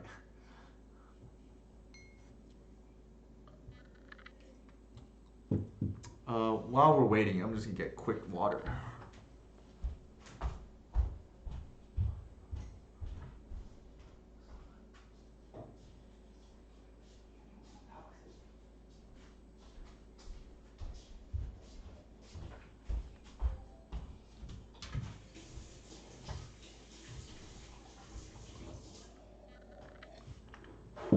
Um, Actually, going back to that Rex Sage, like the other reason why I'm not playing anymore ever since the addition of Collector Oof is there's not too many situations where you want a Rex Sage that Oof doesn't do the job.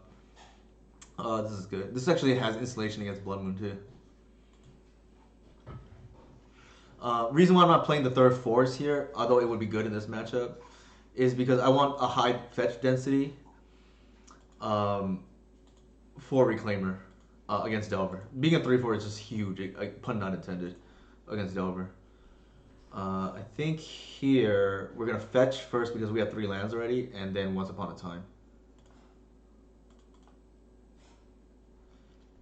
So we don't. So what this does is it plays around turn 2 Blood Moon and we don't have to take a turn off with Reclaimer to fetch out the other basic.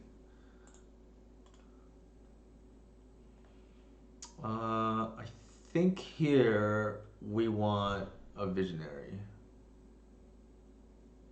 because we have everything else.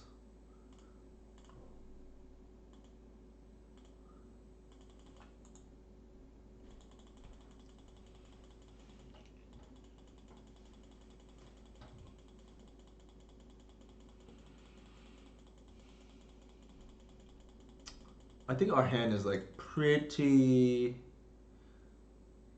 It is. I know. I hinted at it earlier. I said like this card is like okay against the blue decks, but it's really insane against the Chalice decks.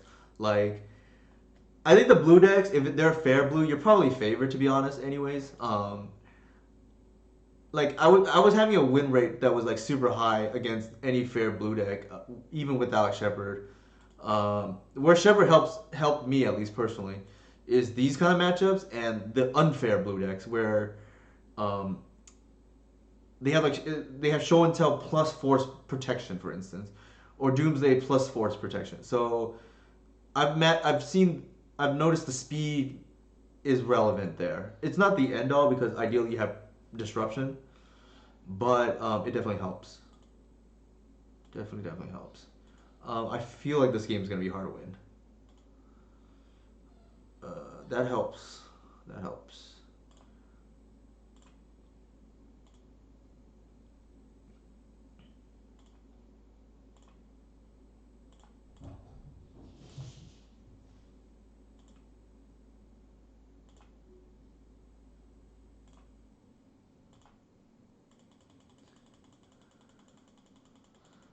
If they just tap out, we have a kill here, which punishes them for that kind of keep. Right, we had a shepherd, and that's actually one of the reasons why I finally relented and said, okay, I'm gonna go to four shepherd instead of just three, because it's a win condition, or not even a win condition. It's an anti hate card against like these stompy decks.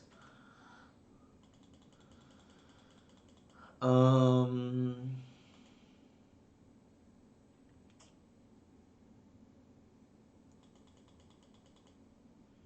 the question here is, are we playing around Confluence? Man, that is tough.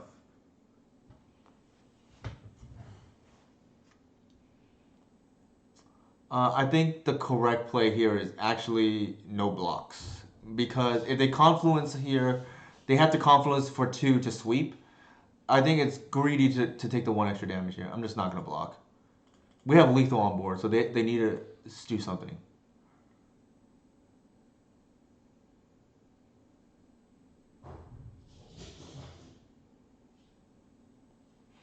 Yeah. See, we get blown like the doors off if we block Reclaimer here and they confluence and hit everything for one.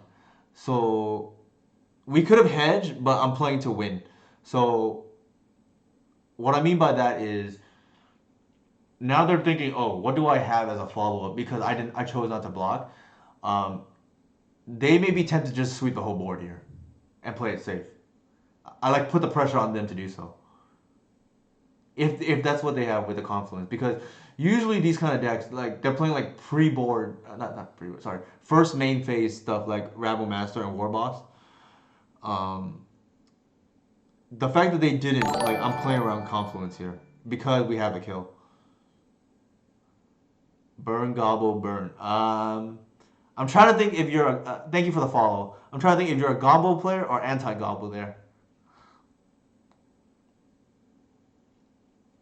And I've lost to CJ Maguire before, so I believe they are a solid player. Like I think from their perspective, they're just thinking, man, what do I have? Because I chose not to block. The super conservative play would be to trade with the war boss. All right. So which modes did they do? Deal one to each creature. Deal two to each opponent. Wait, did it? Okay, 1 second. One damage. Okay, so they're sweeping the board. Sure.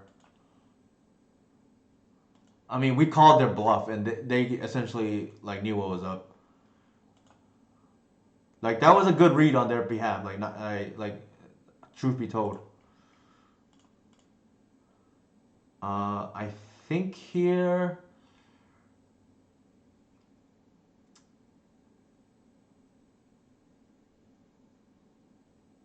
I think we lead with the ooze. I'm trying to think what they can have that we're scared of, and it's something like a Rabble Master. Playing the Visionary is playing for the Archon, but I think I want to be able to block here. And yeah, see, it kind of worked out, right? Like I'm trying to predict their play, and I successfully did so there.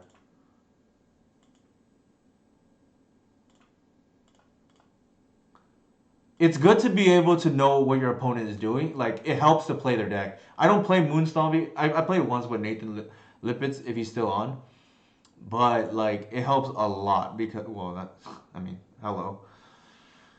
Um,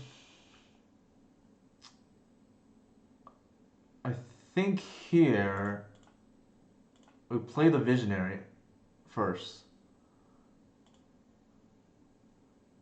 and then there's no need, I guess, to play the Shepherd. Like we'll just pass. Like we're not.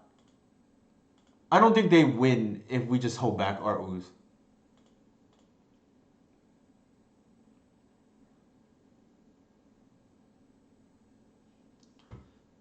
Like especially since this now is going to be out of confluence range.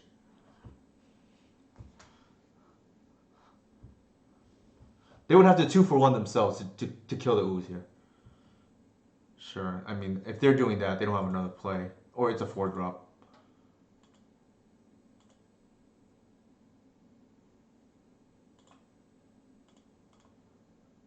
Again, right? This is like they're doing it pre-board, which is very typical of this deck, even though they don't need to here.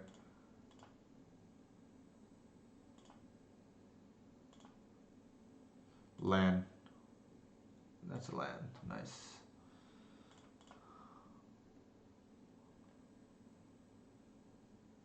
They probably think they're dead, right? This is the fourth land now. I have natural order mana.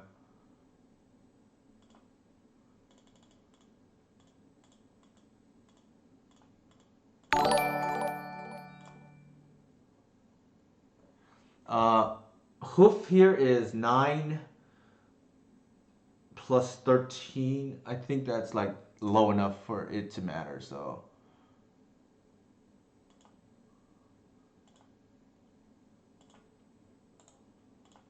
like they have to block, and then their Ancient Tomb is off.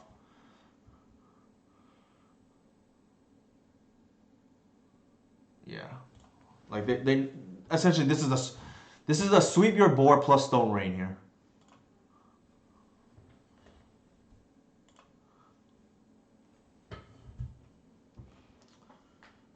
I think that game we probably played like very close to optimal. Like I think um, it was super heads up for us not to block with the Reclaimer there because it wasn't worth it. I think it a lot of times it's like tempting, right? Like it looks like they're just running their dudes in because they have to.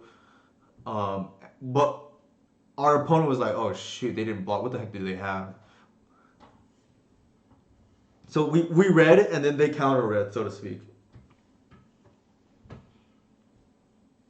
Only because you get blown out, like I said, by confluence.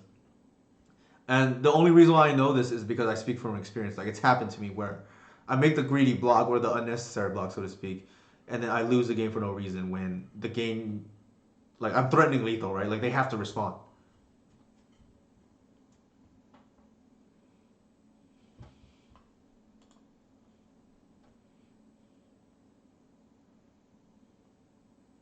Blue diamonds, nice. This is an excellent hand.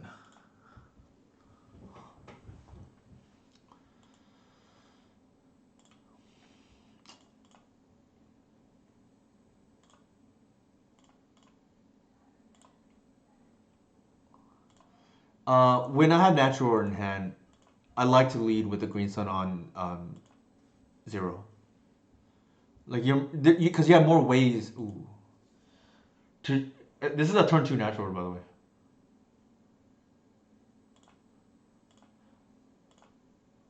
If we draw a shepherd, it's game. I think we just go for it here. Like they have to counter this.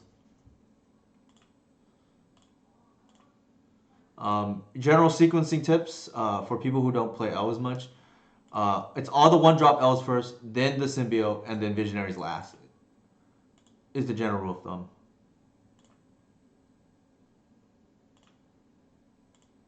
All right, I think the game's over already. Like it's like real silly, but the game is probably just over.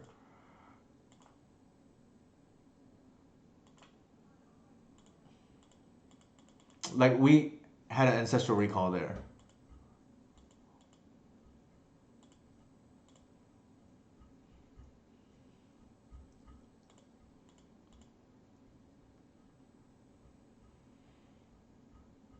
It's got to be a fork ball on boom boom right here on arbor and heritage for them to even.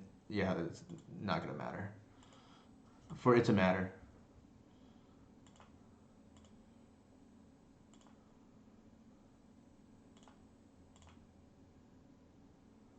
Um, I think this is like near lethal, if not.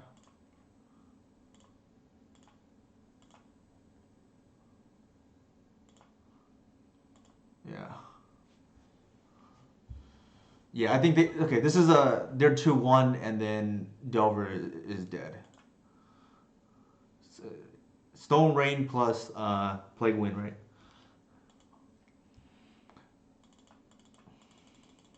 Glimpse is a really silly card. Like the fact that you can go turn one green sun, if they don't do anything, you just glimpse, and suddenly they have to decide, oh, am I just dead here if I don't foul? And if they're fouled, then I just one mana him them. Two mana him, people complain about. Imagine one mana him. All right, so let's board in the removal spells.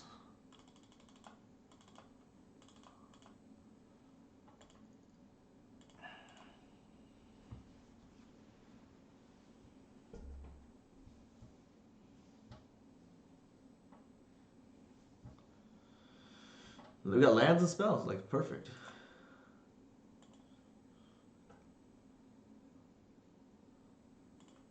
Sure.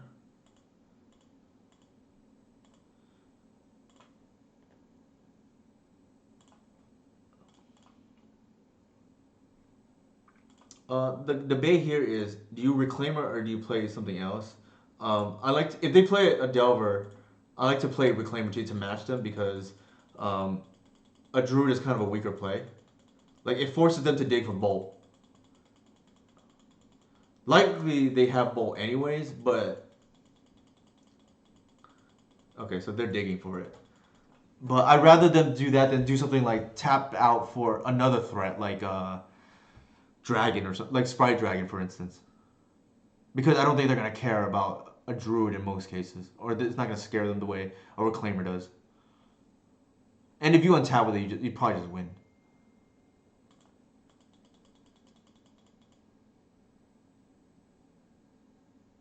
It's gotta be Bolt. Oh no! Wow. Okay. They are in a lot of trouble if that's the case. I do have a second fetch, so unless they have the submerge, I have a 3/4 now.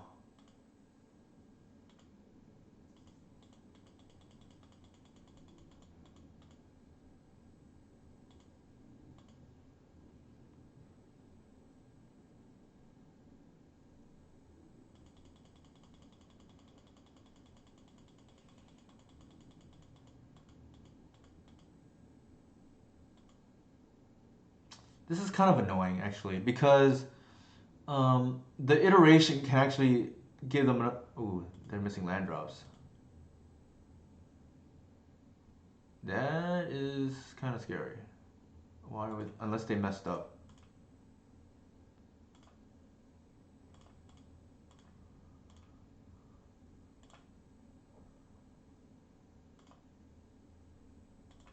Oh, I feel poor. I feel badly for my opponent. They just did not see it. So is life. Such is life, right?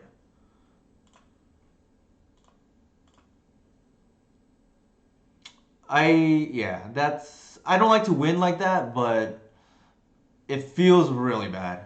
Like, I'm not gonna lie.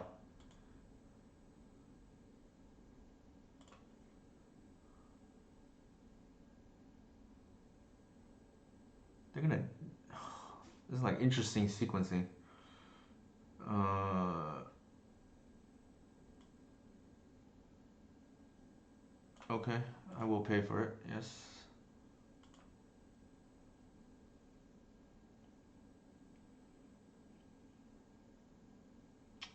sure. I'm just gonna go ahead and attack. Like, I don't think. I think we're gonna start pressuring. Like, we have triple reclaimer draw now. I think they're under a lot of pressure. Like, they're not gonna race us with a flipped over. Like, they just double stone rain themselves equivalently. Like, we're not. We're gonna. Our turn is gonna be slam down 4 creatures right now if we draw a one, or the arbor. Let me rephrase. Okay, everything is coming through, I guess. Um,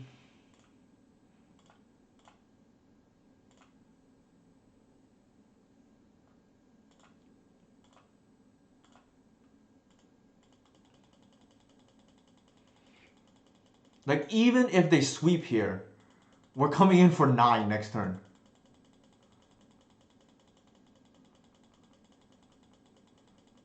and they have to sweep. Like,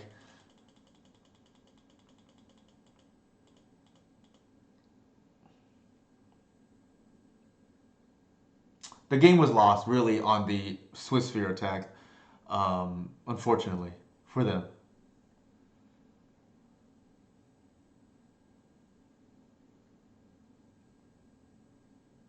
Then this is like lethal on board. Like, they have to, at minimum, find the bolt or the wasteland, but it's likely going to need a sweep, and they're still under a lot of pressure.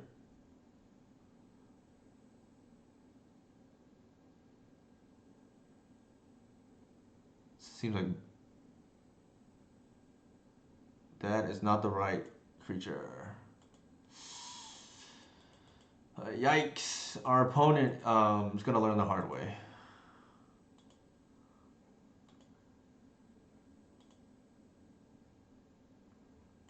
Yeah, our opponent, like, I don't know what is going on here, but that is not the right creature. I mean, the game was over anyways, to be fair, but maybe they don't. Maybe they're trying to, like, I don't know. Like, make me underestimate them last time or something, next time or something. But the game was over regardless. Like, sometimes I've done that where I, like, will misplay purposely if the game is over, so that they think I'm bad. But I mean, I think that's like a little too much work. It's probably faster just to concede, right?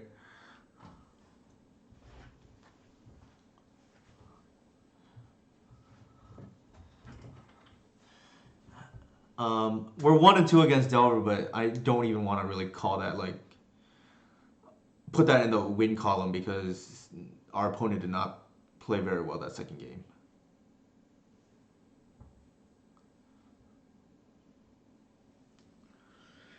Maybe it was on purpose. I don't know, but the Swiss Sphere one definitely was an accident.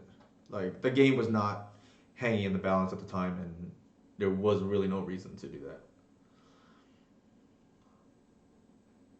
I'd be a little scared if they iteration into open mana, because then they can bolt and kill our reclaimer, and then their Swiss Sphere would be a 3/4. I may not block in that instance, but well, actually, I probably should still, because they can still continuously attack us with the Swiss Sphere. It's hard to say. I have to case by case on hand. Paid actor is a good one. Kilroy was. I wonder what he was or she was.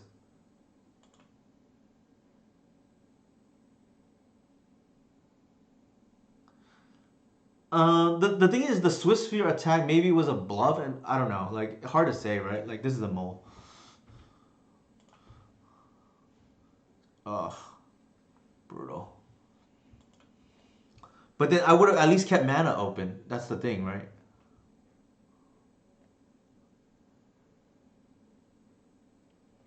I think we want a functional hand. So probably put back the 4 and the 6 drop. Keep. The good thing is our opponent also mold, but not to 5 like us. We're gonna lead with the redundant piece in this case. Usually I would lead with the symbiote otherwise.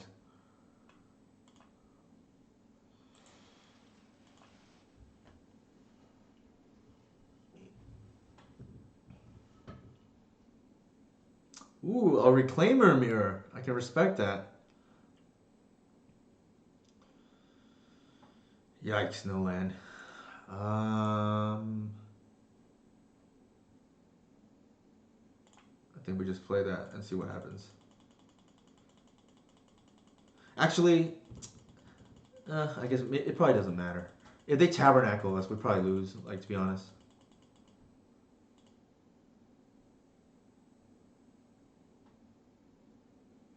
They are on my just came on. I hope the stream has been good so far. Thanks for popping on, Ken. Quick recap, I guess. Ooh, they're on depths, I think. Quick recap. We went 2-3 in our first league, so not great. And then the second league, we started out 0-1. So you know the evening definitely did start out well. We started 2-4 in the evening, and then we rolled off 4 straight to salvage the league at 4-1. We're 2-0 now in this league, so we're on a well. I don't want to jinx it. Let's not say anymore while we're running a little warm, so to speak.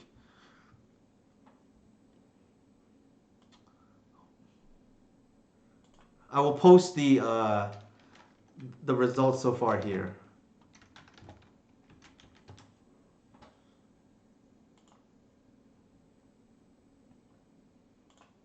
I'm a little superstitious. I know.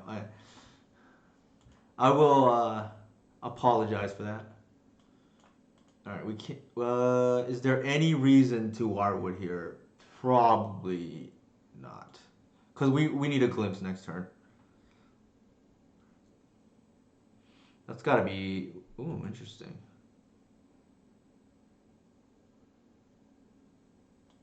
Oh, okay. They must need the. They probably have discard in their hand. Is my guess.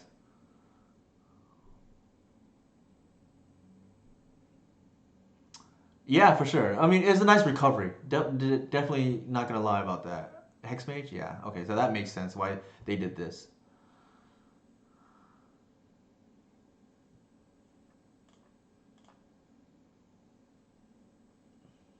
It's a good thing we didn't play the Waterwood here too, right? Because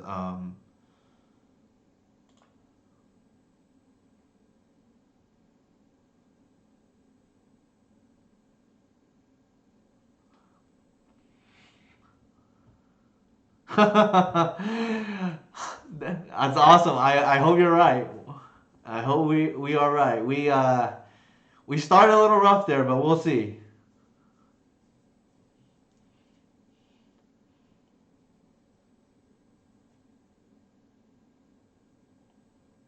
Do not want to jinx anything yet, and I think we need to go off now. So we might be down a game here. We'll see. Fast combo, always the bane of me, right? Like,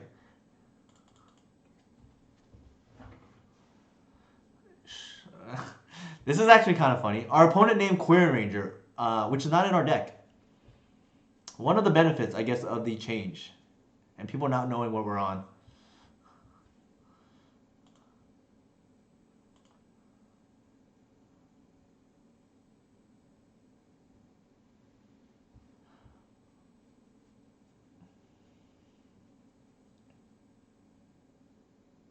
All right, so they're playing around the potential main deck trophy or something. Um, I think here we're gonna, because we need to go off, and I think I'm trying to think if there's any reason to crop here for the probably better for us to keep it in hand, to be honest, because yeah, I'm not gonna do it now. Okay, there's a second one.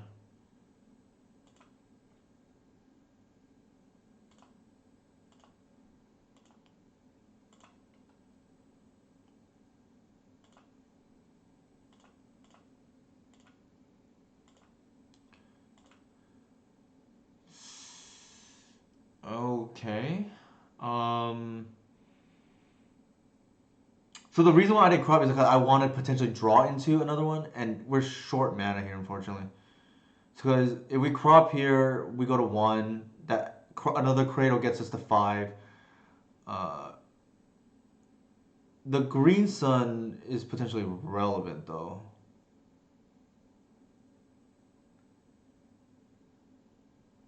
I think we need draws, so we got to do it again, unfortunately.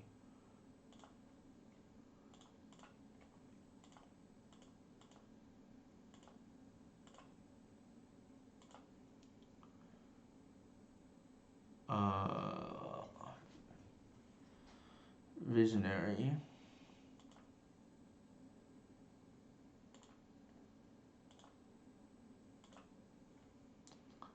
I'm gonna bounce the Shepherd because we need the mana.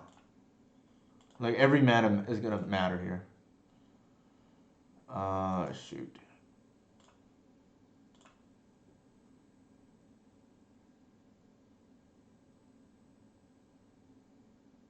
Visionary gets us two more looks. I think that's correct to do.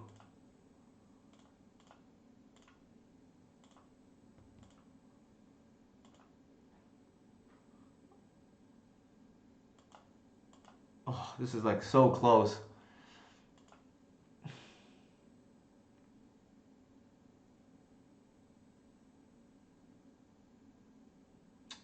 We have a line that is kind of funny. It requires them to block because we can actually get the scoos. That okay, 5 mana. Actually, that doesn't work. I was gonna say we can get the ooze and then eat two things, but then we're still at 20, unfortunately.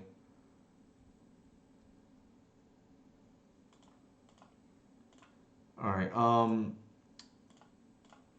And we drew the Archon, which is the frustrating part.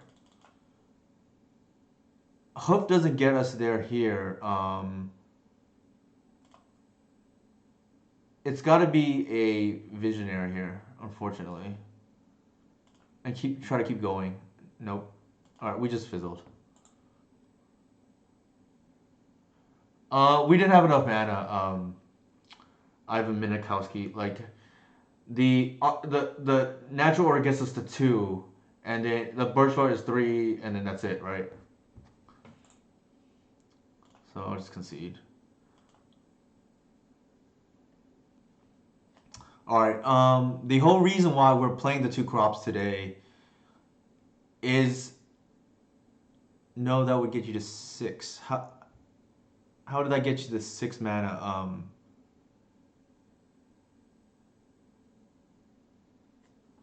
Well, I'm talking about this turn. Like we needed to be able to live another turn.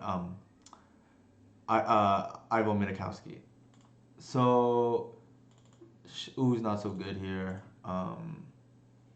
The good thing is we have like a lot of hate, and we're gonna see, right? Is the crop rotation to like before we break up with Caracas? Is it gonna be good enough in this matchup? And now we find out, right? Thought seasons are good.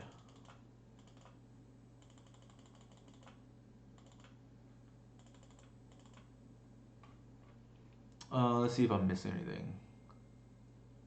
See, we have the one run afoul. We have the Assassin's Trophy. We have the Thought Seizes. Um, Thank you for the follow, Tristan 3341. I think this is fine.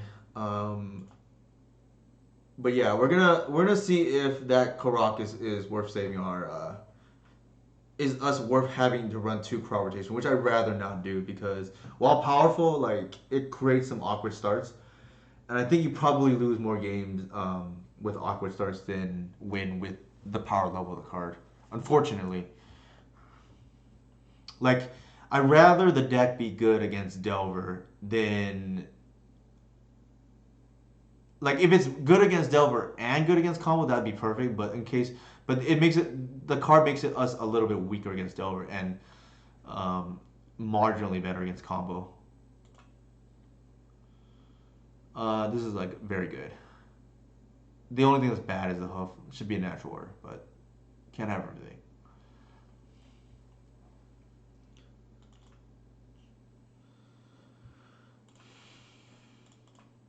So I will fetch Bayou um, in case we draw Thoughtseize.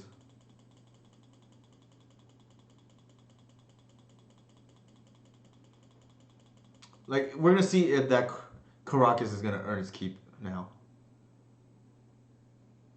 All right, so they Inquisition this. They should be taking the crop rotation. They may not only because the Reclaimer's on board, but it's like the most dangerous card in my opinion. Yeah, like that's heads up.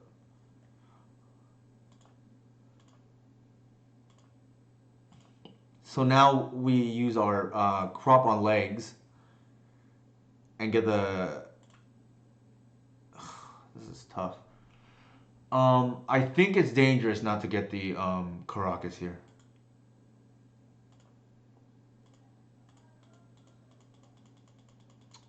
It's a little awkward for sure to not be able to Thoughtseize.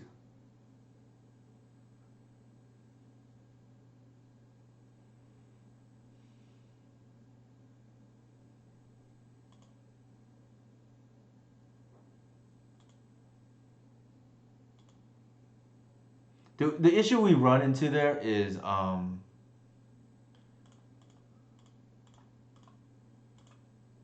oops, we should have actually hit the Bayou because it can produce swamp anyways.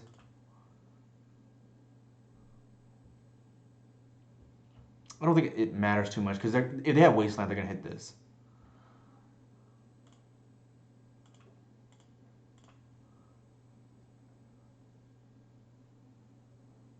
Uh,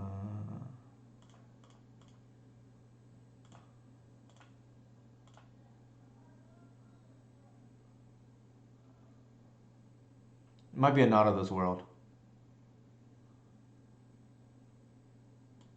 Wow, they have the ghost quarter too. Hmm.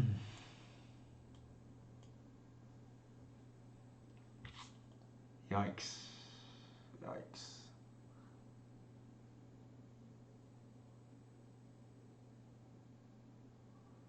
I think we have to. The decay, I don't think matters. They don't even have green.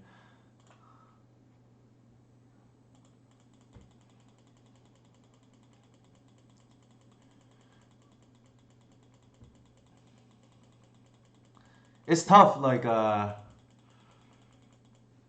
Thoughtseize wasn't even that good here. Like because like even we played it the previous turn, they still had the combo. Like they had the stage. I mean, sure.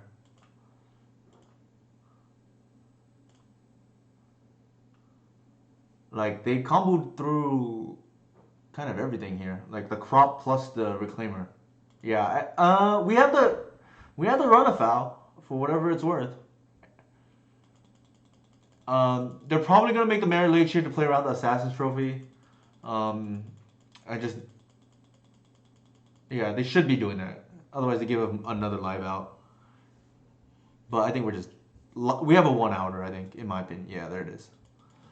I don't think there's anything we could have done about this. Like we could have thought C's turn two, but then that just delays the death another turn. What it does do, I guess, is buys another turn, and we would have been reclaiming for a cradle instead. That might have mattered, but I think we are literally on like a 1 outer. Thank you, House of Mana, for the follow.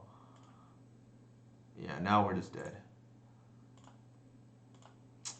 So if Caracas is not even gonna win this game, man. Hey Levi, how's it going? We are. Oh, we queued into Mitchell. Keep. We are doing okay, I guess. We unfortunately just lost there. Like Caracas has been kind of frustrating. Maybe that was just like the last straw, right? We couldn't even get there. Although they did have kind of the nuts.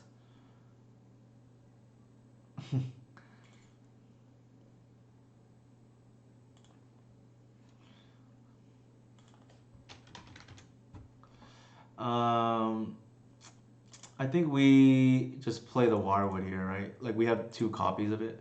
There's no reason to run out the Shepherd. If it was reversed, I would run out the Shepherd. Just whatever we have redundant copies of. I think I might just be done with the Caracas. Like it's hard to say because our opponent did draw very well there. Maybe we need a larger sample size, but uh, Romero, if he's around, like is not very impressed with Caracas as well, and neither have I been lately, and that's why I added the second crop. Right, it's like a last ditch to save the marriage, or to save the before breaking up. Like,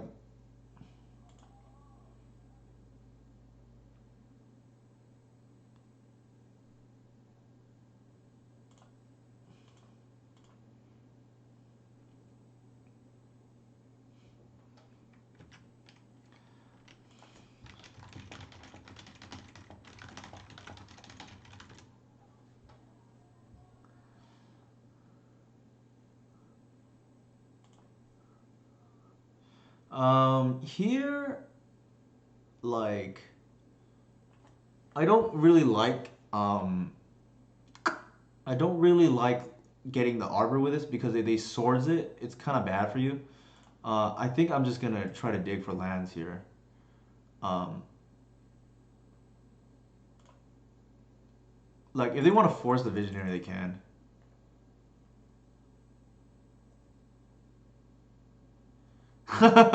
Jax in the house. I mentioned you like 20 times earlier, Jax. We played against a smog deck, so I referenced you. So for those who don't know, and I mentioned it earlier this chat, but this stream, but Jax is like the godfather of combo in Legacy. He's played every combo possible, uh, so we kind of expected that, but that's okay. We want to dig for lands is the thing. What was I gonna say? Yeah, so Jax is no stranger to any combo from oops all the way to like a Lurin, like on that speed spectrum. Even elves, Jax has 5-0 somewhere in the past. I don't know if it's posted or not, but with elves, I think here we dig for the land. Uh, that's like decent, I guess. I think here.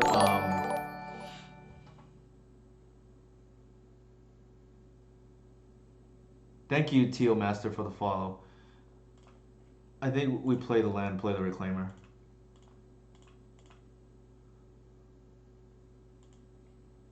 We need to develop the mana, and I'm pretty sure he has, but Jax can speak for himself.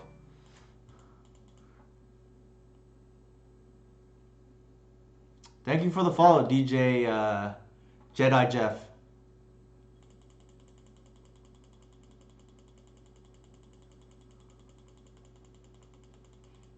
It's funny too because Jax and I will talk, would DM each other pretty frequently, and it'd be ironic if the minute he tunes in, I lose with this deck because I've been telling him I think this deck is broken. Jax has. If there's a deck out there, I'm pretty sure Jax has a turbo version of all of them. It's a sliding scale for Jax, like how much protection he wants, and what's it called? What am I saying? How much protection he wants, and ooh. Okay, so Shepherd first. Uh, I think the doors might be wide open here. Yeah, this is kind of dumb actually. Like our line right now. Wait, cancel. There you go.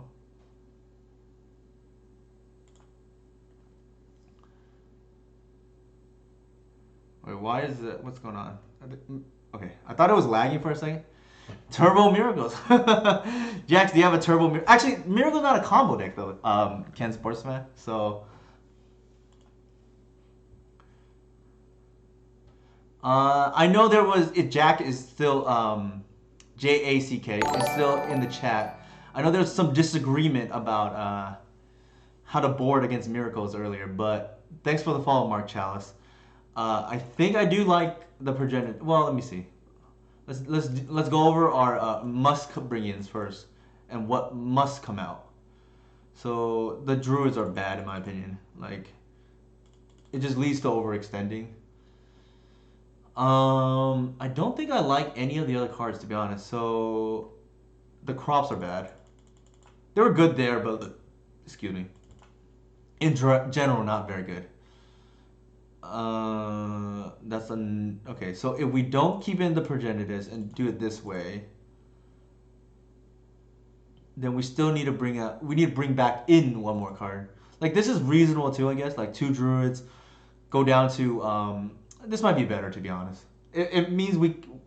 Mitchell does run like a lot of natural order hate, like council judgment and things like that.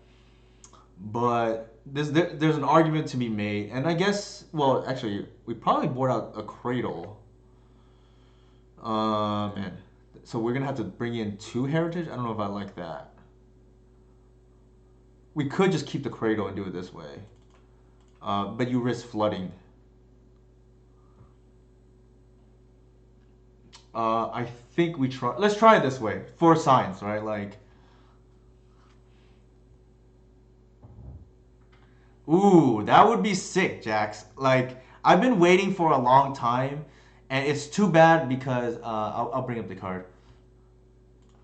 Like, Clothis should have been green black in my opinion, because. But the thing is, the problem is like Moto is bugged. Like this will come in. You can green sun for this, even though it's like unkillable pretty much. The problem is it's bugged with Containment Priest on Moto, and it's in the wrong color. The right color one, I forgot what it's called, but it's like not very good, unfortunately. It's like a bad scavenger ooze. Um, let's just try it this way, I guess.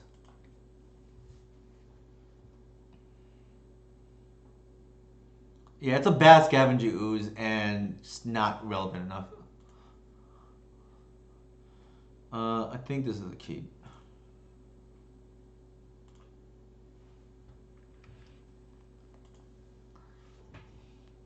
Actually, since I have Jax on the line, combo extraordinaire, I can ask Jax. What do you think about the Caracas? Should we try to make it work, or should we just break up with the Caracas, Jax? It's been a rocky relationship with Caracas, needless to say.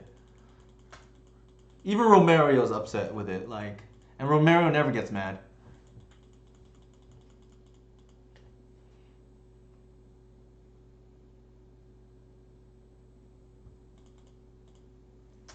So Mitchell, let's see what he's done so far. Cast Ponder Shuffle. Okay, that's a good sign. Vista. Okay, they could be on like some back to basics stuff coming up, so we gotta kind of play around that. Oof. Um.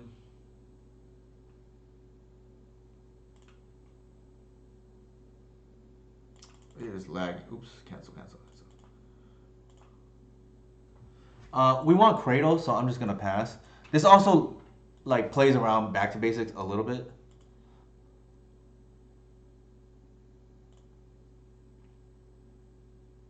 Swords. All right, we definitely get the basic now.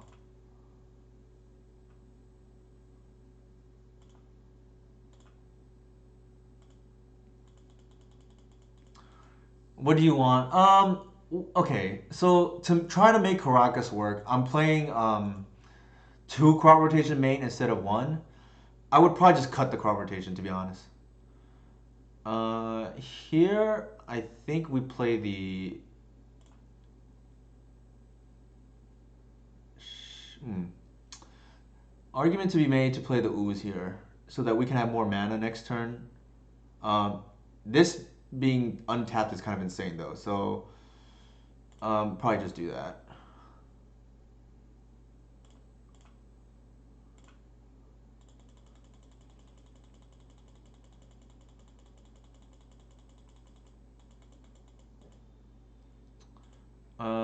Okay. They're not incentivized to back to basics us there, but we can just glimpse and they're forced to respond, right?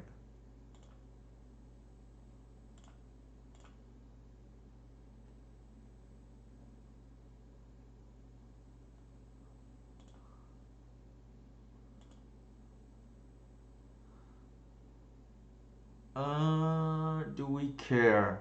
Okay. It's a little bit dangerous because if we tap out right now,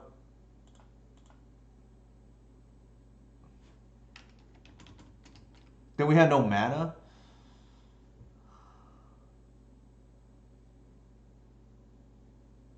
Sure, I think we let that respond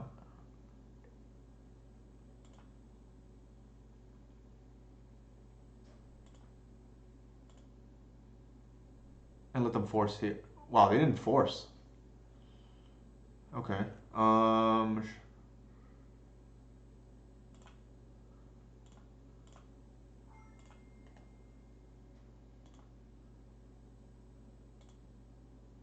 Unfortunate draw right there.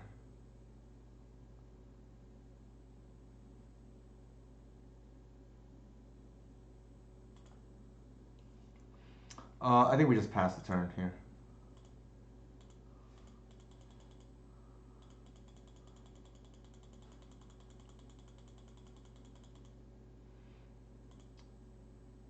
Like they are hard representing back to basics, and I don't want to get blown out. Okay, now we really don't have a choice, unfortunately.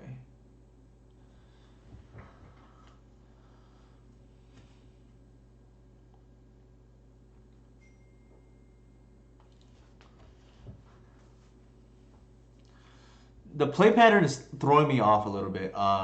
He allowed the glimpse to resolve, but then forced the ooze, which is kind of curious. I guess the logic is he wants to protect Jace, and yeah, I think that's got to be the logic.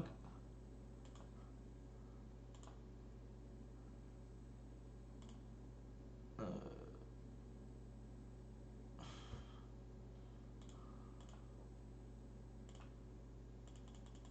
Oops, cancel, cancel, cancel.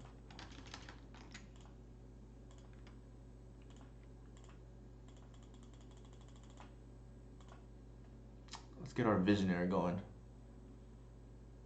Okay, interesting.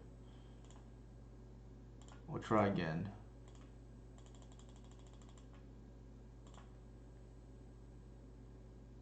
I don't think we're in a position to play around back to basics anymore because of the Jace is on board now.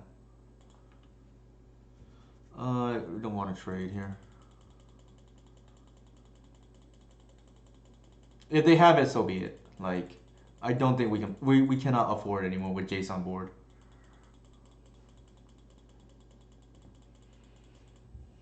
There is game three for whatever it's worth. But now this once promising league is not feeling as good.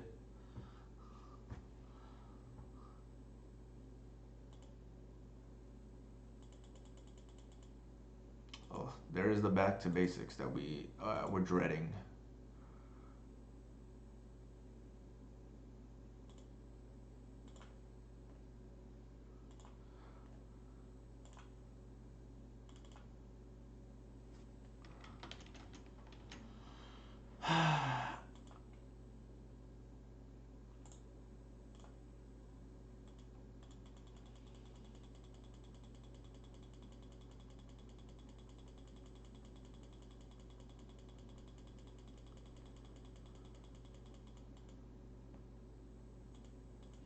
It might be game, but it's worth checking our Once Upon a Time over here.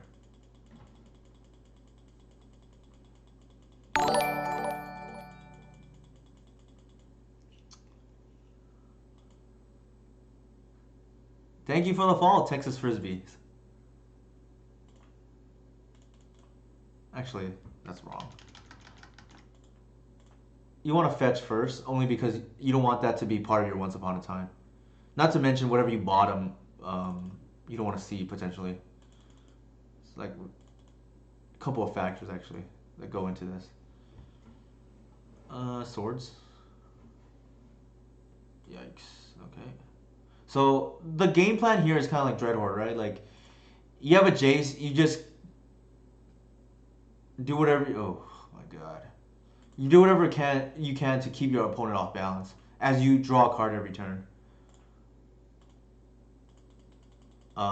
I think it's probably over though. Like, um, they have their Visionary Wirewood out, and we just don't.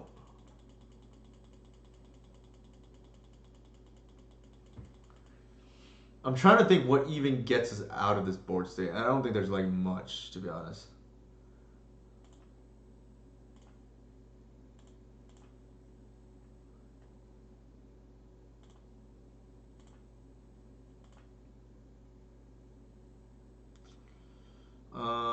Hmm.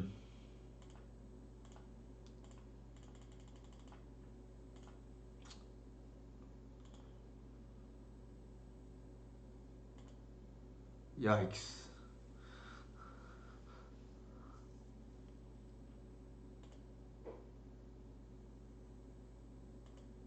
Yep. Okay, so the good thing is we now that we know that they're on back to basics and counterbalance, we can bring in the decays instead of the things like heritage druid and whatnot. It'd be nice if we knew if they had a containment priest or something.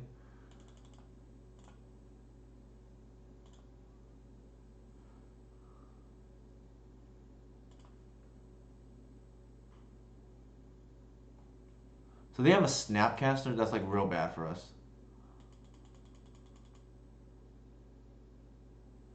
I'm probably just gonna concede here. Yeah.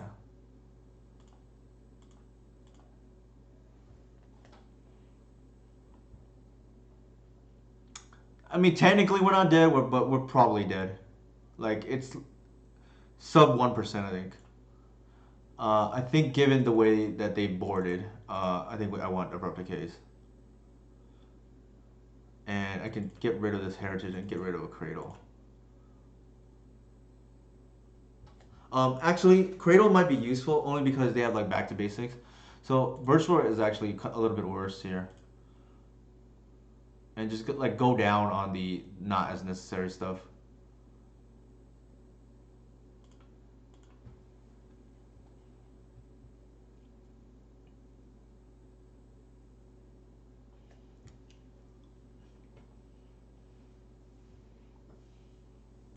I hope that green planeswalker that you're talking about, Jax, is good.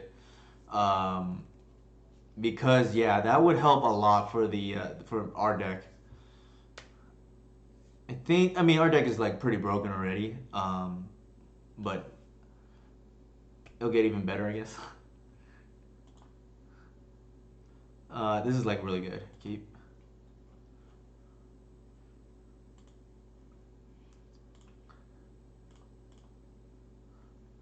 We're not playing around back to basics. Like we have reclaimer if need be. We can just like pitch it away for basic later. Like it's more important to be able to thought seize on time.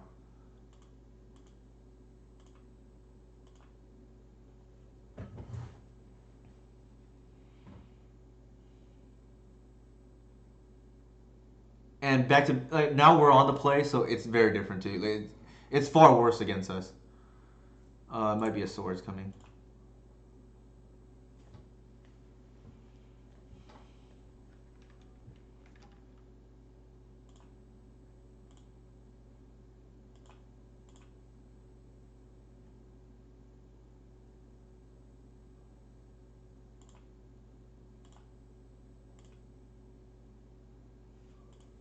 I should have actually led with the druid there. It was a slight oversight by me. The reason being is because if they force it to keep you off mana, then you rather they force the heritage, not the reclaimer. Jeez. Okay.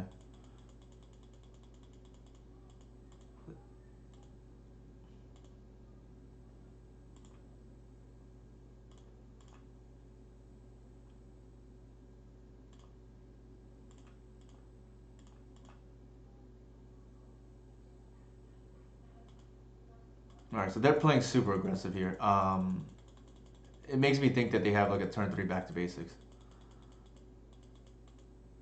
No, that's gotta be okay. Narset, sure.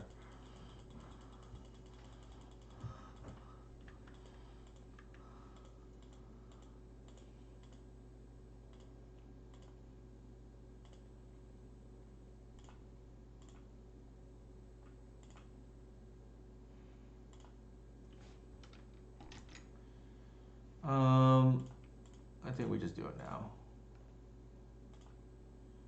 We got to get the Narset off the board.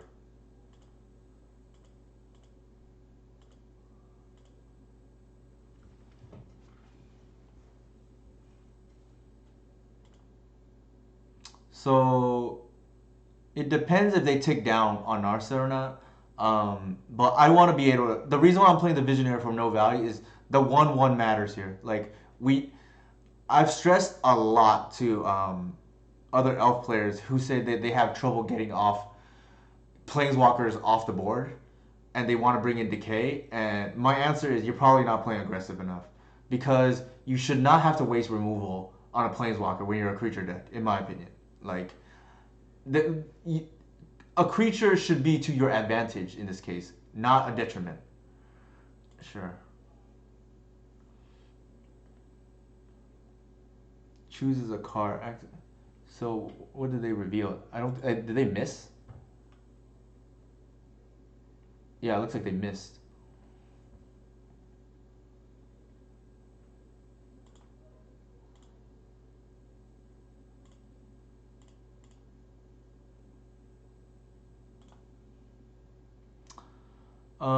I think either way here, the Narset is gonna die, right? Like,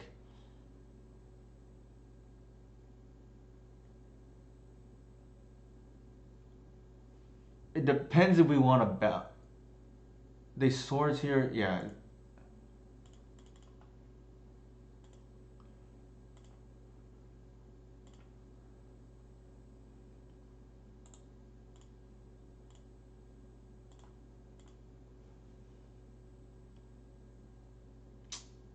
All right, they're gonna swap with the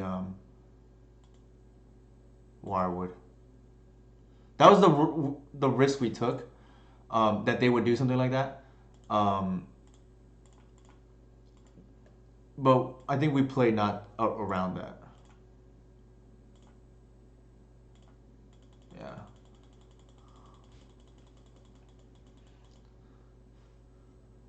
Because the thing is, like, if we leave the Visionary on board, then they get what they want kind of anyways. Uh, 3, 4, 5, 6 mana. We're a little short. Actually, here we do it this way.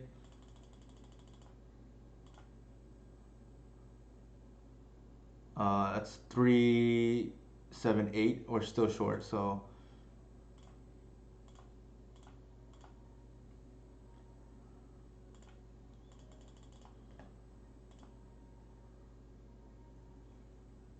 Um, I think natural order here like doesn't really do anything in my opinion.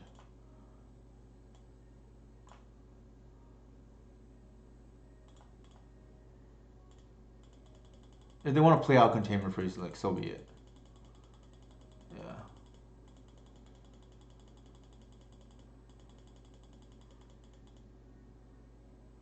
All right, we won. We got there. It's quite laggy right now, unfortunately.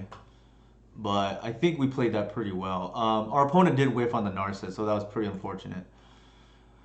I I think, given that we knew that they had the back to basics and the counterbalances left in, swapping game three was huge.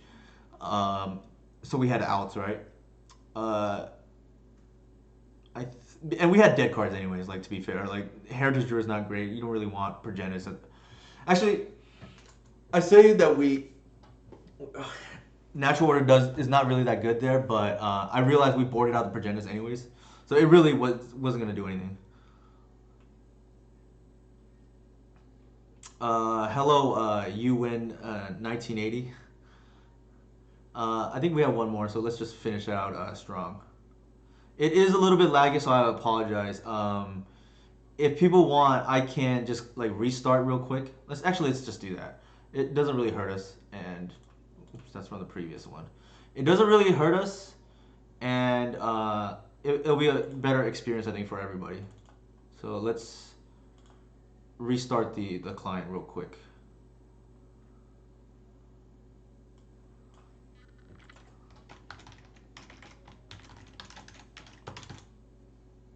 Ooh, that is laggy.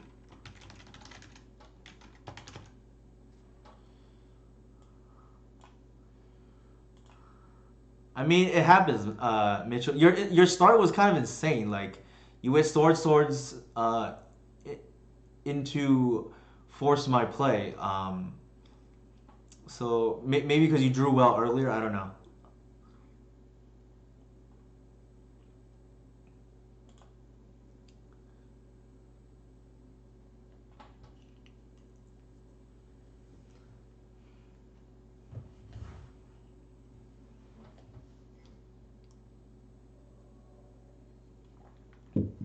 There seems to be an issue right now with Moto, but what else is new, right?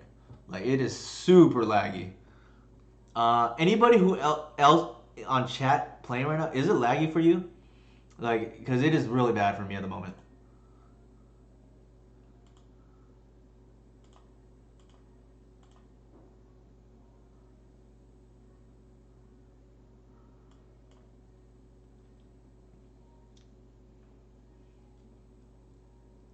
Yeah, like I don't know if I'm the only one. If anybody out there who can check for me if it's laggy for them as well, but it is like very slow for me right now. I mean, I guess that's nothing new with this program, right? All right, maybe that will fix it. All right, let's see if we can get back into back to back 4-1s. We're already ahead in this league anyway, so can't complain. Chat has been awesome today, by the way. Really appreciate the two raids from Duchess and Legacy Pit earlier. We're playing against Shade Scorpion. Hopefully they don't throw us Shade. This hand is fine. I, I mean, like this is like kind of the hoof is a mole obviously, but so they are double queuing in a Legacy cube. I think here we just lead with the Heritage. It's like kind of the worst card in the deck.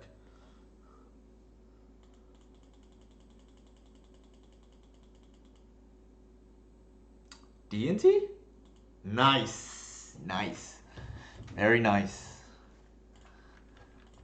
This is what I love to see.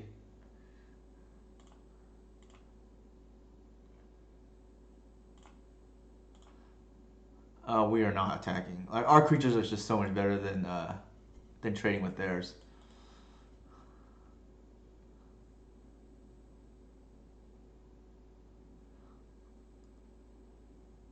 Sure.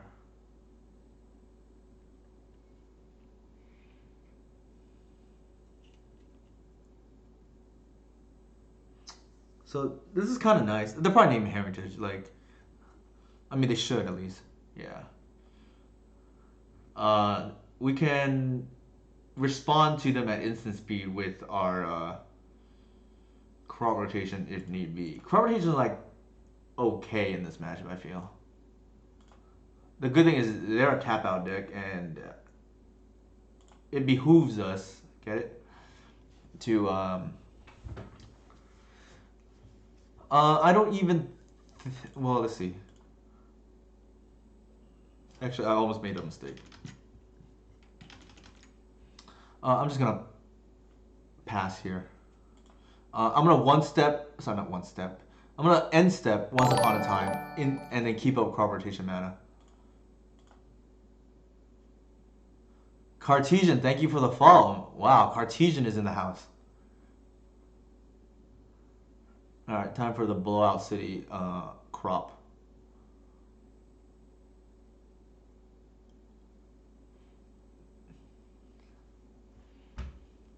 They're not gonna do it?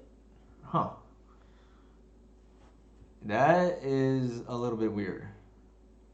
Maybe it's telegraphed too much, like that we have crop up. I'm like a little bit surprised that they're not doing that. Usually like oh that's I don't even know if a second mom is like worth not wasting there, but I guess the logic is they want to go next turn GT, which is like pretty devastating for us. Hey Cartesian, I'm glad you're able to join us right now.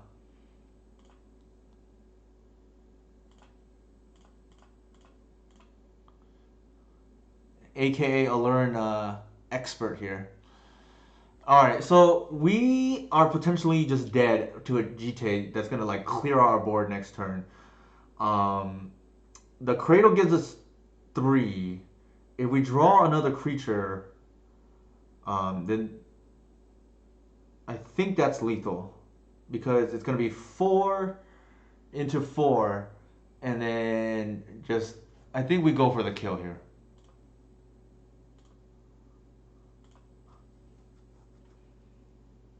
There it is.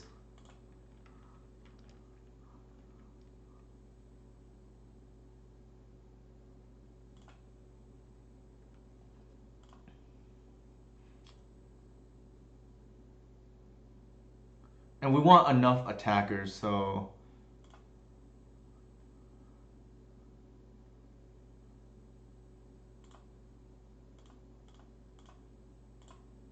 nice. I mean, crop rotation pretty gross right here.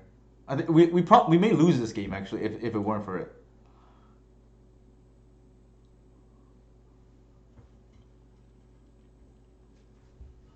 Saved our butt. So man, every time I try to get away from this Caracas, like then it pulls me back. Pulls me back. Very bad, very bad. Somewhat bad.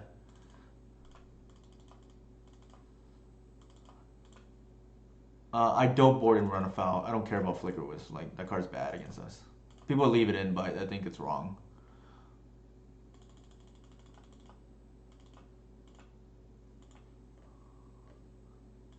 And I say that from a person who played a lot of D&T before. I think Flicker Wisp is awful against elves, but people leave it in just because it flies.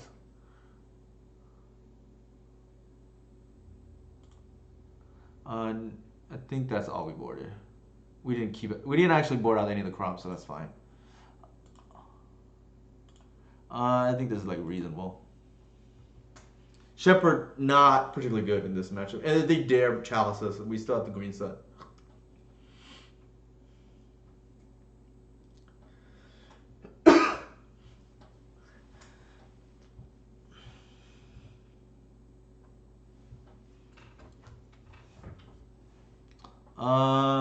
Decent, I guess. We probably lose that match. Like, if it's not for the crop rotation, and I'm not exaggerating. Or not match, that game. That game.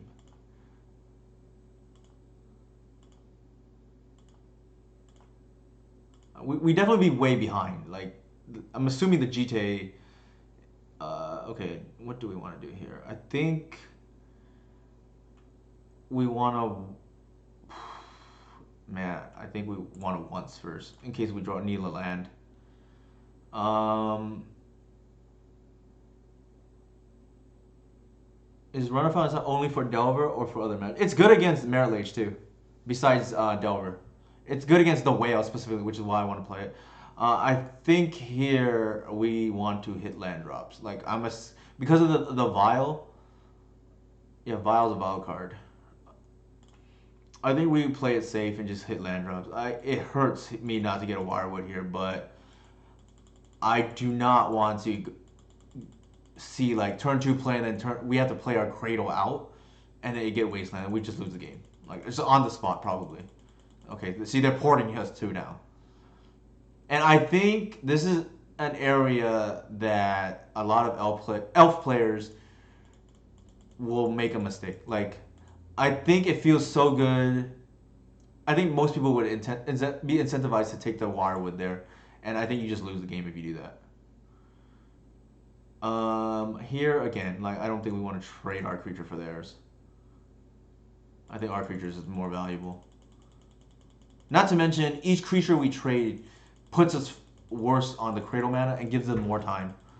Like the like we don't want them to just start playing like chainy hate bears like boom boom boom.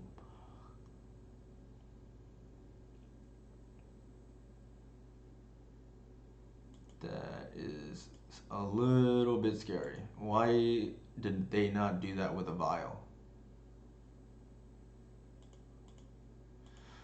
Okay.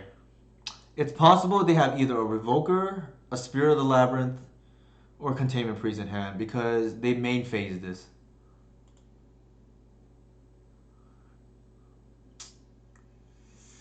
Oh my god. I feel like I'm gonna get just we gotta test, alright, like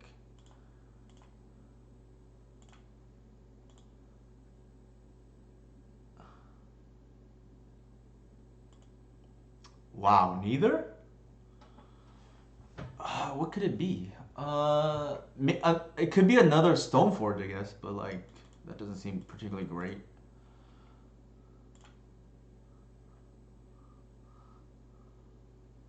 Man, if they kept this hand just on double Stoneforge, that is so bad in my opinion.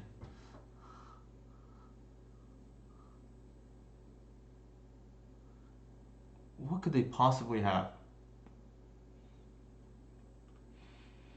It's not Spirit and it's not Canonist. We know that much. It could be a Containment Priest. But if you do that, why not just not do anything? Like, you could just leave mana up. Although it's Telegraph. That's the only thing. Unless they want to blow us out. That can be that's the only explanation, I think.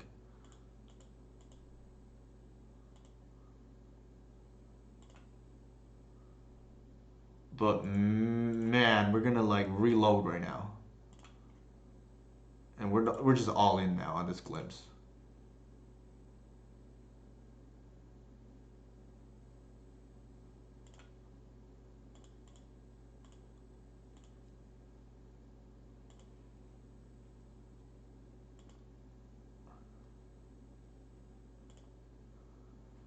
Did they mull? Maybe that's the reason. Like, I'm trying to figure out what could they have possibly had. Okay, they mulled a 6 and stopped there. Okay. We can go. If we go for the green sun here, maybe that's where the priest comes down. Like that, maybe that would make sense, I guess.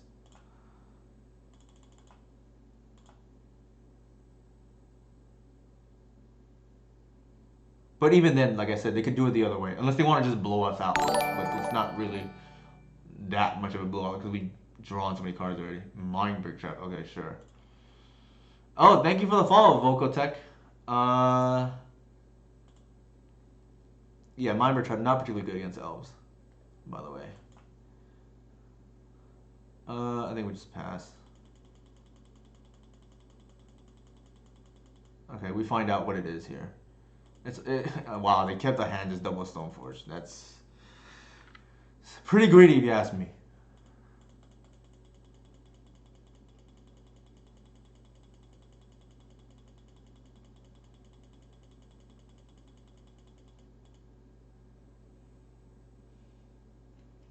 and it would be really bad for them if they don't hit a land drop here because they can't even clean our board.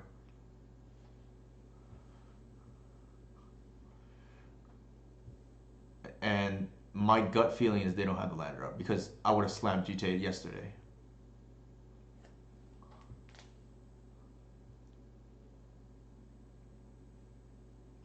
Three means it's probably aberration. Because if it was recruiter, I think they would have done something with recruiter already.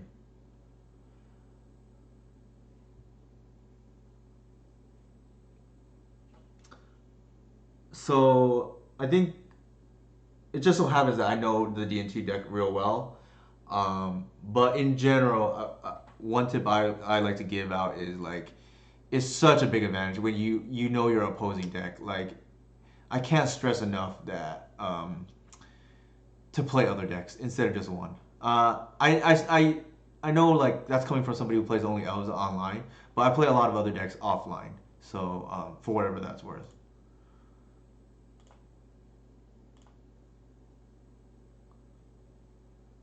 All right. We have a lot of options. I think we start with the Once Upon a Time. Actually, no. Mm, yeah, we start with the Once Upon a Time.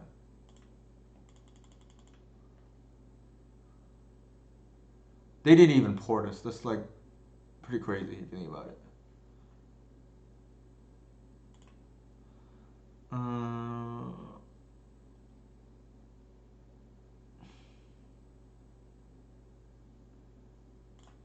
oops.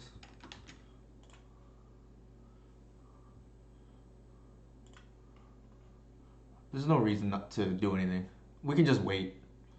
We have like a lot of interaction and no need to no pressure really. That's the GTA. Sure.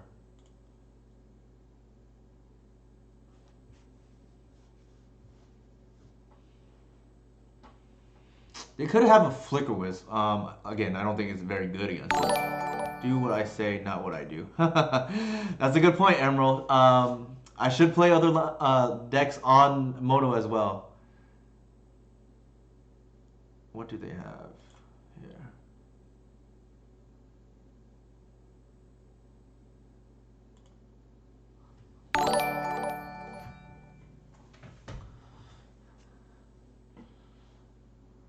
MTG Freakin is following. Thank you for the follow, MTG Freakin. Containment Priest, sure. I think here we're just gonna play it safe and let's just kill the GTA. Like that's one of the ways we lose this game. They have a fire and ice, but we can deal with that. Like who knows if they randomly have Flicker Whiz coming in. Thank you for the follow, Fraser. Is that correct? We gotta thin our deck pretty. Okay, we know they have a containment priest, so that's maybe off the board, but.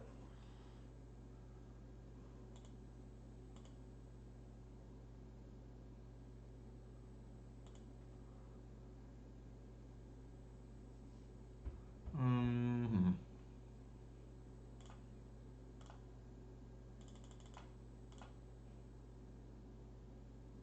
Let's see if the containment priest comes in here.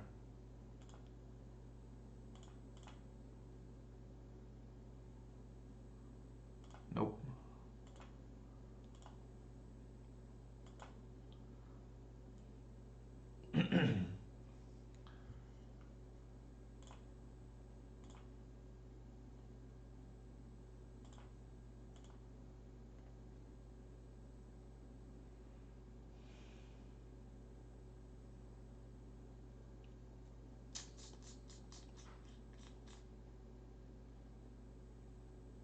We don't want to expose the Cabal Pit unless we have to.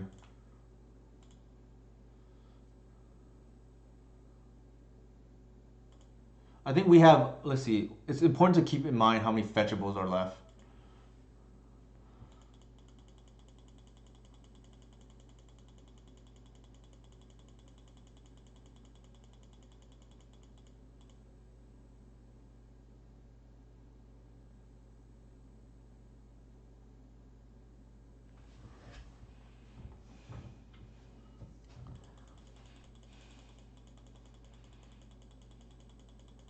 A line that might come up if they're not aware is they may try to equip their fire knights, thinking we have the chump. We just pitch away an arbor. Although I don't even know it's worth it at this point.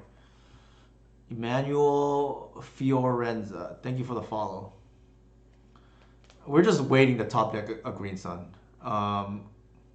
Granted, they have the priest, but we haven't had. Sure. They can't even attack. Thank you for the follow, Kevin L. Or I. I know, right? This is like a new record for me. Like, really. And I can only thank Path. The more. This game looks Tomb as if you should go down more aggressive with your 3/4s. I actually don't think so. The reason being, Kevin, the reason why I don't think so is because our draws are significantly better than theirs, and we don't want to just lose. Like, they can't even attack with their fire knights. We don't want to lose creatures. Um, with the deck thinning that's gonna happen right now, like I think we're like severely favored from this point. Like we already have the answer to the containment priest as well in hand, but we just don't want to expose it to wasteland.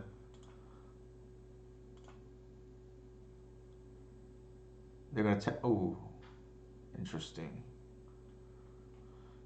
We're drawing really poorly though. Is the only thing.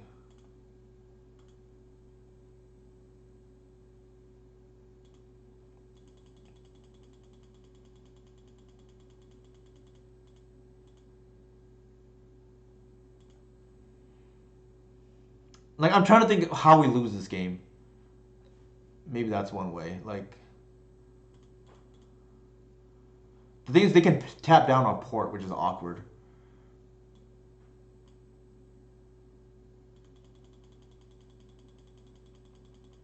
Like we have a lot of live draws. We just haven't seen any of them. Is the awkward part.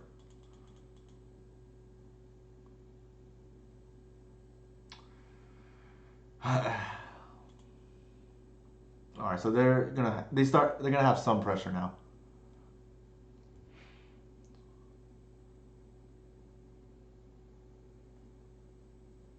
Sure.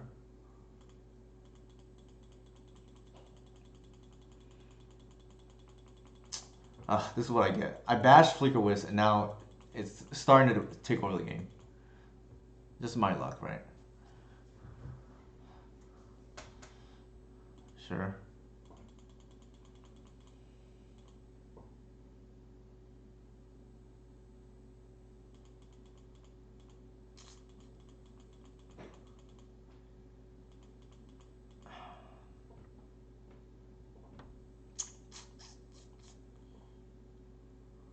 We use one decay on the GTA. Um, it, I think it was correct there because that's like the card you lose to. Because you're playing around the Flicker Wisp, right?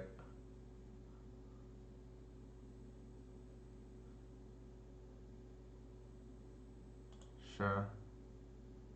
Recruiter? Sure. Hardly a concern. Well, I guess it shuts down like natural order draws because containment freeze is still alive too.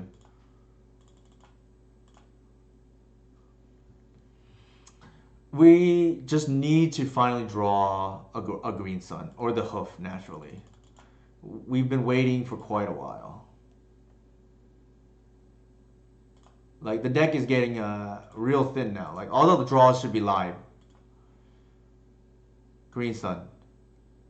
Glimpse is good here too.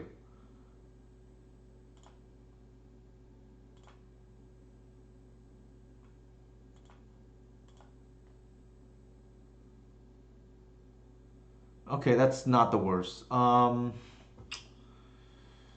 right.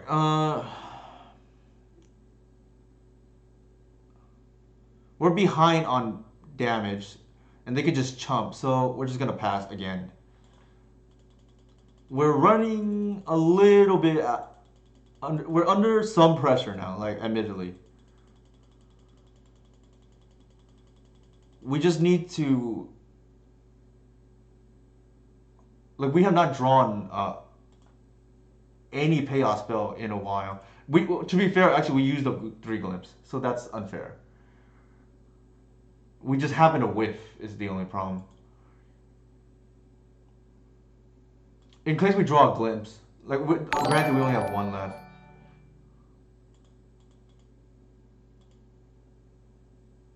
Thank you for the follow, reacts evil 17.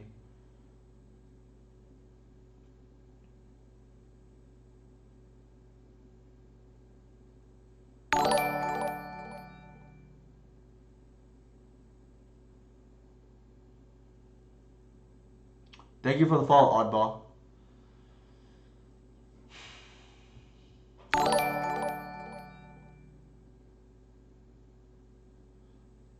Yeah. See, the thing is, the reclaimer I don't think is gonna get there. Like they can just throw chump blocks easily against us. I think it's better to just thin out the deck because yeah, what they can do is they can declare blocks with the recruiter and then flicker wisp in response before the damage.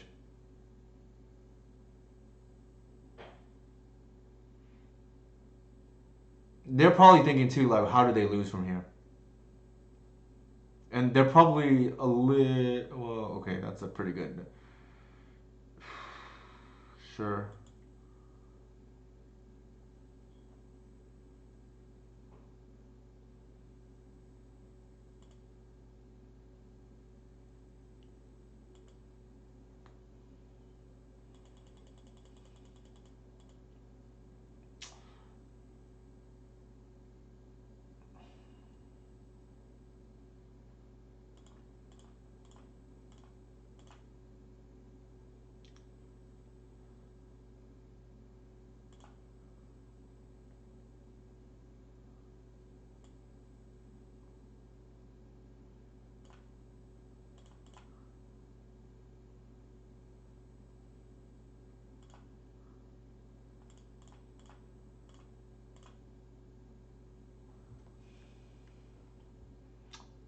We are on a one turn clock now. They're gonna pour our cradle, which is we're gonna float in response.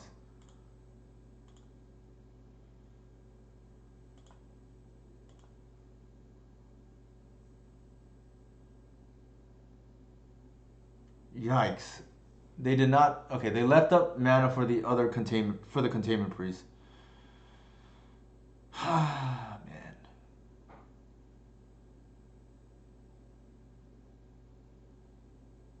So okay, I was hoping that they would pour here, but they didn't.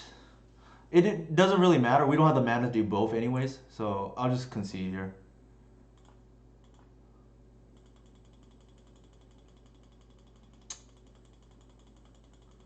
Quite a frustrating game. I thought we were pretty ahead, and we just did not draw any payoff for a long time.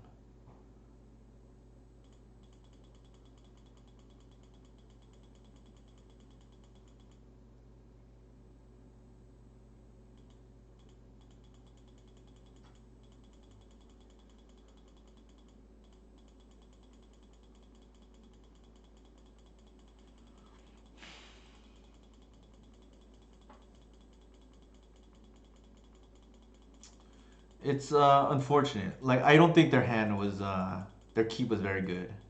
Like quite frankly, um, we just did not have the we just flooded out pretty hard.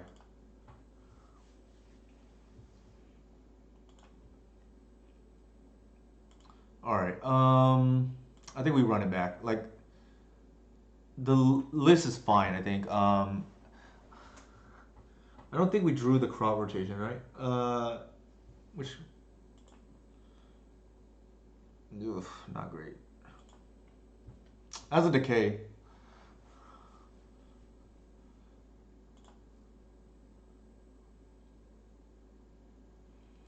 I think here, yeah, we just play the forest. Like the fetches may matter down the road, like for arbors and things like that, or just in case we need black for decay.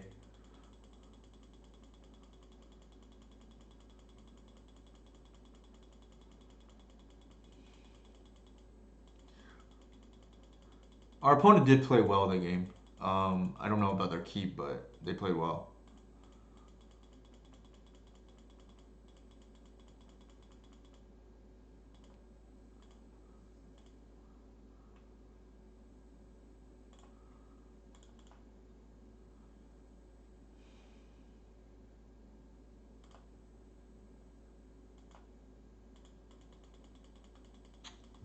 We're just gonna get Cradle here.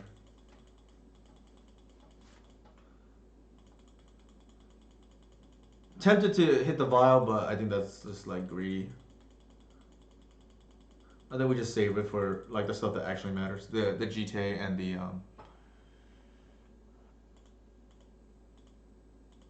GTA and the whatever hate bear.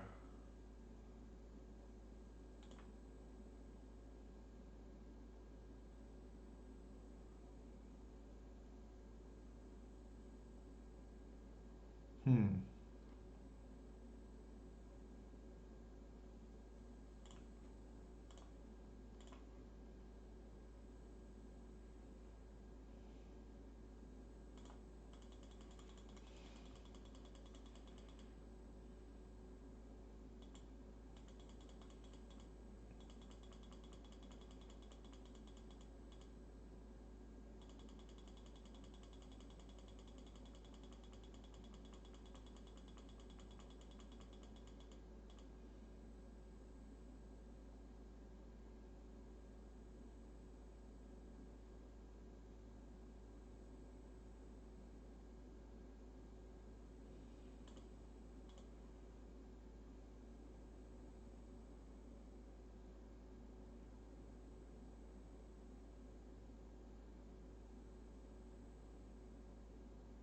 Our opponent is definitely taking this seriously as well. Like they're definitely in the tank.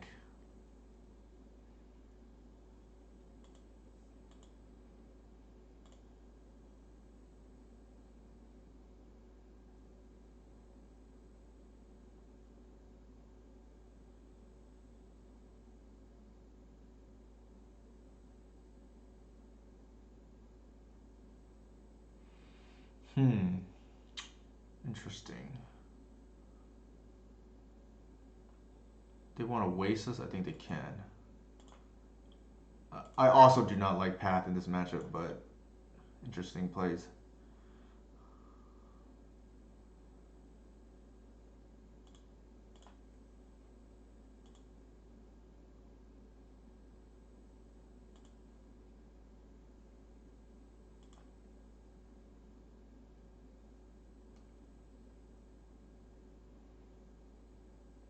Hmm.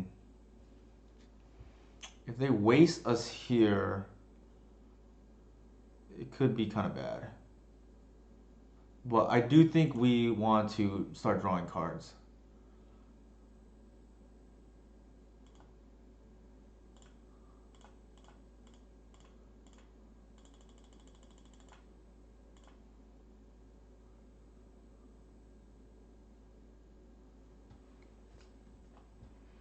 Our decay is like temporarily inactive. Um,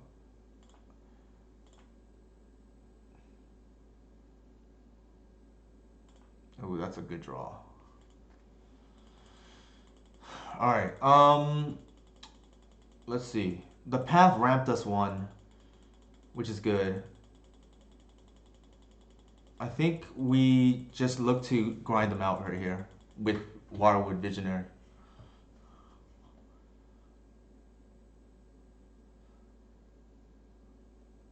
The Vital on 3 is a problem though.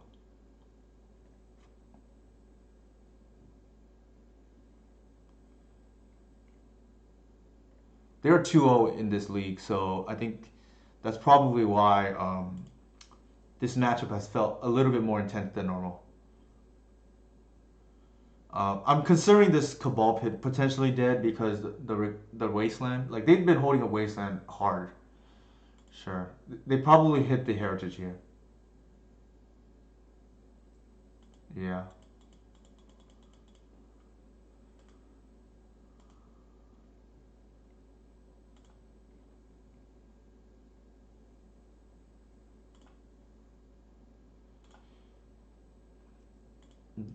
kind of crazy that they would tap out there, but that tells me that they have something up here.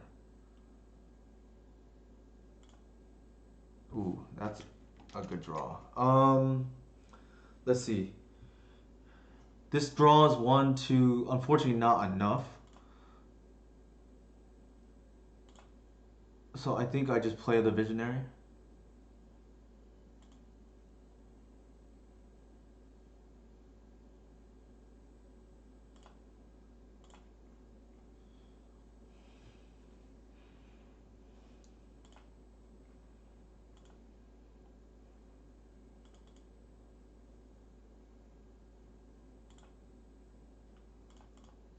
I just bounce one back right now, just cause.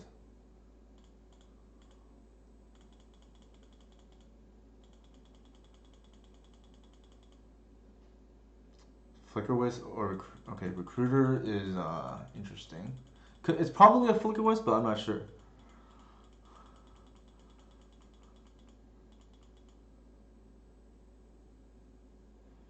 The black here is important because it represents crop rotation still. Like I think they know about it, so um, it may cause them to not waste us. Like they have been very, very deliberate about when to waste us and when not to. So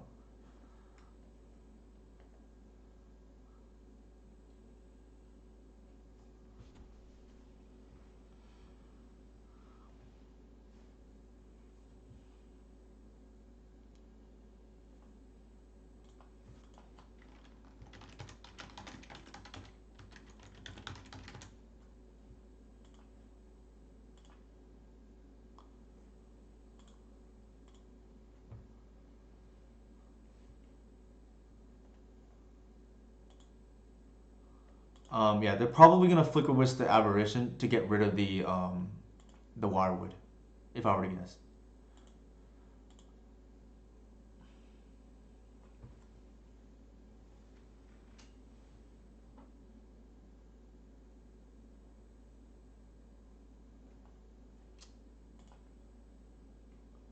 Very intense game for sure.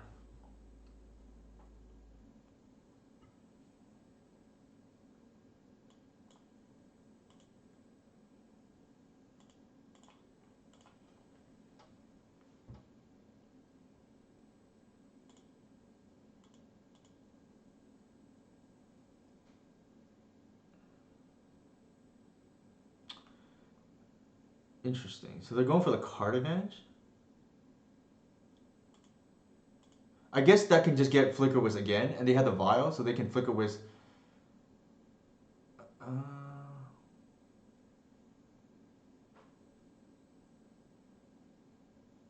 Uh, do we block here? Probably not, to be honest.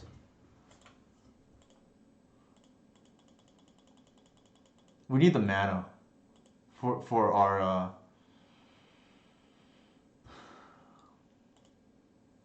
Well, we'll see what they do, right? Like,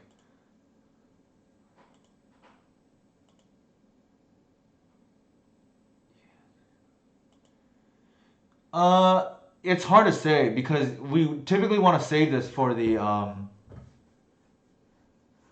Yeah, the Vial is a problem at the moment.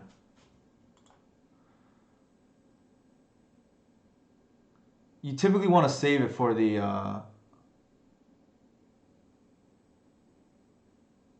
Hate Bear. And it feels bad if they have a second one. I think we bounce and then we try to play for another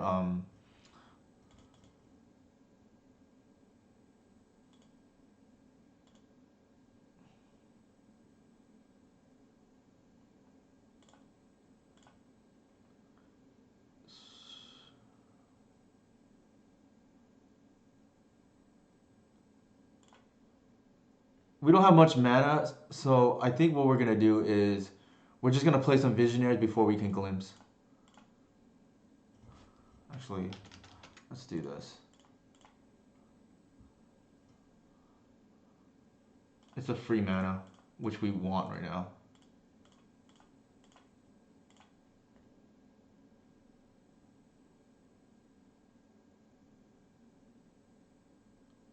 Mind brick trap?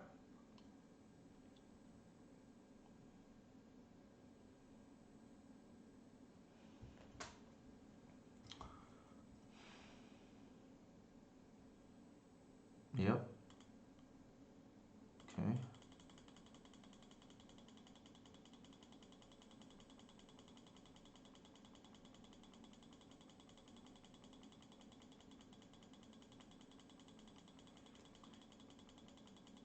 Yeah, I kind of disagree with you, by the way, Fracher, about killing the Vile on two because we didn't have a fast clock, and if suddenly they play a Stoneforge, we lose the game. Jeez, all right, that's a lot of damage. I mean, yeah, our opponent played well. Like they were like a one step ahead of us every time.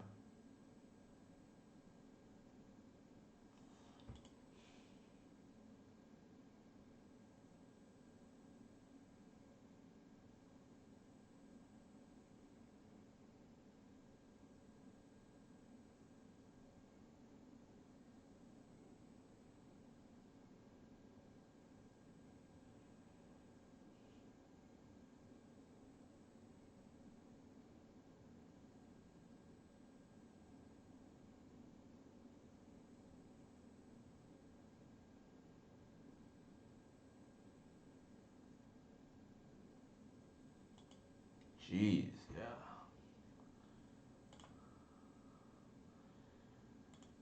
My goodness.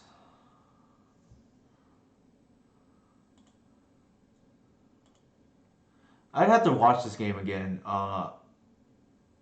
Maybe like we killed the Vile because we had the Cabal Pit, but hard to say.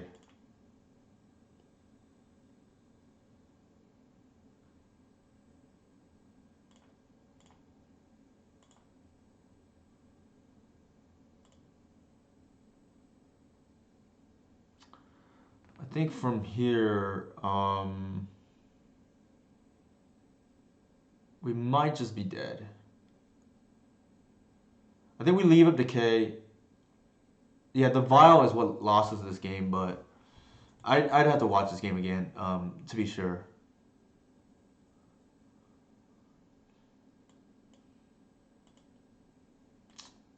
Frustrating way to end the night.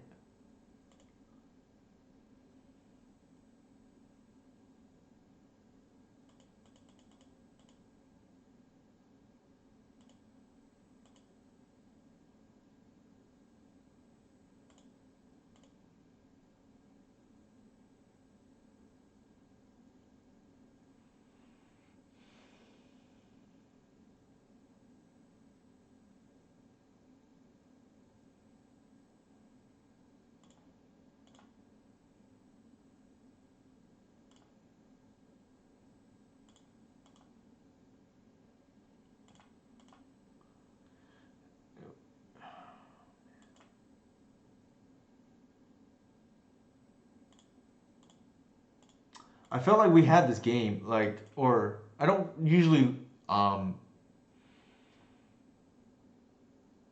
don't usually lose to DNT, and this is kind of frustrating. Not gonna lie, we're just a little bit off every time. The frustrating part is really game two when we had like 8 turns to draw a green sun or a hoof, and we just couldn't, or natural order actually for a while.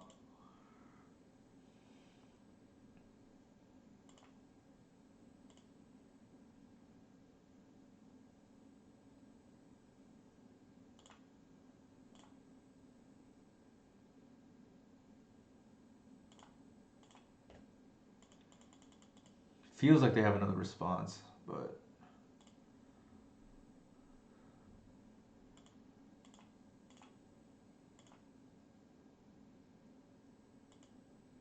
all right, that's just game.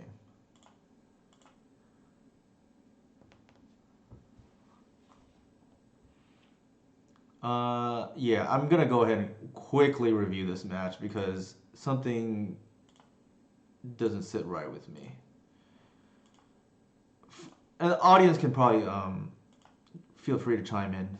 Like we all know what happened game two. Like I could not. We flooded out like really hardly. Um, I think. Yeah, let's take a look.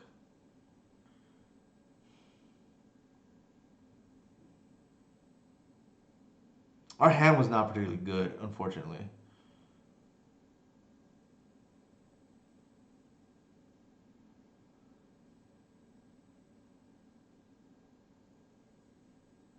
Actually, hold on.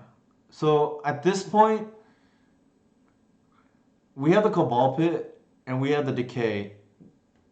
Like we can decay the Vial.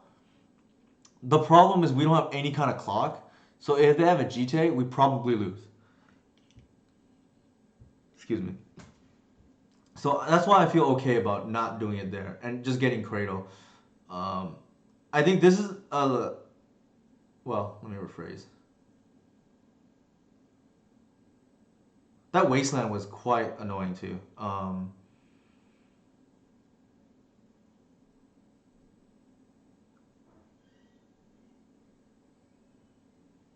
So they ramped us here, and I think that's fine. And then they decided to waste.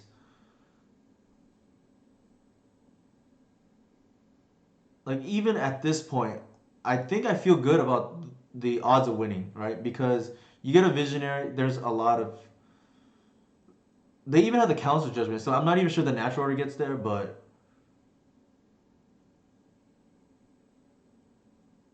yeah, this game played out like we were just a little bit slow every time, and I think it's because of the wasteland, the vial.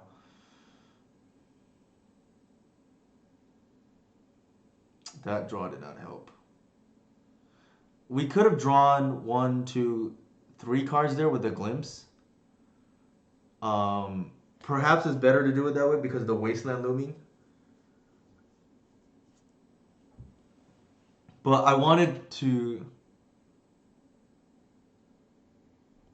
yeah, like that's the decision point, right? Like they they kept the hand turn game two with just Stoneforge, and like they already showed us they would be willing to do that. Like,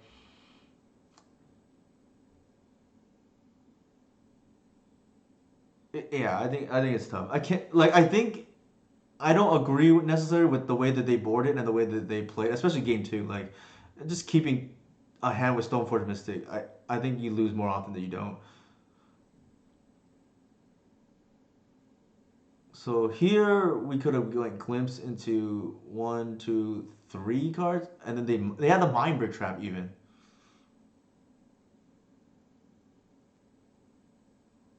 Yeah, I don't know. It's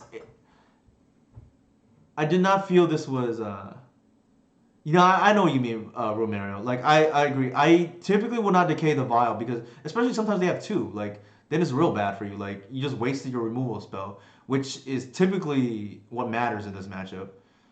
Let me close this. Like, oops, went too far.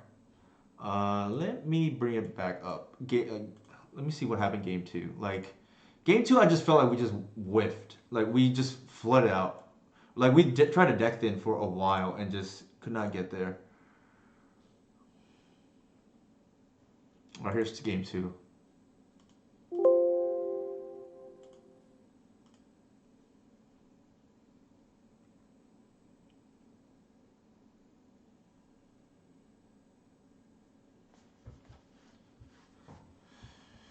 Yeah, I know what you mean. Like, the game is over and the case still staring in my hand. Like, the problem is I didn't feel like we had a fast kill, is why I held the decay. If I felt like we had a fast kill, maybe I just hit the vial. But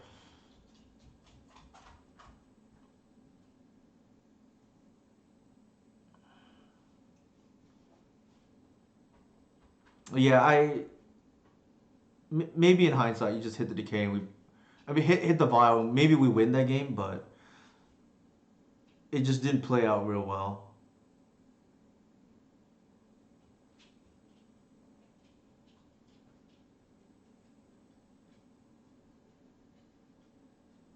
Yeah, here we had triple glimpse draw and we didn't draw anything. Or I take that back. We drew into.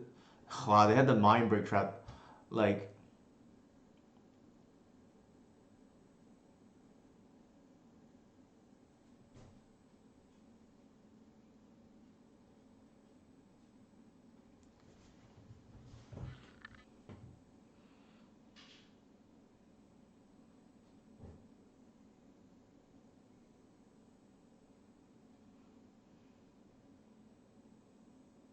that was a bad Once Upon a Time, too.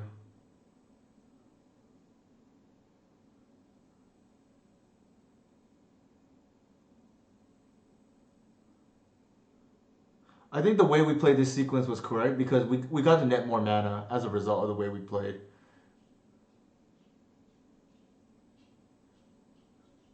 We just happened to whiff off the triple glimpse.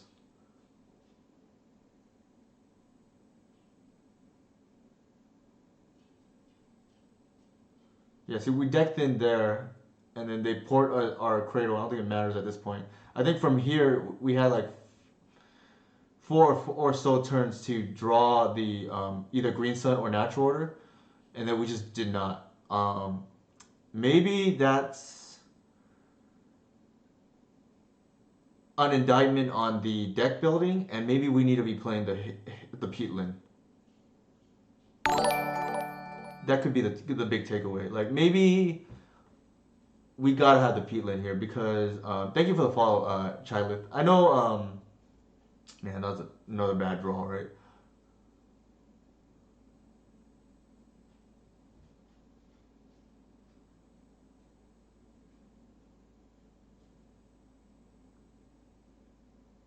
It's hard to say, right? Because you can be a prisoner of the moment, and here maybe we're just a prisoner of the moment because we happen to flood out. But the peeling would have been awfully nice here.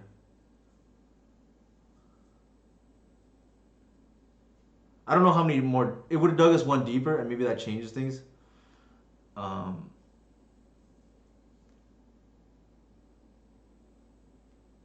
like we had a lot of live draws here, and unfortunately, it just did not pan out.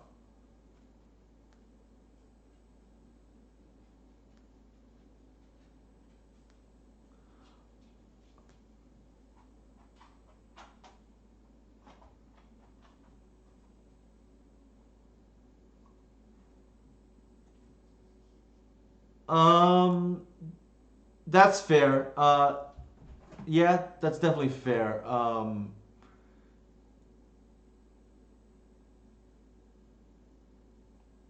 The only thing is that I'm afraid of them attacking with their the ground creatures. That's kind of why I left up the reclaimer.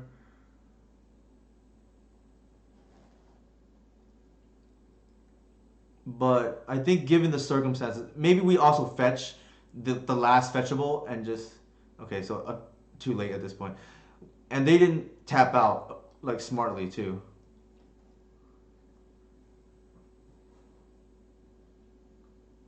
Yeah.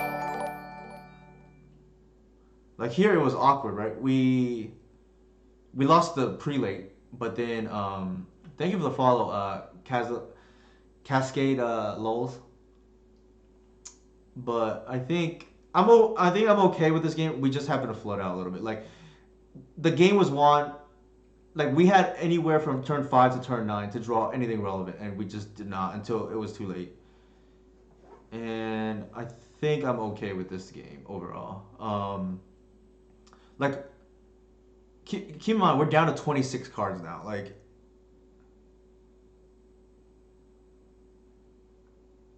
um, Levi, they had a containment priest in hand that they held up mana for.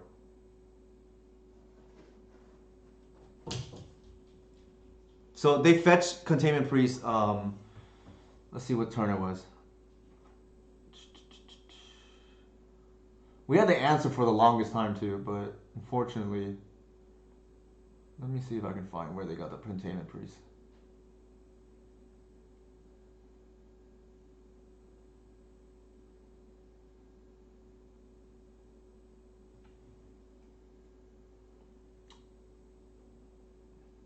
Why doesn't it say?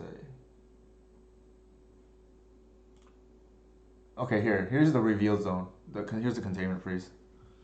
Um, I think yeah, if there were an argument for like the nurturing peatland, like these are the kind of games um, that would be it. The problem is how often does this actually come up? It's the first time tonight, and we've streamed 3 leagues, so that's like debatable, right?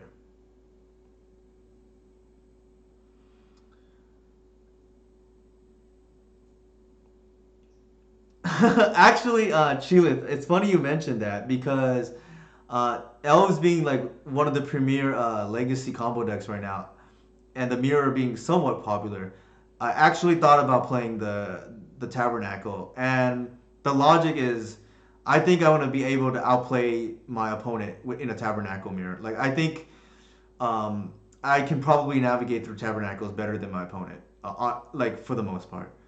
So that would be the argument for the Tabernacle, and then it makes it so that Reclaimer is a trump card in the mirror too. But I haven't done it yet. It's not popular enough for me to use a sideboard spot specifically just for the mirror. I don't really care about winning the mirror because the card that matters the most, in my opinion, is just whoever draws natural order. I mean, at the end of the day, like the mirror is hardly what we care about beating. Like in theory, I feel like our matchup against the mirror, especially the Nano version, it's probably like 45 to 48% like chance of winning. Like we're probably a slight underdog because game one, like they have a like 5% chance or so of a turn two glimpse. But overall, like my sorry, win rate against the mirror is like over 60%, and just because I know the matchup, I think more than a less experienced pilot. So I don't want to spend a card for a matchup I feel that I can win most of the time already, if that makes sense. Unfortunately, we lost to DNT today, so that's kind of sucky, but you know it does happen. Anybody have questions for my list? Oops.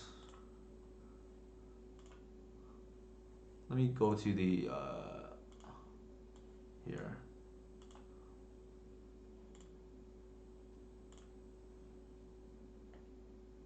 I think it was fine overall. Maybe we don't need two crop. Like Caracas has been kind of whatever's for us. Um, if I didn't play it, I probably would only play one crop rotation just to avoid the clunkiness. Uh, and maybe play like, excuse me. I would probably add back the third Birch Lord Ranger. There's merit for the Nurture and Peatland. It would have came in real handy this game. Not sure if that's something we should be playing for. Sorry, be worried about, like, and just accept it when it happens, because the fetch and the life loss is more relevant in most cases because of Delver. You don't want to be losing like 2 to 3 life a game against Delver if you happen to draw it. The other thing is making a reclaimer at 3/4 against Delver is like very relevant. So, I mean, maybe we just live with it, right? Anybody have questions? I guess. Yeah, probably not too happy with this card. The other stuff is like pretty straightforward though and self-explanatory. We didn't run into graveyard decks today, but overall, I mean, I think we went 2-3, 4-1, and then 3-2. So pretty, I guess, average. You want to say like the average there is like 3-2, right? So 60%. Could have been better. I mean, I would be wishing for better, but it's not the end of the world. I guess with that, let's see. Any, so the people streaming right now are like DevZ, Aldine, let's see, Ezekiel, the other Mo, Gumanu, Cherry, X-Man. Oh, they're playing Doomsday. So let's raid Cherry X-Man.